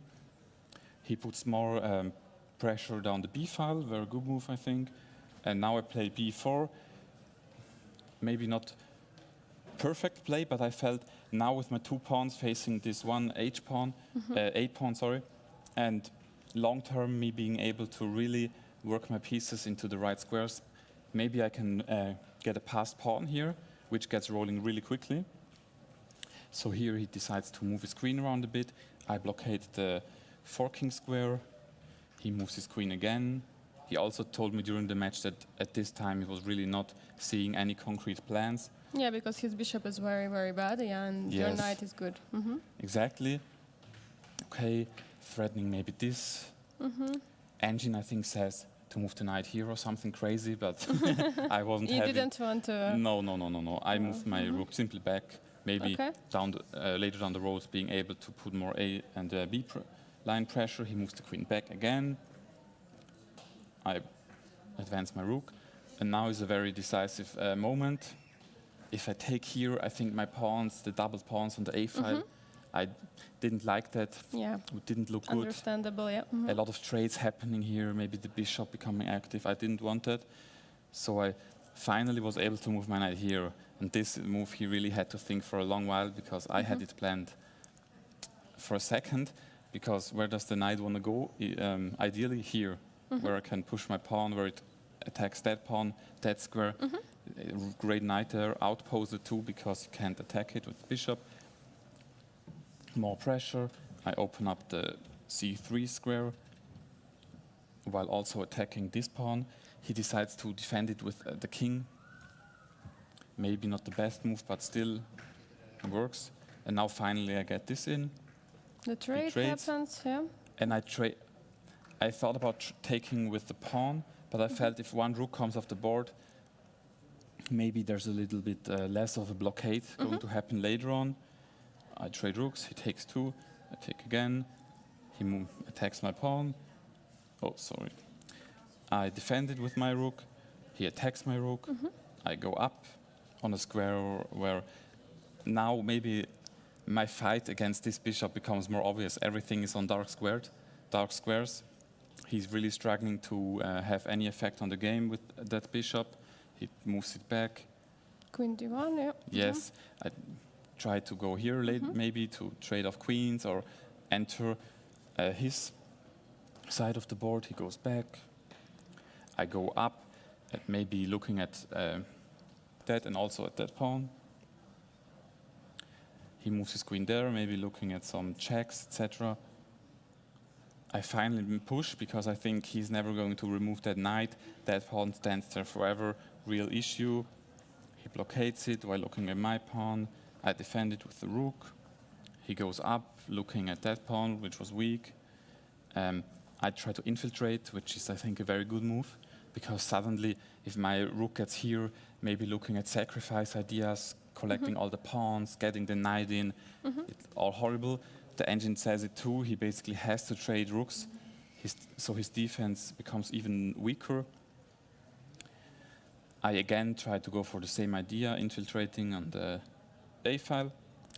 He doesn't let me, attacking everything. So I have to find some pretty precise moves to escape the checks and also the bishop while defending everything. And now I think it looks great. The pawn is really passed. He can't attack it in a meaningful way. If I was black at this point, I would already be thinking about maybe putting the bishop behind there to defend blockade, against this yeah. one. Yeah, looking kind of nasty. He goes up there, attacking everything, but now my queen gets behind the pawn. He goes here, second big blunder, loses a pawn, while I can defend my pawn here as well. Now the game is really basically just Matter of time. And winning end game, not making any mistakes, defending everything. But my knight here is so strong. His bishop doesn't do anything, and then we shuffle around a bit, trade off this pawn here and this pawn. It's a bit of a risky decision, but I felt okay, makes everything much more simple to calculate. And after that, it doesn't take that long to strengthen up my pawns. This pawn he can never defend it because my knight will simply take the bishop, or I can't move upwards. Oops. I push a bit. He tries to defend, but now I find this, I think, quite nice move, which threatens to take the bishop. And if he defends his bishop, I can push with a check. He has to move somewhere or blockade. I can move my pawn again, where it's not attackable. I can move that one too. And with these two dark squared connected pawns on the 6th and 7th rank, with my queen and my knight flying in, very easy win. So he resigned here. He resigned here, yes. Mark, thank you so much for sharing the game. I want to ask, have you been to Biel before playing this tournament? I have been here once because my girlfriend went to school here and she has some friends here, and I like coming here. So when I saw that there was a chess tournament in Biel, I was attracted, of course. And because it's during holidays, it's also very practical. Perfect to time, come, yeah. for university students also. But you live in Switzerland, yes? Yeah, I study in Bern, but I originally come from Horn, which is at the Lake of Constance. Oh, okay. More in the eastern side of Switzerland. How do you enjoy here in Biel? I've been liking it so far. There's some nice restaurants, also coffee shops. I think the playing hall and this whole Congress Center are really nice venues. And getting here is also very nice and easy if you come by public transport. Do you enjoy to watch the Grandmaster Triathlon players while playing there on the stage together with you in one playing hall? It's a funny feeling. I actually never follow their games because without the lenses I can't see what they're doing. But it's nice to see famous players like Vincent Keimer, etc. right next to me. Also, Eric Rosen, which everyone knows. Nice. It makes it feel a bit more special to play here. Thank you so much for your time for analysis. Congratulations. Here is a T-shirt from Biel Chess Festival to you. Thank you. Thank you very much.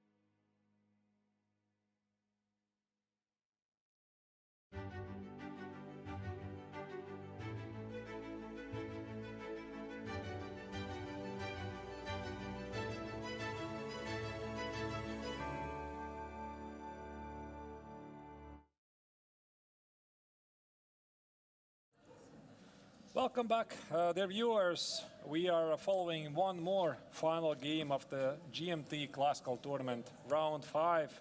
Your host today again, Angelika Volkova and Graham Stratonakshans. We're here to serve to your pleasure. You know, I mean, so far what we are witnessing here, it just beyond the best possible scenario to write, because again, the players who are fighting out for the top prizes bring a lot of action.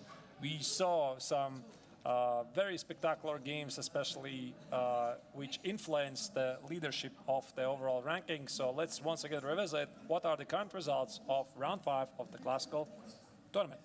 We see that today we have 2 draws already, Basta Amin against Bogdan Daniel Diak and Arjun Arigaisi against Jules Moussard. But there was a decisive game already, and it's Le Quang Liam who took down the Chinese Grandmaster Yu Yangyi, who was starting the tournament very well with a victory in chess 960.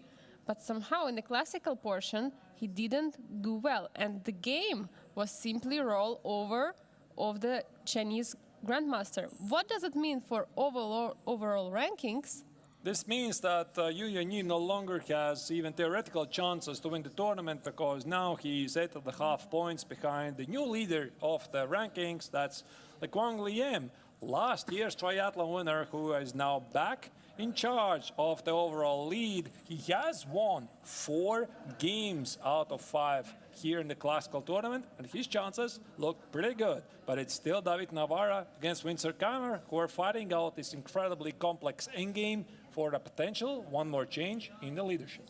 You know, I love it so much. The games, the leaders are changing basically after the game is finished. We might have the new leader. This is just amazing. This is something incredible. So we left it here with Queen A7. I mean, okay, the Queen trade already happened right after the first time control. The young German had to make a very big decision to trade the queens. He decided to keep on fighting. I think he had a chance here to try to force a draw. He decided keep going. After Queen A7, Rook A7, King E3, me and Angelika were discussing this Rook A6 move to sacrifice the exchange. But it would lead to a race eventually, either in the Rook King game or Pawn End game. The bar would say it's equal. Well, fine. But from a human's perspective, it was quite tough for Keimer to go there. And that's why he decided to play Rook F8. Let me tell you this immediately, Angelika. I think that this move can be incredibly risky, because the awards, the risks are great. So why he did do this? He reveals the F7 square for the king, because now King D4 is played, King F7, King D5. And I'm not even sure if the black rook is so good here, because if white gets to play knight C6, remove the rook, this knight on C6 and the pawn on D6, well, pardon me, Angelika, I have a feeling it might be simply stronger than the rook. It would absolutely dominate the whole position. And now the question is, what happens in case black is playing something like Rook E7, trying to pin that knight to the rook? Rook E8, you mean? Rook E8, sorry, yes, Rook E8.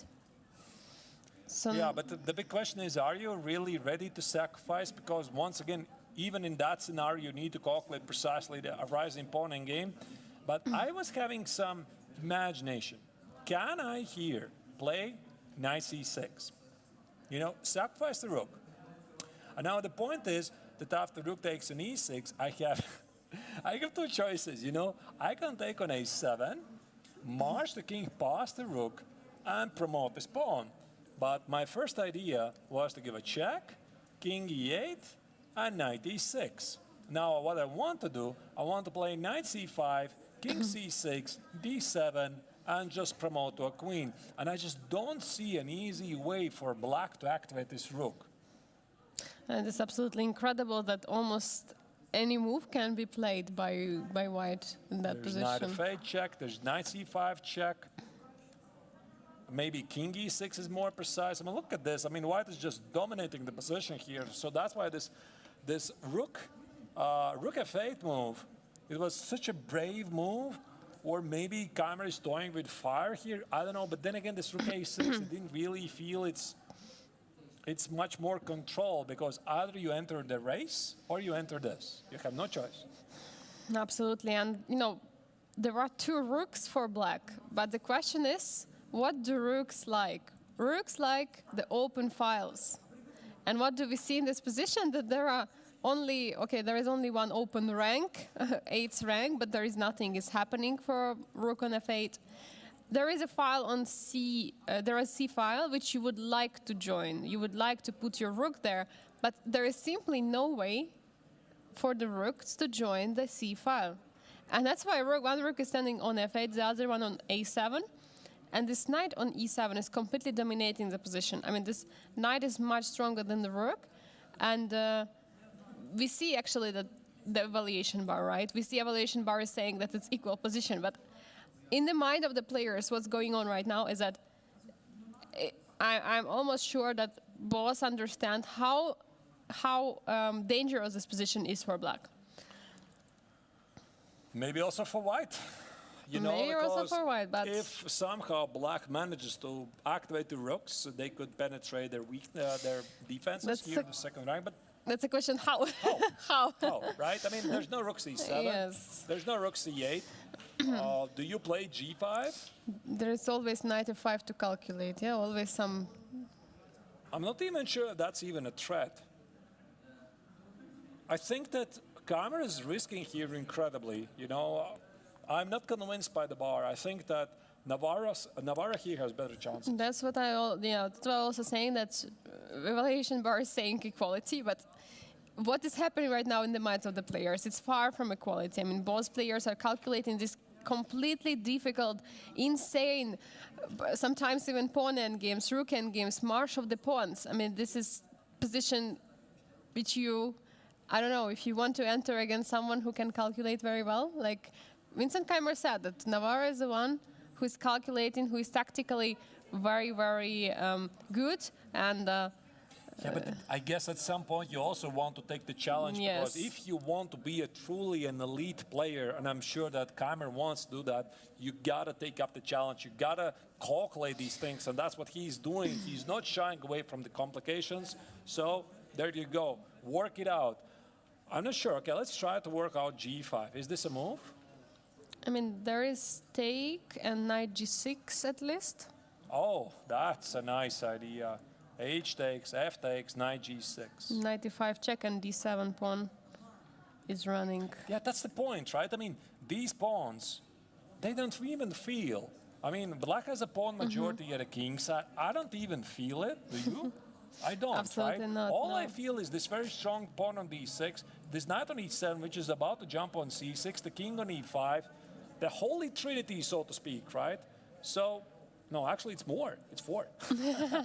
So it just looks really, really good. So maybe indeed Vincent has to play rook e8. He reaches for a move. Rook e8, knight c6 is on the board. So This is what we're looking, Of course. just now. of course, I mean, it makes sense because he wants to take on e7, transpose to this pawn endgame where he has a chance to organize passed pawn. But now the big question is, I don't know what happens after rook takes on e6, because is Navarro taking this rook, or he goes after the rook on e6? I think he's going to win the rook on e6. I think the idea which you mentioned before, right? Rook d8 and rook e6 looks very, very dangerous. Again, knight c5, king e6, so many moves are there. Okay, you got to activate your pawns at the king side, g5. You got to do this at some point, so roll it forward already. So the question is if white should react at all. Very good question, because if you take it, let's say takes, black has a chance, to push forward these pawns. Yeah, the bar kindly agrees with us, right? I was thinking about knight c5, king e6 here, but there could be a scenario where black either gives away the rook immediately or plays king d8 here and then finds an opportunity to take it, play h3, or now this pawn promotes. And I think these guys at this level, they're going to calculate. For us, mortal beings, this looks exciting variation, but I mean, they just calculate this. So that's why after rook e6, here, king e8, knight e6, g5, I think that white is going to keep this pawn on h4, not to give black a chance to organize passed pawn. So what about knight c5 here? What do you do? Knight c5. I want to go here, here, here, here. So there is a move, king f7 in the position to block to stop the king. I can also go here. On d7. Okay, but let's calculate for g next, yeah? Let's see. King e6. King e6. I mean f5. Maybe you take him. F5 probably just king. What? F5 you take on f5. Yeah. I'm not sure if I take on f5. I just go here. Ah, sorry. Yes, yes. Of course. You know? This is a checkmate. So, okay, maybe once again, king e6. Wait, a move has been played. Rook e6 has been played, so I'm pretty sure Navarra is going to play knight e8, knight e6. We haven't even looked at that knight a7, tell you honestly. I mean, knight e8 is on the board, but now is a decision if. Yeah, so this is the live board right now. Yes. Rook e6, knight e8, king e8, knight e6. I think that Keimer is going to play g5. He because took on e6, yes. the logic dictates you have to push those pawns forward. You can't allow white to position the knight on c5, king e6, d7. This would be lights out. So g5, you got to play this. H takes, F takes is dangerous because black gets to activate the rook. Pawn on g2 drops. And if black gets to position the rook behind the pawn, I think he's the one already playing for the win. So knight e6, g5. That's the critical moment here.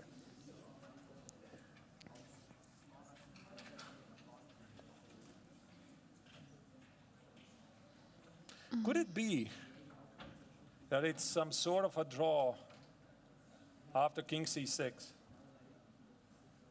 The point being, maybe there's some perpetual check here. You know, I'm just guessing. So, okay. I'm not sure if I play g4, g takes, and h4. Let's say Maybe here. take, yeah. Yeah? It's just a pawn, yeah? So I give you now a check. If you go, I mean, king d8, king f7 is both moves. No, but king f7. Here. No, king e7. Knight e6, you just take it. Okay, wait, what I'm missing? Check here.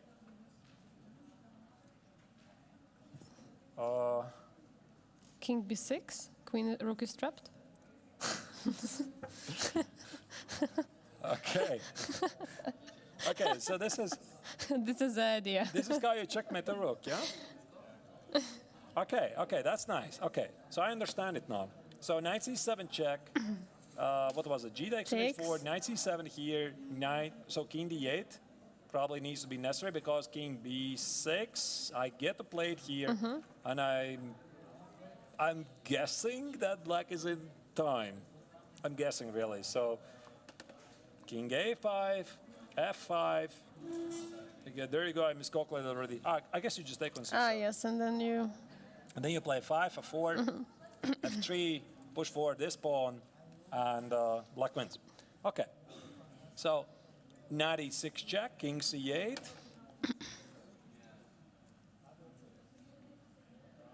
Do I go back? No. Black sacrifices. Oh, sorry. It's again the same, yeah. Sacrifices the exchange, and he wins. f5, f4, f3, h3. So maybe rook. And wait. Maybe knight c5.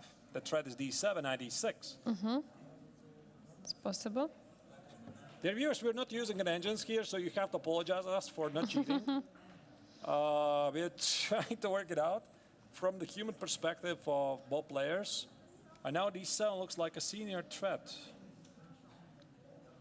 Because d7, knight e6 is too much. And then you go back, and this is how you get a draw.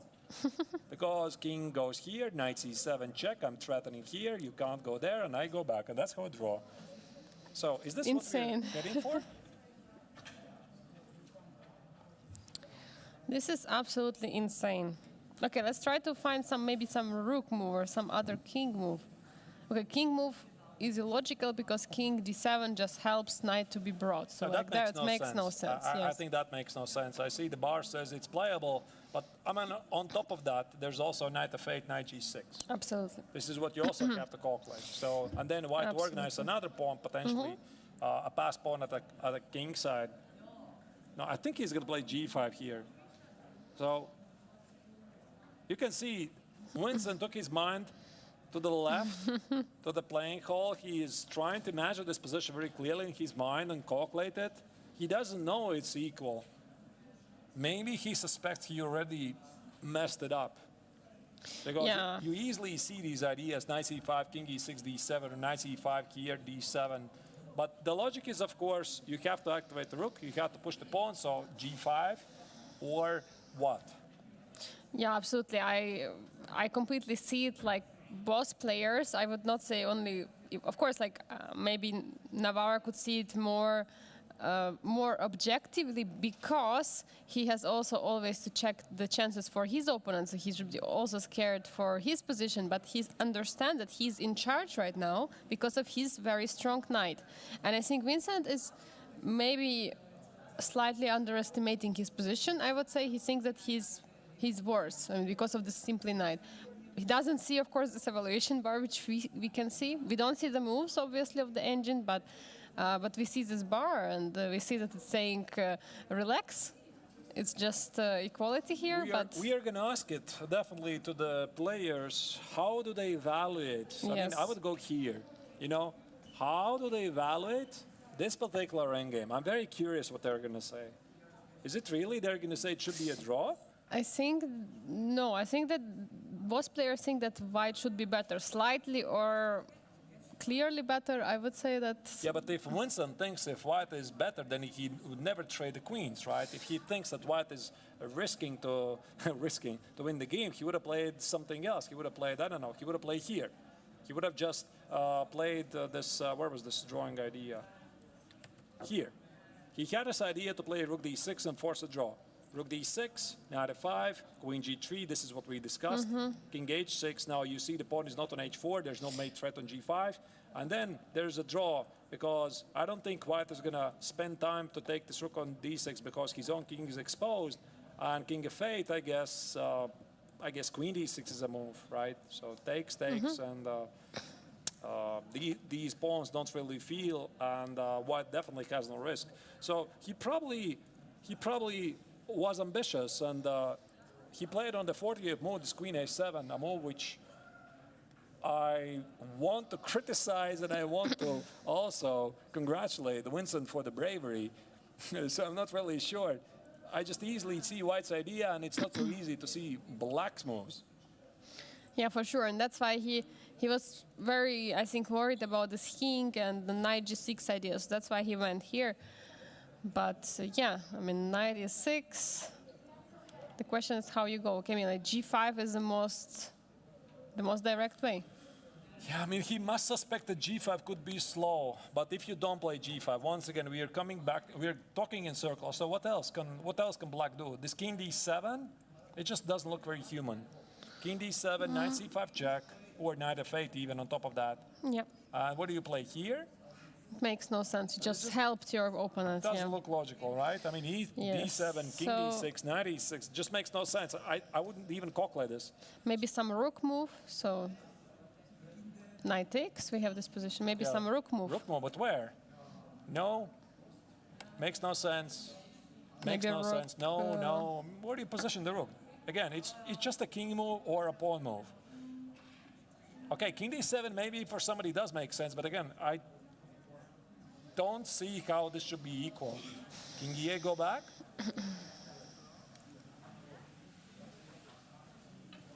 No, it just makes no sense at all. So once again, g5. Wait, so we talked about king c6, right? Maybe there's an easier way. What about rook a6 check? He played at g5. Of course, g5 is on the board, the only move. He has to. I just think briefly how Vincent was sitting like this, trying some kind of to meditate before playing the move. Maybe he's gathering all his thoughts and he's saying, okay, I should do it. Maybe this is a draw actually immediately. There's no need to enter this craziness because you just give a lot of checks. I mean, but then king b6, it's not a problem, yeah. Here. King b6. But then I position the rook on d7. I don't think I should be losing, right? King c6. And go back. And I guess... what about knight c7 if you go back? Then we... and then d7. Yes, now this king b6 idea, yeah. Okay. So it's still possible to go wrong. All right, so we have G5. Is it knight C5? Is it king C6? What did we discuss? I even don't remember. Was it knight C5 first, or was it king C? No, I think it was king C6. Yeah, king c6 first because yeah, king c6 first because something concrete was there. Yeah. Okay, check here. This is a big threat. You gotta stop it. Check. This. Oh wait, I can. No, king c8 drops a one. Doesn't drop nothing. It drops the rook actually. So king c8 is also a move. You give a check King b7. here. Oh, sorry. King b7. Ah. King d7 could be very beautiful. And the king is too far.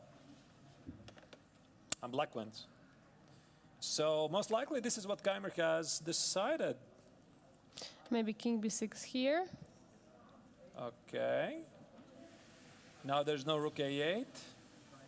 Wait, can I still play king d7? I guess I can't. There's knight f8 check, very important. Not knight c5, but knight f8.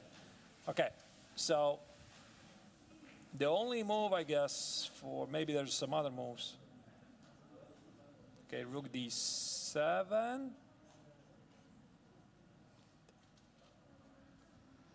King c. Yes, we did this king c6 and if rook a7, knight c7. So And that's if I take the pawn, I mean, there is at least some kind of it's a draw. incredibly complex. Just a sec. There is at least a draw, no? Knight, where's knight, the draw? I knight don't c7, knight d6. But I go on c8. Bar laughs again, but I guess knight c5, d7. That's why. So, yeah, maybe it's a draw in the end. Vincent looks like he has worked out things.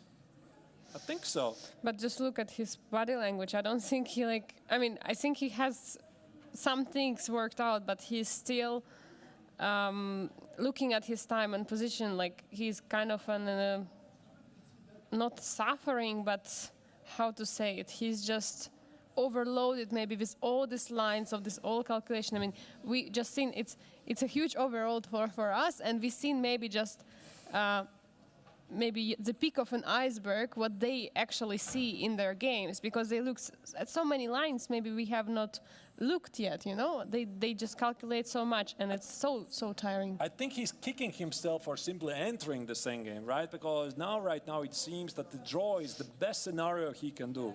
No matter that he has the extra exchange. The pawn on d6, the knight on e6, they look monstrous. And sometimes this happens, you know, because once again, we had this position here. Again, we go back to this critical moment, trading the queens on a7.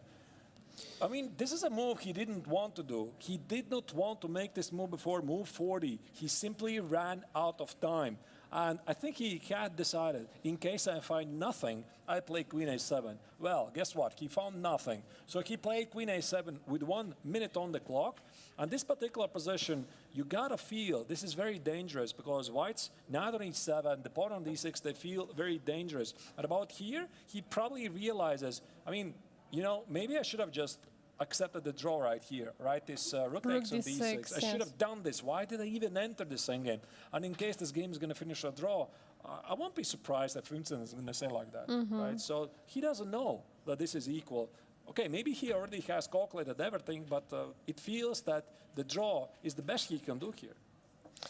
Yeah, absolutely. And I think you are right about this position with rook d6 opportunity. That was, I mean, the way, because in the position with queen a7, it was basically the matter of this concrete situation. There was no time, and there were threats from white, which he simply could not know how to stop. We see his struggle right now. He's literally struggling on the board, and see his body language. He has time. He has time, yes. 20 minutes. It should be possible for the German player to figure this out.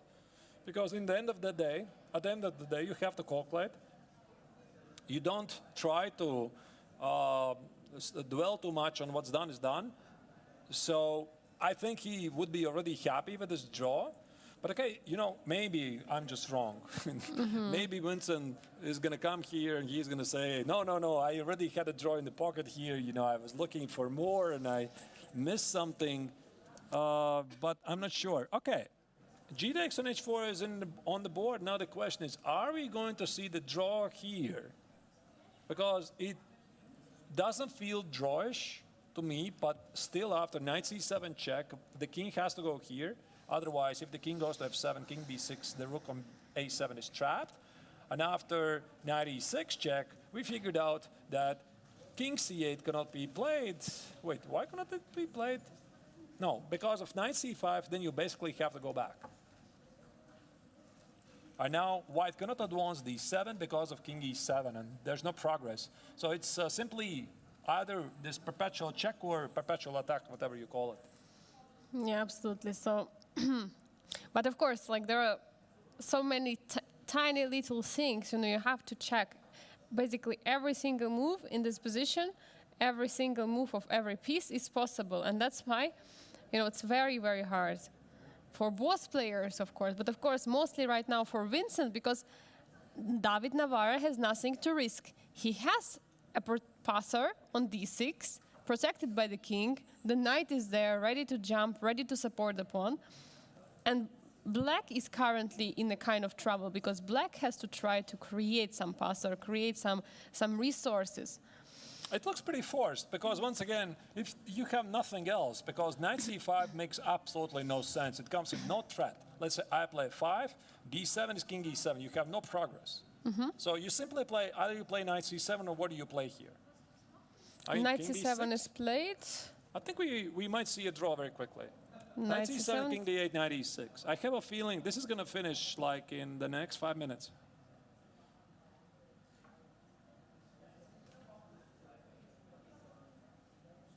They should have already figured it out. No, but there are so many lines there. It's like, I cannot completely understand both of the players. It's not easy at all. Maybe Vincent right now is thinking about king c8, but again, after king c8, knight c5, the d7 threat is very serious. That's why he has to play king Maybe d8. let's show it to you once again. f5, d7, here, king d6. That's it. Yeah, you have GG. GG, yeah, and this is simply winning for white. So that's why you can't do that. And I'm pretty sure that we are witnessing the final moves of this game, unless, of course, for example, here after king c8, Navarra somehow manages to find another way to continue this game, but I don't see how. Knight c5, d7, how else can you execute this idea? Maybe knight c... No, but knight c7 we discussed, right?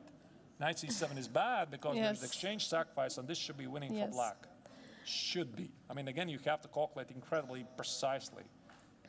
Here... No, but there's no way that black is ever risking, right? I mean, he's very, very fast. This is basically calculation. You have to calculate until 20. So tempi, what? Tempi for white, tempi for black, compare. You know what it can also be? Navarra is playing the moves very, very quickly, checking. So maybe his idea is to make Vincent spend as much of his time as possible right now. And the position where he has to repeat to get the threefold repetition, Navarra will just play some knight c5, But I'm not sure how they even continue here because, I mean, it's not like Navarra has zero risks. Of course. I mean, either you promote this pawn or what else?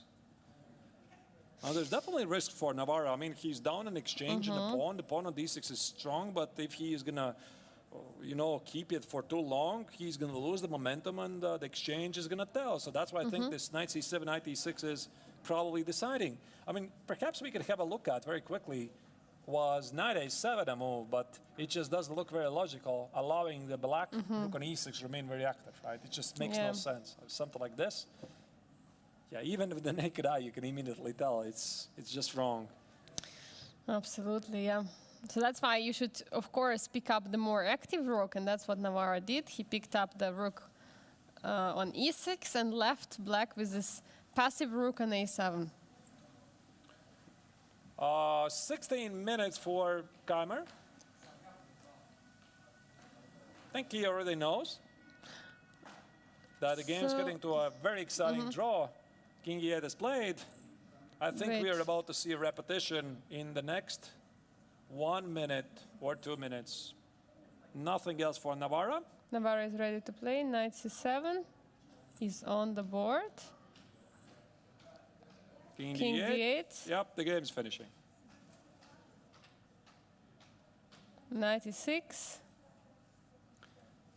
Camera for the draw. Draw is agreed. Do is agreed. Congratulations to both players for this Wow. amazing result, right? I think we would love to hear them here in the interview, and we are not going to spoil them of this incredible combination for Navarra, which did not work because we were spoiled by our audience here.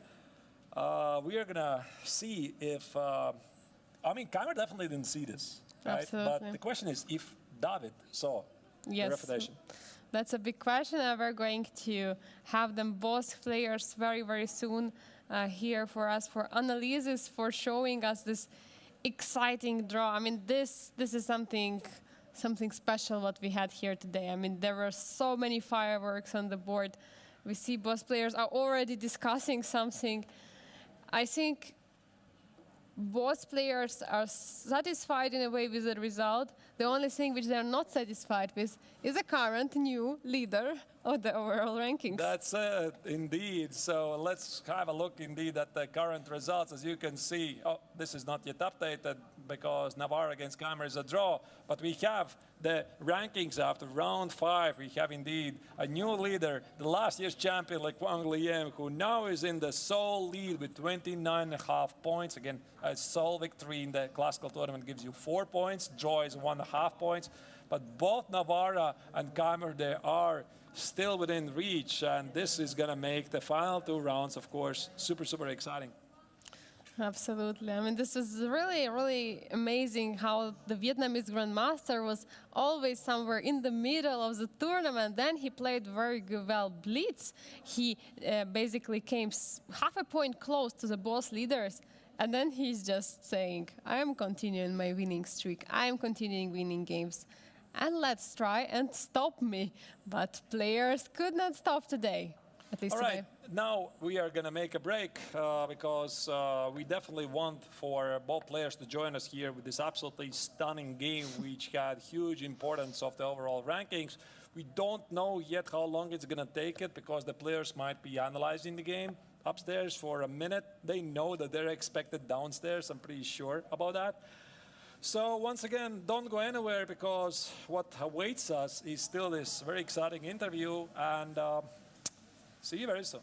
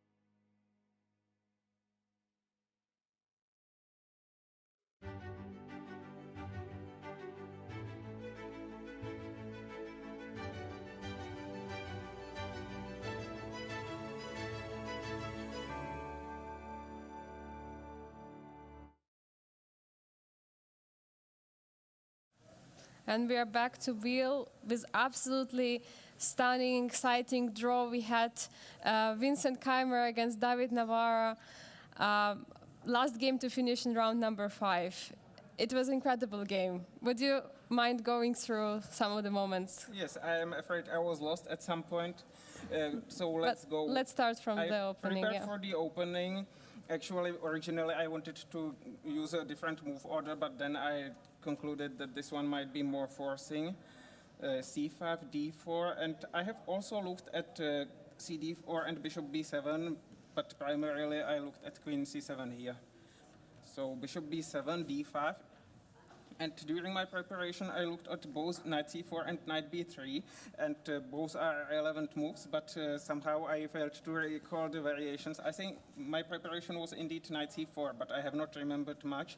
I remember that there was some line where white plays B3, Rook A2, Rook C2, but could never make it work. So perhaps it was after other black's reaction. So given from the fact that Vincent started thinking after B3, I guess he was prepared either for Bishop D3 or Queen E2. Vincent, what were you prepared? Bishop D3, Yes. like was the move I still knew. Yes. But I played B3 and then started to dislike it because I was wondering what was I going to do after A5, because the problem is that black is threatening Knight C5, and then I have no good moves because this pawn is weak and black can slowly prepare F5 perhaps. And if I play Bishop E3, there follows Knight C5 anyway, and Bishop G5. So I would have probably played some Rook C1 or something like this, but it's strategically very dangerous, or at least it seemed so to me.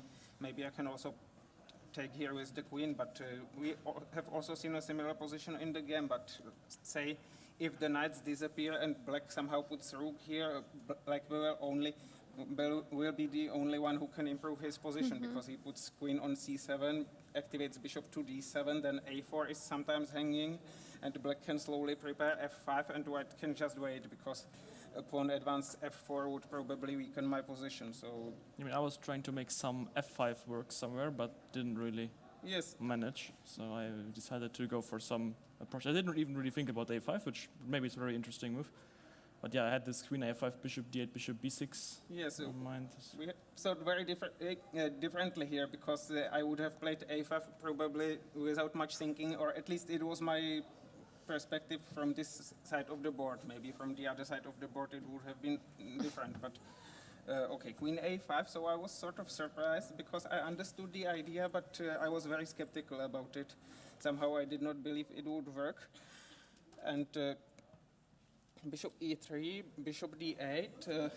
Originally, I mean, if I realized in time that knight h4 is never so strong, maybe I would have played knight d2 here to recapture with the knight, because then I at least have some options to jump on f5 or on c4 if you allow me, and if not, at least I fortify this bishop here. So Yeah, maybe I can play bishop c5, yeah, and then I gain the... maybe you can. tempo. Bishop h6 is probably nothing, it's too much. But I can play rook c1 maybe, and Yeah, and then also I would just play rook c7 or something, maybe- prepare for bishop c8, I think. yes, I might also have some ideas somewhere. I think it's probably fine, maybe f3 then. Yeah, I felt like a normal position for Yes. both sides. Yeah. Yes, I played this, and my original intention was to play knight h4, and I think it's probably not so great. I was considering would both take g6 and and- queen d8. no? Yes, I would have played queen d8. Yes, I'm afraid black is very much fine here. Yeah, knight f6. Yes. Somehow the problem is that I have active pieces, but if I get nothing, this rook will be misplaced. The knight can be repelled from f5, and I'm strategically worse. So I need to undertake something, and after queen d2, I think there was g6, if I remember correctly. Yeah, and then king h8. Yes. Also knight e4 was winning, I think. Right? What? Knight e4? I'm not sure. Queen f6. Maybe it's winning, but I'm not sure. Oh, knight g5. Yeah, I thought. I mean, it's like I think it's only move if only move that's not Yes. getting rated immediately. But I thought I it's missed this winning. one. Yeah. Yes, you're right. So somehow it doesn't really work for white. So I also considered taking on b6, because then I can move my knight to e3 at least, but it didn't work so well either, so I decided to attack the pawn at least. Sorry, have you considered playing bishop d2? Bishop d2 I considered, but I disliked bishop c5, because if I play knight h4, there can be something like queen d8, and somehow I'm unable to lift my rook on the third rank. Yeah, so maybe I even have f5 after bishop Yes. d2. I was not sure. It's like very weird, yeah, because my queen on f5 is quite bad for the About this. moment, but yeah, and then maybe I can recapture if needed. And yeah, and then maybe I bishop I e3. need some, like, of course with f2 I have the feeling I might get something, but probably it's not here. Yeah, I also have bishop e3, perhaps. I'm not sure about. yeah, I it mean because- bishop c5 yes, is I think yes. the So solid Vincent, option. where did your preparation finish the round? I mean, after b3 I had Yeah, no b3, real idea. I was okay. just playing by myself. So queen d2 and somehow knight f6 was a move which I have not expected at all. But after bishop g5 there is knight g4 and somehow my bishop becomes very bad now, whereas the knight somehow returns to play and I have no attack. Yeah, of all the squares, yeah, I think this I would have been very happy to Yes. see this. I mean, maybe not so much happens because the knight is not so active yet, but my bishop is very bad. Yeah, but and I would not yes. want to be much. I would just put my Yes, knight on h6 yes. and double on the c file, Yes. bring the bishop You're right. back where So- c8. I concluded that I had to do something. I disliked knight h4. Black cannot take, but again, I think black takes here, and if I take with the rook, somehow I no longer control this square, and I think there is it possible? Yeah. Like this, I think, and queen d8 now, if I remember correctly.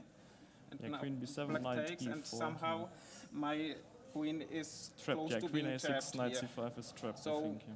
I wanted to achieve something where, because now black traps the queen. So I wanted to achieve something very similar, but with my rook still on e1, and maybe with black's king on h8, when I can at least take bishop takes a6. I don't know if it's so great, maybe not anyway. I was still worried about my position, but at least it makes more sense. And also with the rook on e1, I can play knight e3 sometimes, or queen g5. So I took, and my intention was to play knight f5, and Yeah, I mean, sometimes g6 is yes, interesting. Yeah, we can check. Yes, I think I wanted Yeah, to go here, and You take. yes, yeah. I probably I should.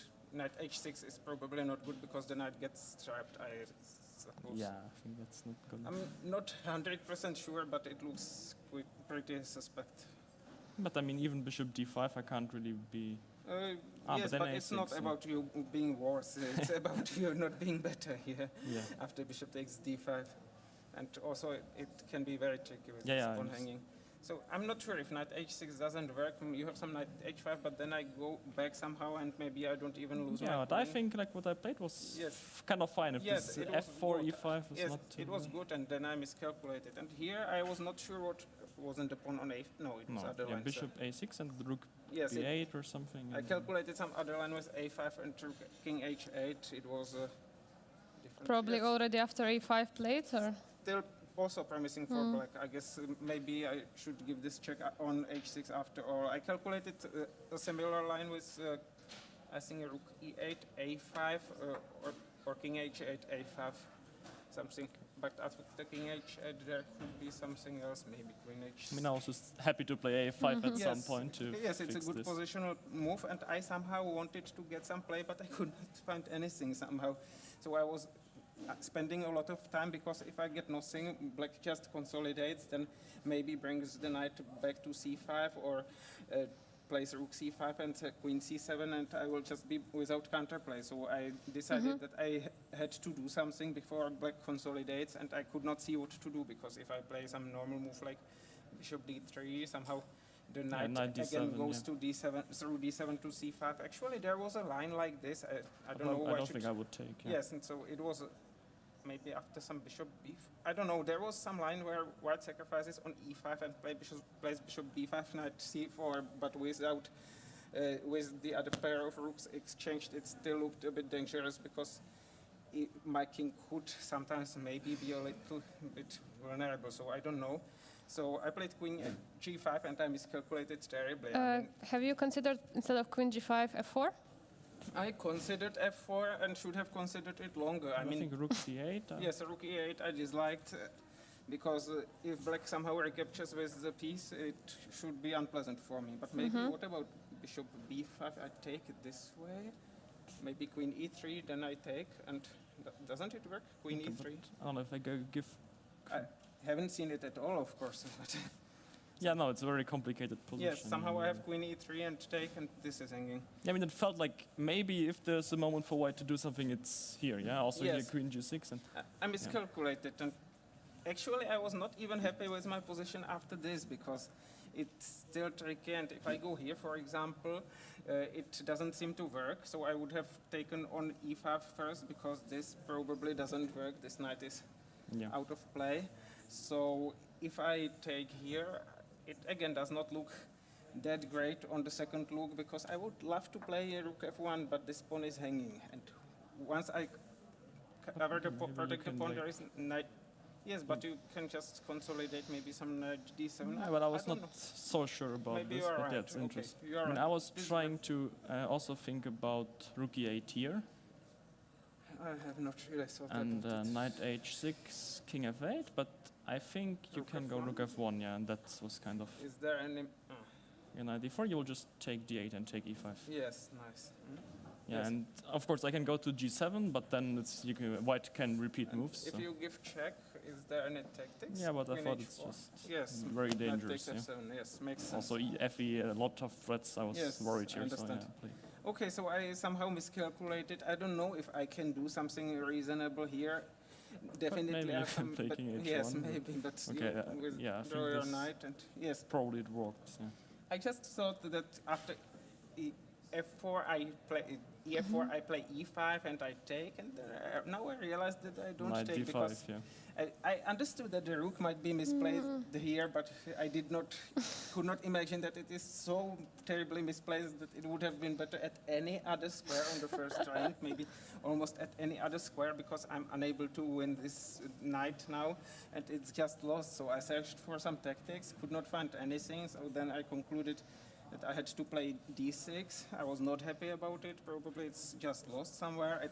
I also saw that at some lines with queen b6, I had to play king f1 to avoid f3.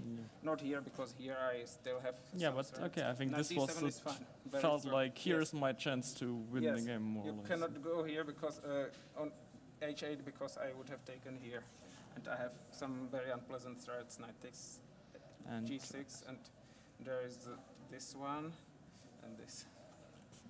But king g7 seems to be winning, perhaps. So I don't know if winning, but I was very unhappy with my position. But somehow I found that it was not losing on the spot. This rook takes e5. Otherwise, I would have had to play something really hopeless. I don't know. h4 is terrible. Check, and this is terrible. Nothing else works, so I had to go for it. And now for here, like I would have loved to have more time. Yeah, some queen b6 Yes. or I f6 have or to go whatever. here Yeah. probably because course, otherwise yeah. you have f3 and. But now the issue is that like if I take and go f6, there's knight c8, and now the queen on b6 is attacked, which is why then in the game I Yes. took on e5 first. Of course, then queen d4 was strong, Yes. but yeah, maybe here there was a So chance. instead of, instead of in this position f6. Yeah, but I didn't see how this works. But I mean, Oh, check, and queen b.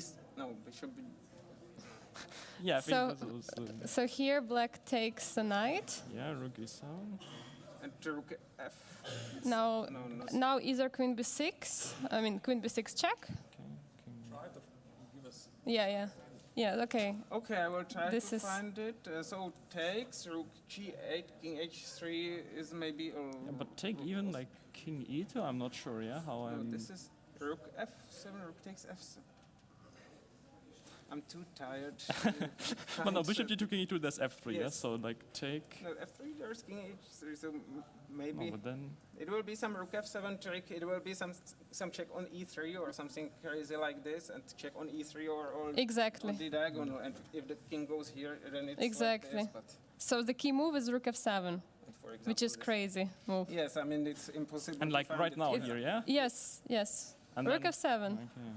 Yes. But of course, it's absolutely insane position. So many lines. It's like Yes, I mean this is practically impossible. I mean, Yeah, and if also you the are issue is solving that any- knight e5 is a quite good position for me Yes. too. Yeah, Of like, course, if it was yeah. very Yes. bad, but now, yeah, If- queen d4 if was. I play this, you have for Yeah, rook I think- c5, and my knight I has think I no, would no just move. give check. Yes, you are just right. check Yes, rook and d8 then and queen c5, queen e5. I think it wins the game. Yes, Like just check. yes, you are right. Okay, you have to go.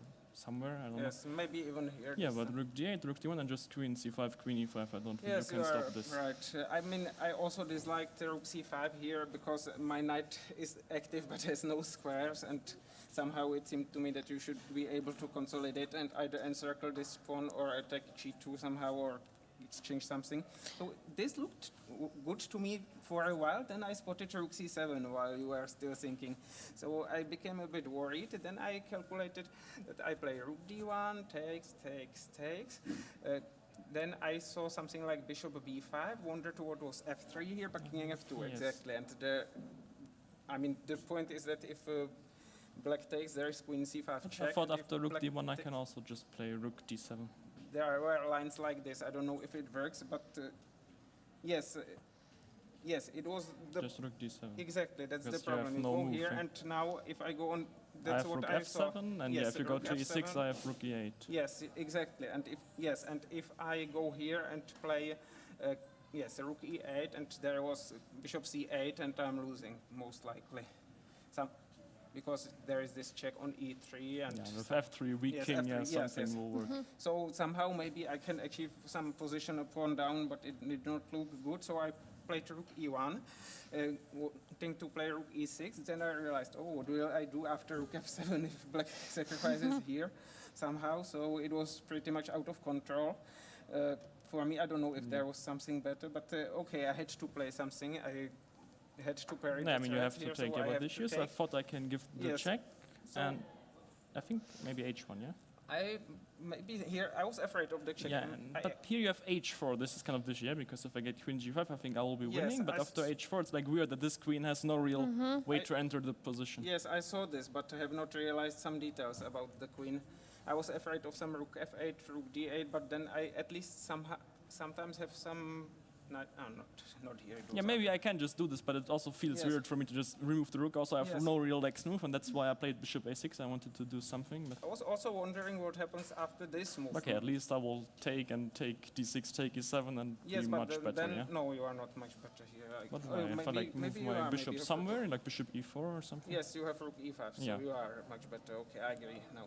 And if I play bishop d5, hoping to. Okay, but even then, take bishop rook e5 will also Yes, be you a are bad right. endgame, yeah? Oh, I mean, I'm with not Yeah, sure rook if e5, this is so bad because now I play rook a7, maybe first h4, I don't know, but this it's looks tricky still, yes, at least, tricky, yeah? but perhaps tenable. I mean, you can of course sometimes sacrifice Yeah, this no, pawn I'm and not attack. saying, but G2, you know, I was also not so sure whether I was already winning, so it's like an unclear position with low time, and I So decided, yeah, I think you this can maybe sort go of to shocked me. d5, but I don't know. Maybe then if you check and yeah, go here. this was the idea, yeah. I was surprised. I was calculating some ideas with knight f5. Yeah, this I Actually, had to this make was sure. funny because if black doesn't play queen c5, which is the obvious move, then white has a funny trick here. Sorry for this. I mean, let's make some some known move here, like this. There was a trick. I don't know if it works after bishop a6, but just it's. Sorry, tired. Sorry, it doesn't work at all. Sorry. So- Vincent, how did it feel actually to play the tactical position against David? Because once in the interview you said you should play simple position. You know, yeah, I mean, the good thing was that I felt like my position was good, and it's also not that dangerous for me if I don't blunder something huge. So I think, yeah, like, it was just very, like, I thought I should still be much better at or close to winning, but this king f2 move, I think, was very strong. Yes. I mean, otherwise, if I make like one queen f7 move without king f2, all the endgames will be pretty much I lost. originally wanted to go h4 and then I spotted queen a7. Yeah, I think it's mean, just lost. originally I saw this and thought it could be fine, and then I spotted queen a7. And I then think this I can tempo go is... king f2 anyway, but it looks pretty suspect now. Black can maybe sometimes play f5 or maybe now, and Yeah, I mean, at least you will never have an advantage Yes. over playing king Yes. f2 first. so- maybe now I have knight c6, knight e5, but yes, king f2 Yeah, looks then fine here I would because need the like queen some has- good move, I think, yeah. But I didn't see, and also my time was getting low. Like, I don't of know course, if it exists. yeah, but you because have, the yeah, queen is need to sort of get the queen dominated in, now. yes, somewhere, but it's very hard. Yes, the queen is sort of dominated, so maybe I mean, okay, maybe I, I should for be some able reason to I go. blundered that maybe, I don't know if you can take, yeah, actually, like, I saw it, but I'm not sure. Can I? yeah, I'm not sure. No, g5. Oh, G6. No, on g5. Oh, sorry, I blundered this. Yes, This, and then this, rook e8, and, Oh, okay. very nice. What about rook? Sorry, no. So rook D8. f8, and then queen g4, queen e6 was a draw. This I saw, and Okay, I don't know Yes, if I have perhaps some. But you the are weird right. thing is that you're not actually threatening anything. Like, Maybe I'm not I'm- sure. Yeah, I thought maybe I can will just take the 6 pawn or something. But okay, at least I saw that before Fate I will not lose, and then it was fine for me. We have played this crazy game in Reykjavik, which I eventually lost, where I had the king in the center for about 20 moves with queens and rooks on, and I Yeah. started playing king of the hill afterwards on leeches, because I thought that it might be better to centralize my king in some other game than standard chess. So queen c5. Yeah, and then I mean, after Queen A7, I do believe that White should hold the game, but I just didn't really see anything else. Yeah, I at this point. can sometimes even take. I mean, I perhaps- could just make some move. Yeah, but also Yes, I don't can know. sometimes But also now- attack this one. I don't know if it works now, but Yeah, that's. I saw I mean, that it I could can. be an idea. Maybe okay, you have for queen a7 and you take here I anyway. think knight g6, isn't there like perpetual or something? Yeah, still it could again be. Yeah, I it's- missed that one, No, but I maybe think after here the right time- now with the queen on maybe- b8, right now, I think it should be no Maybe perpetual, after yeah? the time. Because I will go to f8. now. Yes, nice. Queen g4, king King f8, f8, and queen h5. But maybe king g8 and then rook g7. I think I will. And then I But could queen check g6. Yeah. here. I don't know. Maybe. Might be. Yeah, but. I don't know. it's Too, Queen too a7. compli- So yeah. here I spent plenty of time because I also considered this. There are some funny motives like Yeah, this, this is because incredible. then Yeah, I like have rook rook e7 d7 and like- here I have this check, and knight e6 or even d7 sometimes makes sense. Yeah, I think here So- d7 was the Yes, right move. even knight, perhaps even knight e6 because the endgame pawn Yeah, down. but after d7 you're not even yes, pawn you're right, down, You, yeah, and then you protect this. Yes, I You agree. just don't. So, but I rejected it on account of this because when I play king e3, which is sort Yeah, of the this most is what I natural was move, calculating. too.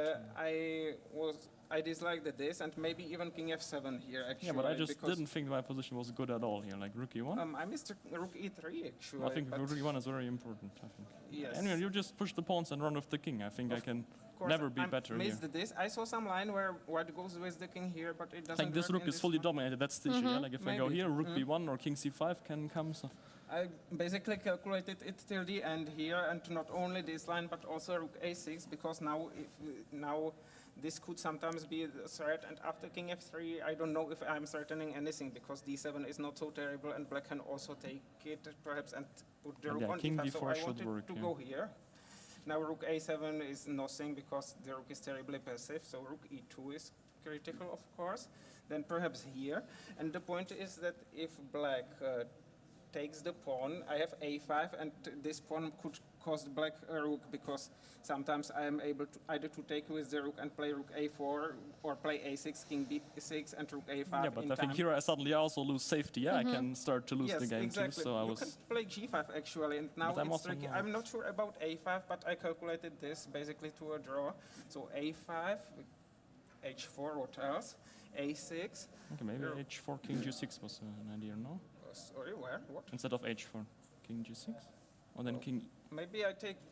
Maybe I can already take here because you cannot exchange my pawn Yeah, quicker now, true, and yeah. then I'm ready to push a6. That's Yeah. why I was afraid of this, and now. After h3, this pawn is already. I mean, I have a7 A7 and is the draw, take yeah, and rook take the g3, pawn, and only black could be in danger. So rook a2 takes. Now I go somewhere. Okay, even if you like Yes, I calculate. take just b4 should Yes, be a draw by I will now. take Yeah, it if you with my give the king. rook. Yes, exactly. I will So take it just, with I my think king. Maybe that's- here I will go, or Yeah, just some. I And think yes. at this point that's like even if you wait some moves to give the. no, sorry, rook this for is the this pawn. is terrible. But there's rook Ah, yeah. g4, but I can go Okay. to To g8, g8, yeah. perhaps. I think g8 is the move. G8. I actually calculated this with the king on c4 for some strange reason. So this should be fine because now I have a check and like this. And if you play rook, Yeah. yeah, rook this- king g4 is too slow because I should be able somehow yeah, I to. mean this is not a far advance. Yeah, I think you. Yeah, will. I mean there are some tricks, but should not be so much. And then after Yeah, this, you I will will go probably back just and put the exactly, yeah. rook to h1 somehow. And I mean the it king should is be too a- far away yes. to catch. The pawn. So rook f8. Yeah, and then it was just forced. Yeah, Yes, pretty much. actually there was a wonderful mutual Zugzwang, but unfortunately with white to move. Here after knight takes g6. I mean, this would have been great for white because I have d7, and if Yes. anyone is winning, it's white. I have king e7 here, but the problem was Yeah, I go to king e8, e8 yeah, and rook and rook g7. g7. So I play g3, And there, F5, there is yeah. f5, and I have no move. I am losing this pawn, and I'm losing the game. I mean, d7 is hopeless with those 2 pawns. I'm wondering what happens with black to move, but black is certainly not winning, probably not losing either. But after rook h7, there is knight g6, rook g7, even a knight e5, and after rook h6, there is king takes f5. King d7, knight e5 check, and some terrible forks, and white even wins. But it is white to move. Yes, Yeah. it is white to There move. are just too many. Like the knight was jumping all over, and this was nice. I mean, taking here makes no sense because Yeah, black then I will. takes the Yes, pawn yes. and gives some check or something like this. So And here I have the- no chance to win. I think. Yeah, it's just yes, a draw. probably it's just a draw because the rook is very passive. I mean, I So- was trying to activate Yes. it, but it's too late. Yes, simply. I should not exchange if I calculate it correctly because then I am one tempo down compared to this line. Yeah, but I So mean, you have no reason to exchange. You Yes. can just play the line you Yes. played, and then I have no I move. think there was some problem now. I think it's like this. G4, D7 takes, H3 Yeah, pawn is takes, running. Yeah. takes, and I'm not in time. The check doesn't help either. So this is losing. Here I also started considering G3. I had seen this drawish line earlier, but G3. But Okay, the I problem think you can take and F5, yeah. yes, or- some F5, Rook F7. But and yeah, I mean, you can never win. I yes, think too. Yeah, exactly. it's I like a can very lo- nice I can lose position, it but it's sometimes. more. Yes, there are lines where I can lose like this. I don't say it's forced. I have some rook, knight f4, but you are in no risk, and this could be lost Yeah, for once me. my rook activates, I'll have Yes. good chances. So king c6. Black's problem is that sometimes his Yeah, I thought rook maybe is we will tapped. play this like nice line, Yes, yeah, it- to it's the also finish. Like, yes, yeah, you and have to then- take because otherwise I am queening in Yeah, time, and and then- now this. If, I don't know, for example, here, but Yeah, and this would somehow have been a nice. Somehow yeah. I was afraid that something could go wrong along. I mean, only white takes risk here if white miscalculates somewhere. So I decided to go for this. Black cannot avoid the repetition because the rook is suddenly trapped. Yeah. And if I go to c8, you go Yes, I have knight bishop. Yeah. c5, and you can probably still go back, and it's probably Yeah, yes. I It cannot doesn't. go Yeah, here because but it doesn't help. Yeah, yes, it's just the same as in the exactly game. because it's perpetual. otherwise I'm threatening d7 and knight e6, so it's just a repetition.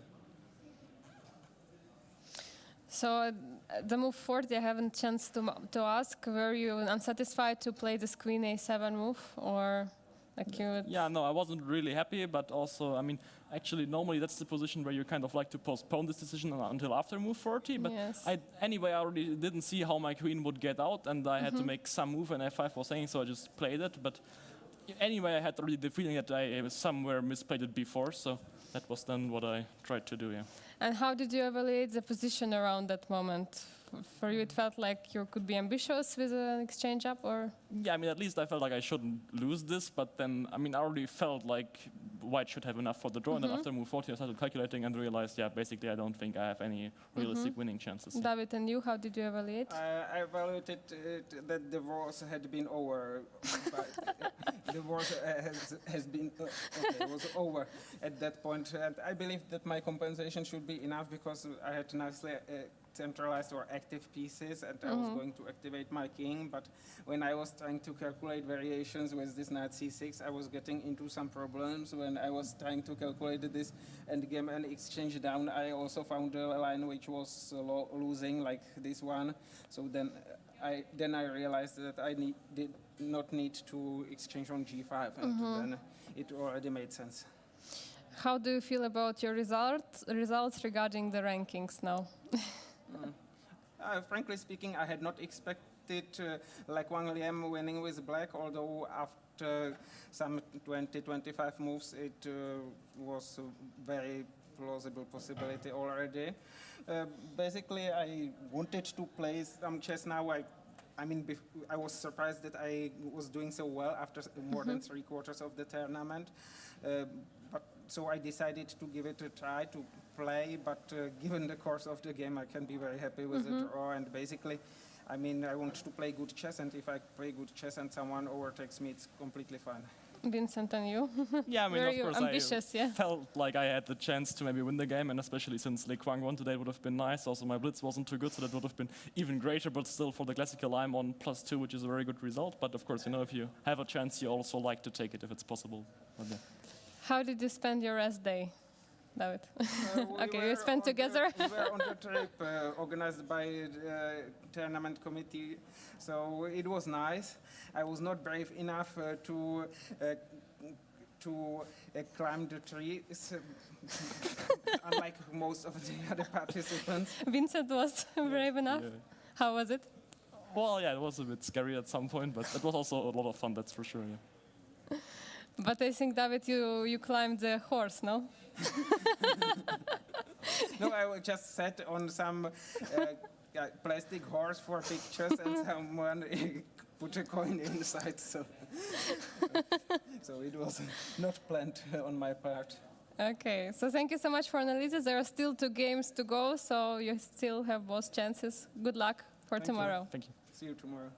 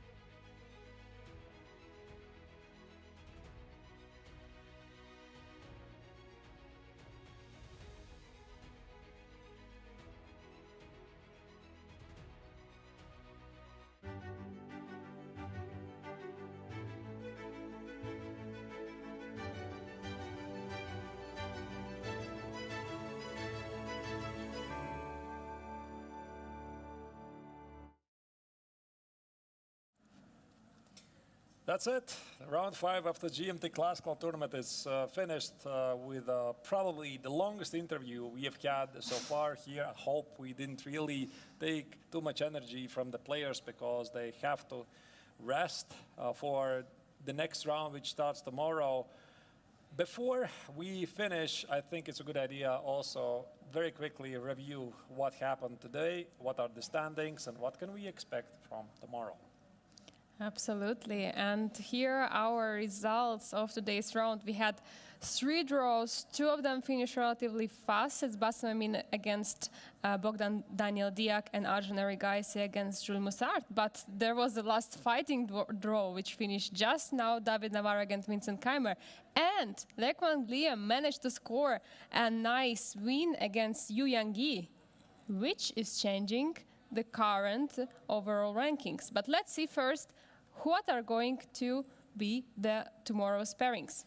You see, like Wang Liem faces Jules Mussart. This is going to be an excellent chance for the current leader to solidify his overall lead in the rankings. Daniel Bogdan Diak, Arjan Erigaisi, perhaps not real a fight for leadership overall, still principled fight. Vincent Keimer will be looking to capitalize on his white collar against Amin Bassem in the pursuit of the leader. Yuanyi, David Navarra, perhaps for the Czech Grandmaster. This is also a very important game. Try to catch the leader and, seek for some chances with the black color. And here we have the overall ranking after the round number 5. We still have Lek Wang Liam in the lead after the very important victory over the Chinese Grandmaster Yu Yang-gi. We have still David Navarro and Vincent Keimer with the same amount of points.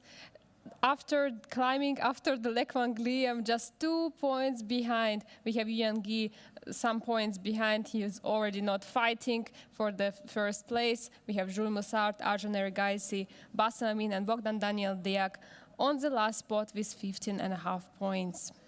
That's right. So once again, the day is finished here. So thank you for watching us. It was an absolute pleasure. The games didn't disappoint. 2 very exciting games. So the action continues tomorrow with round 6 of the GMT players of the 56th International Biel Chess Festival. Come back at 2 p.m. Central European Summertime. Your host, Angelika Volkova. I'm Grandmaster of the Nations. It was an absolute pleasure to have you with us. Come back tomorrow. Goodbye. See you then. Bye-bye.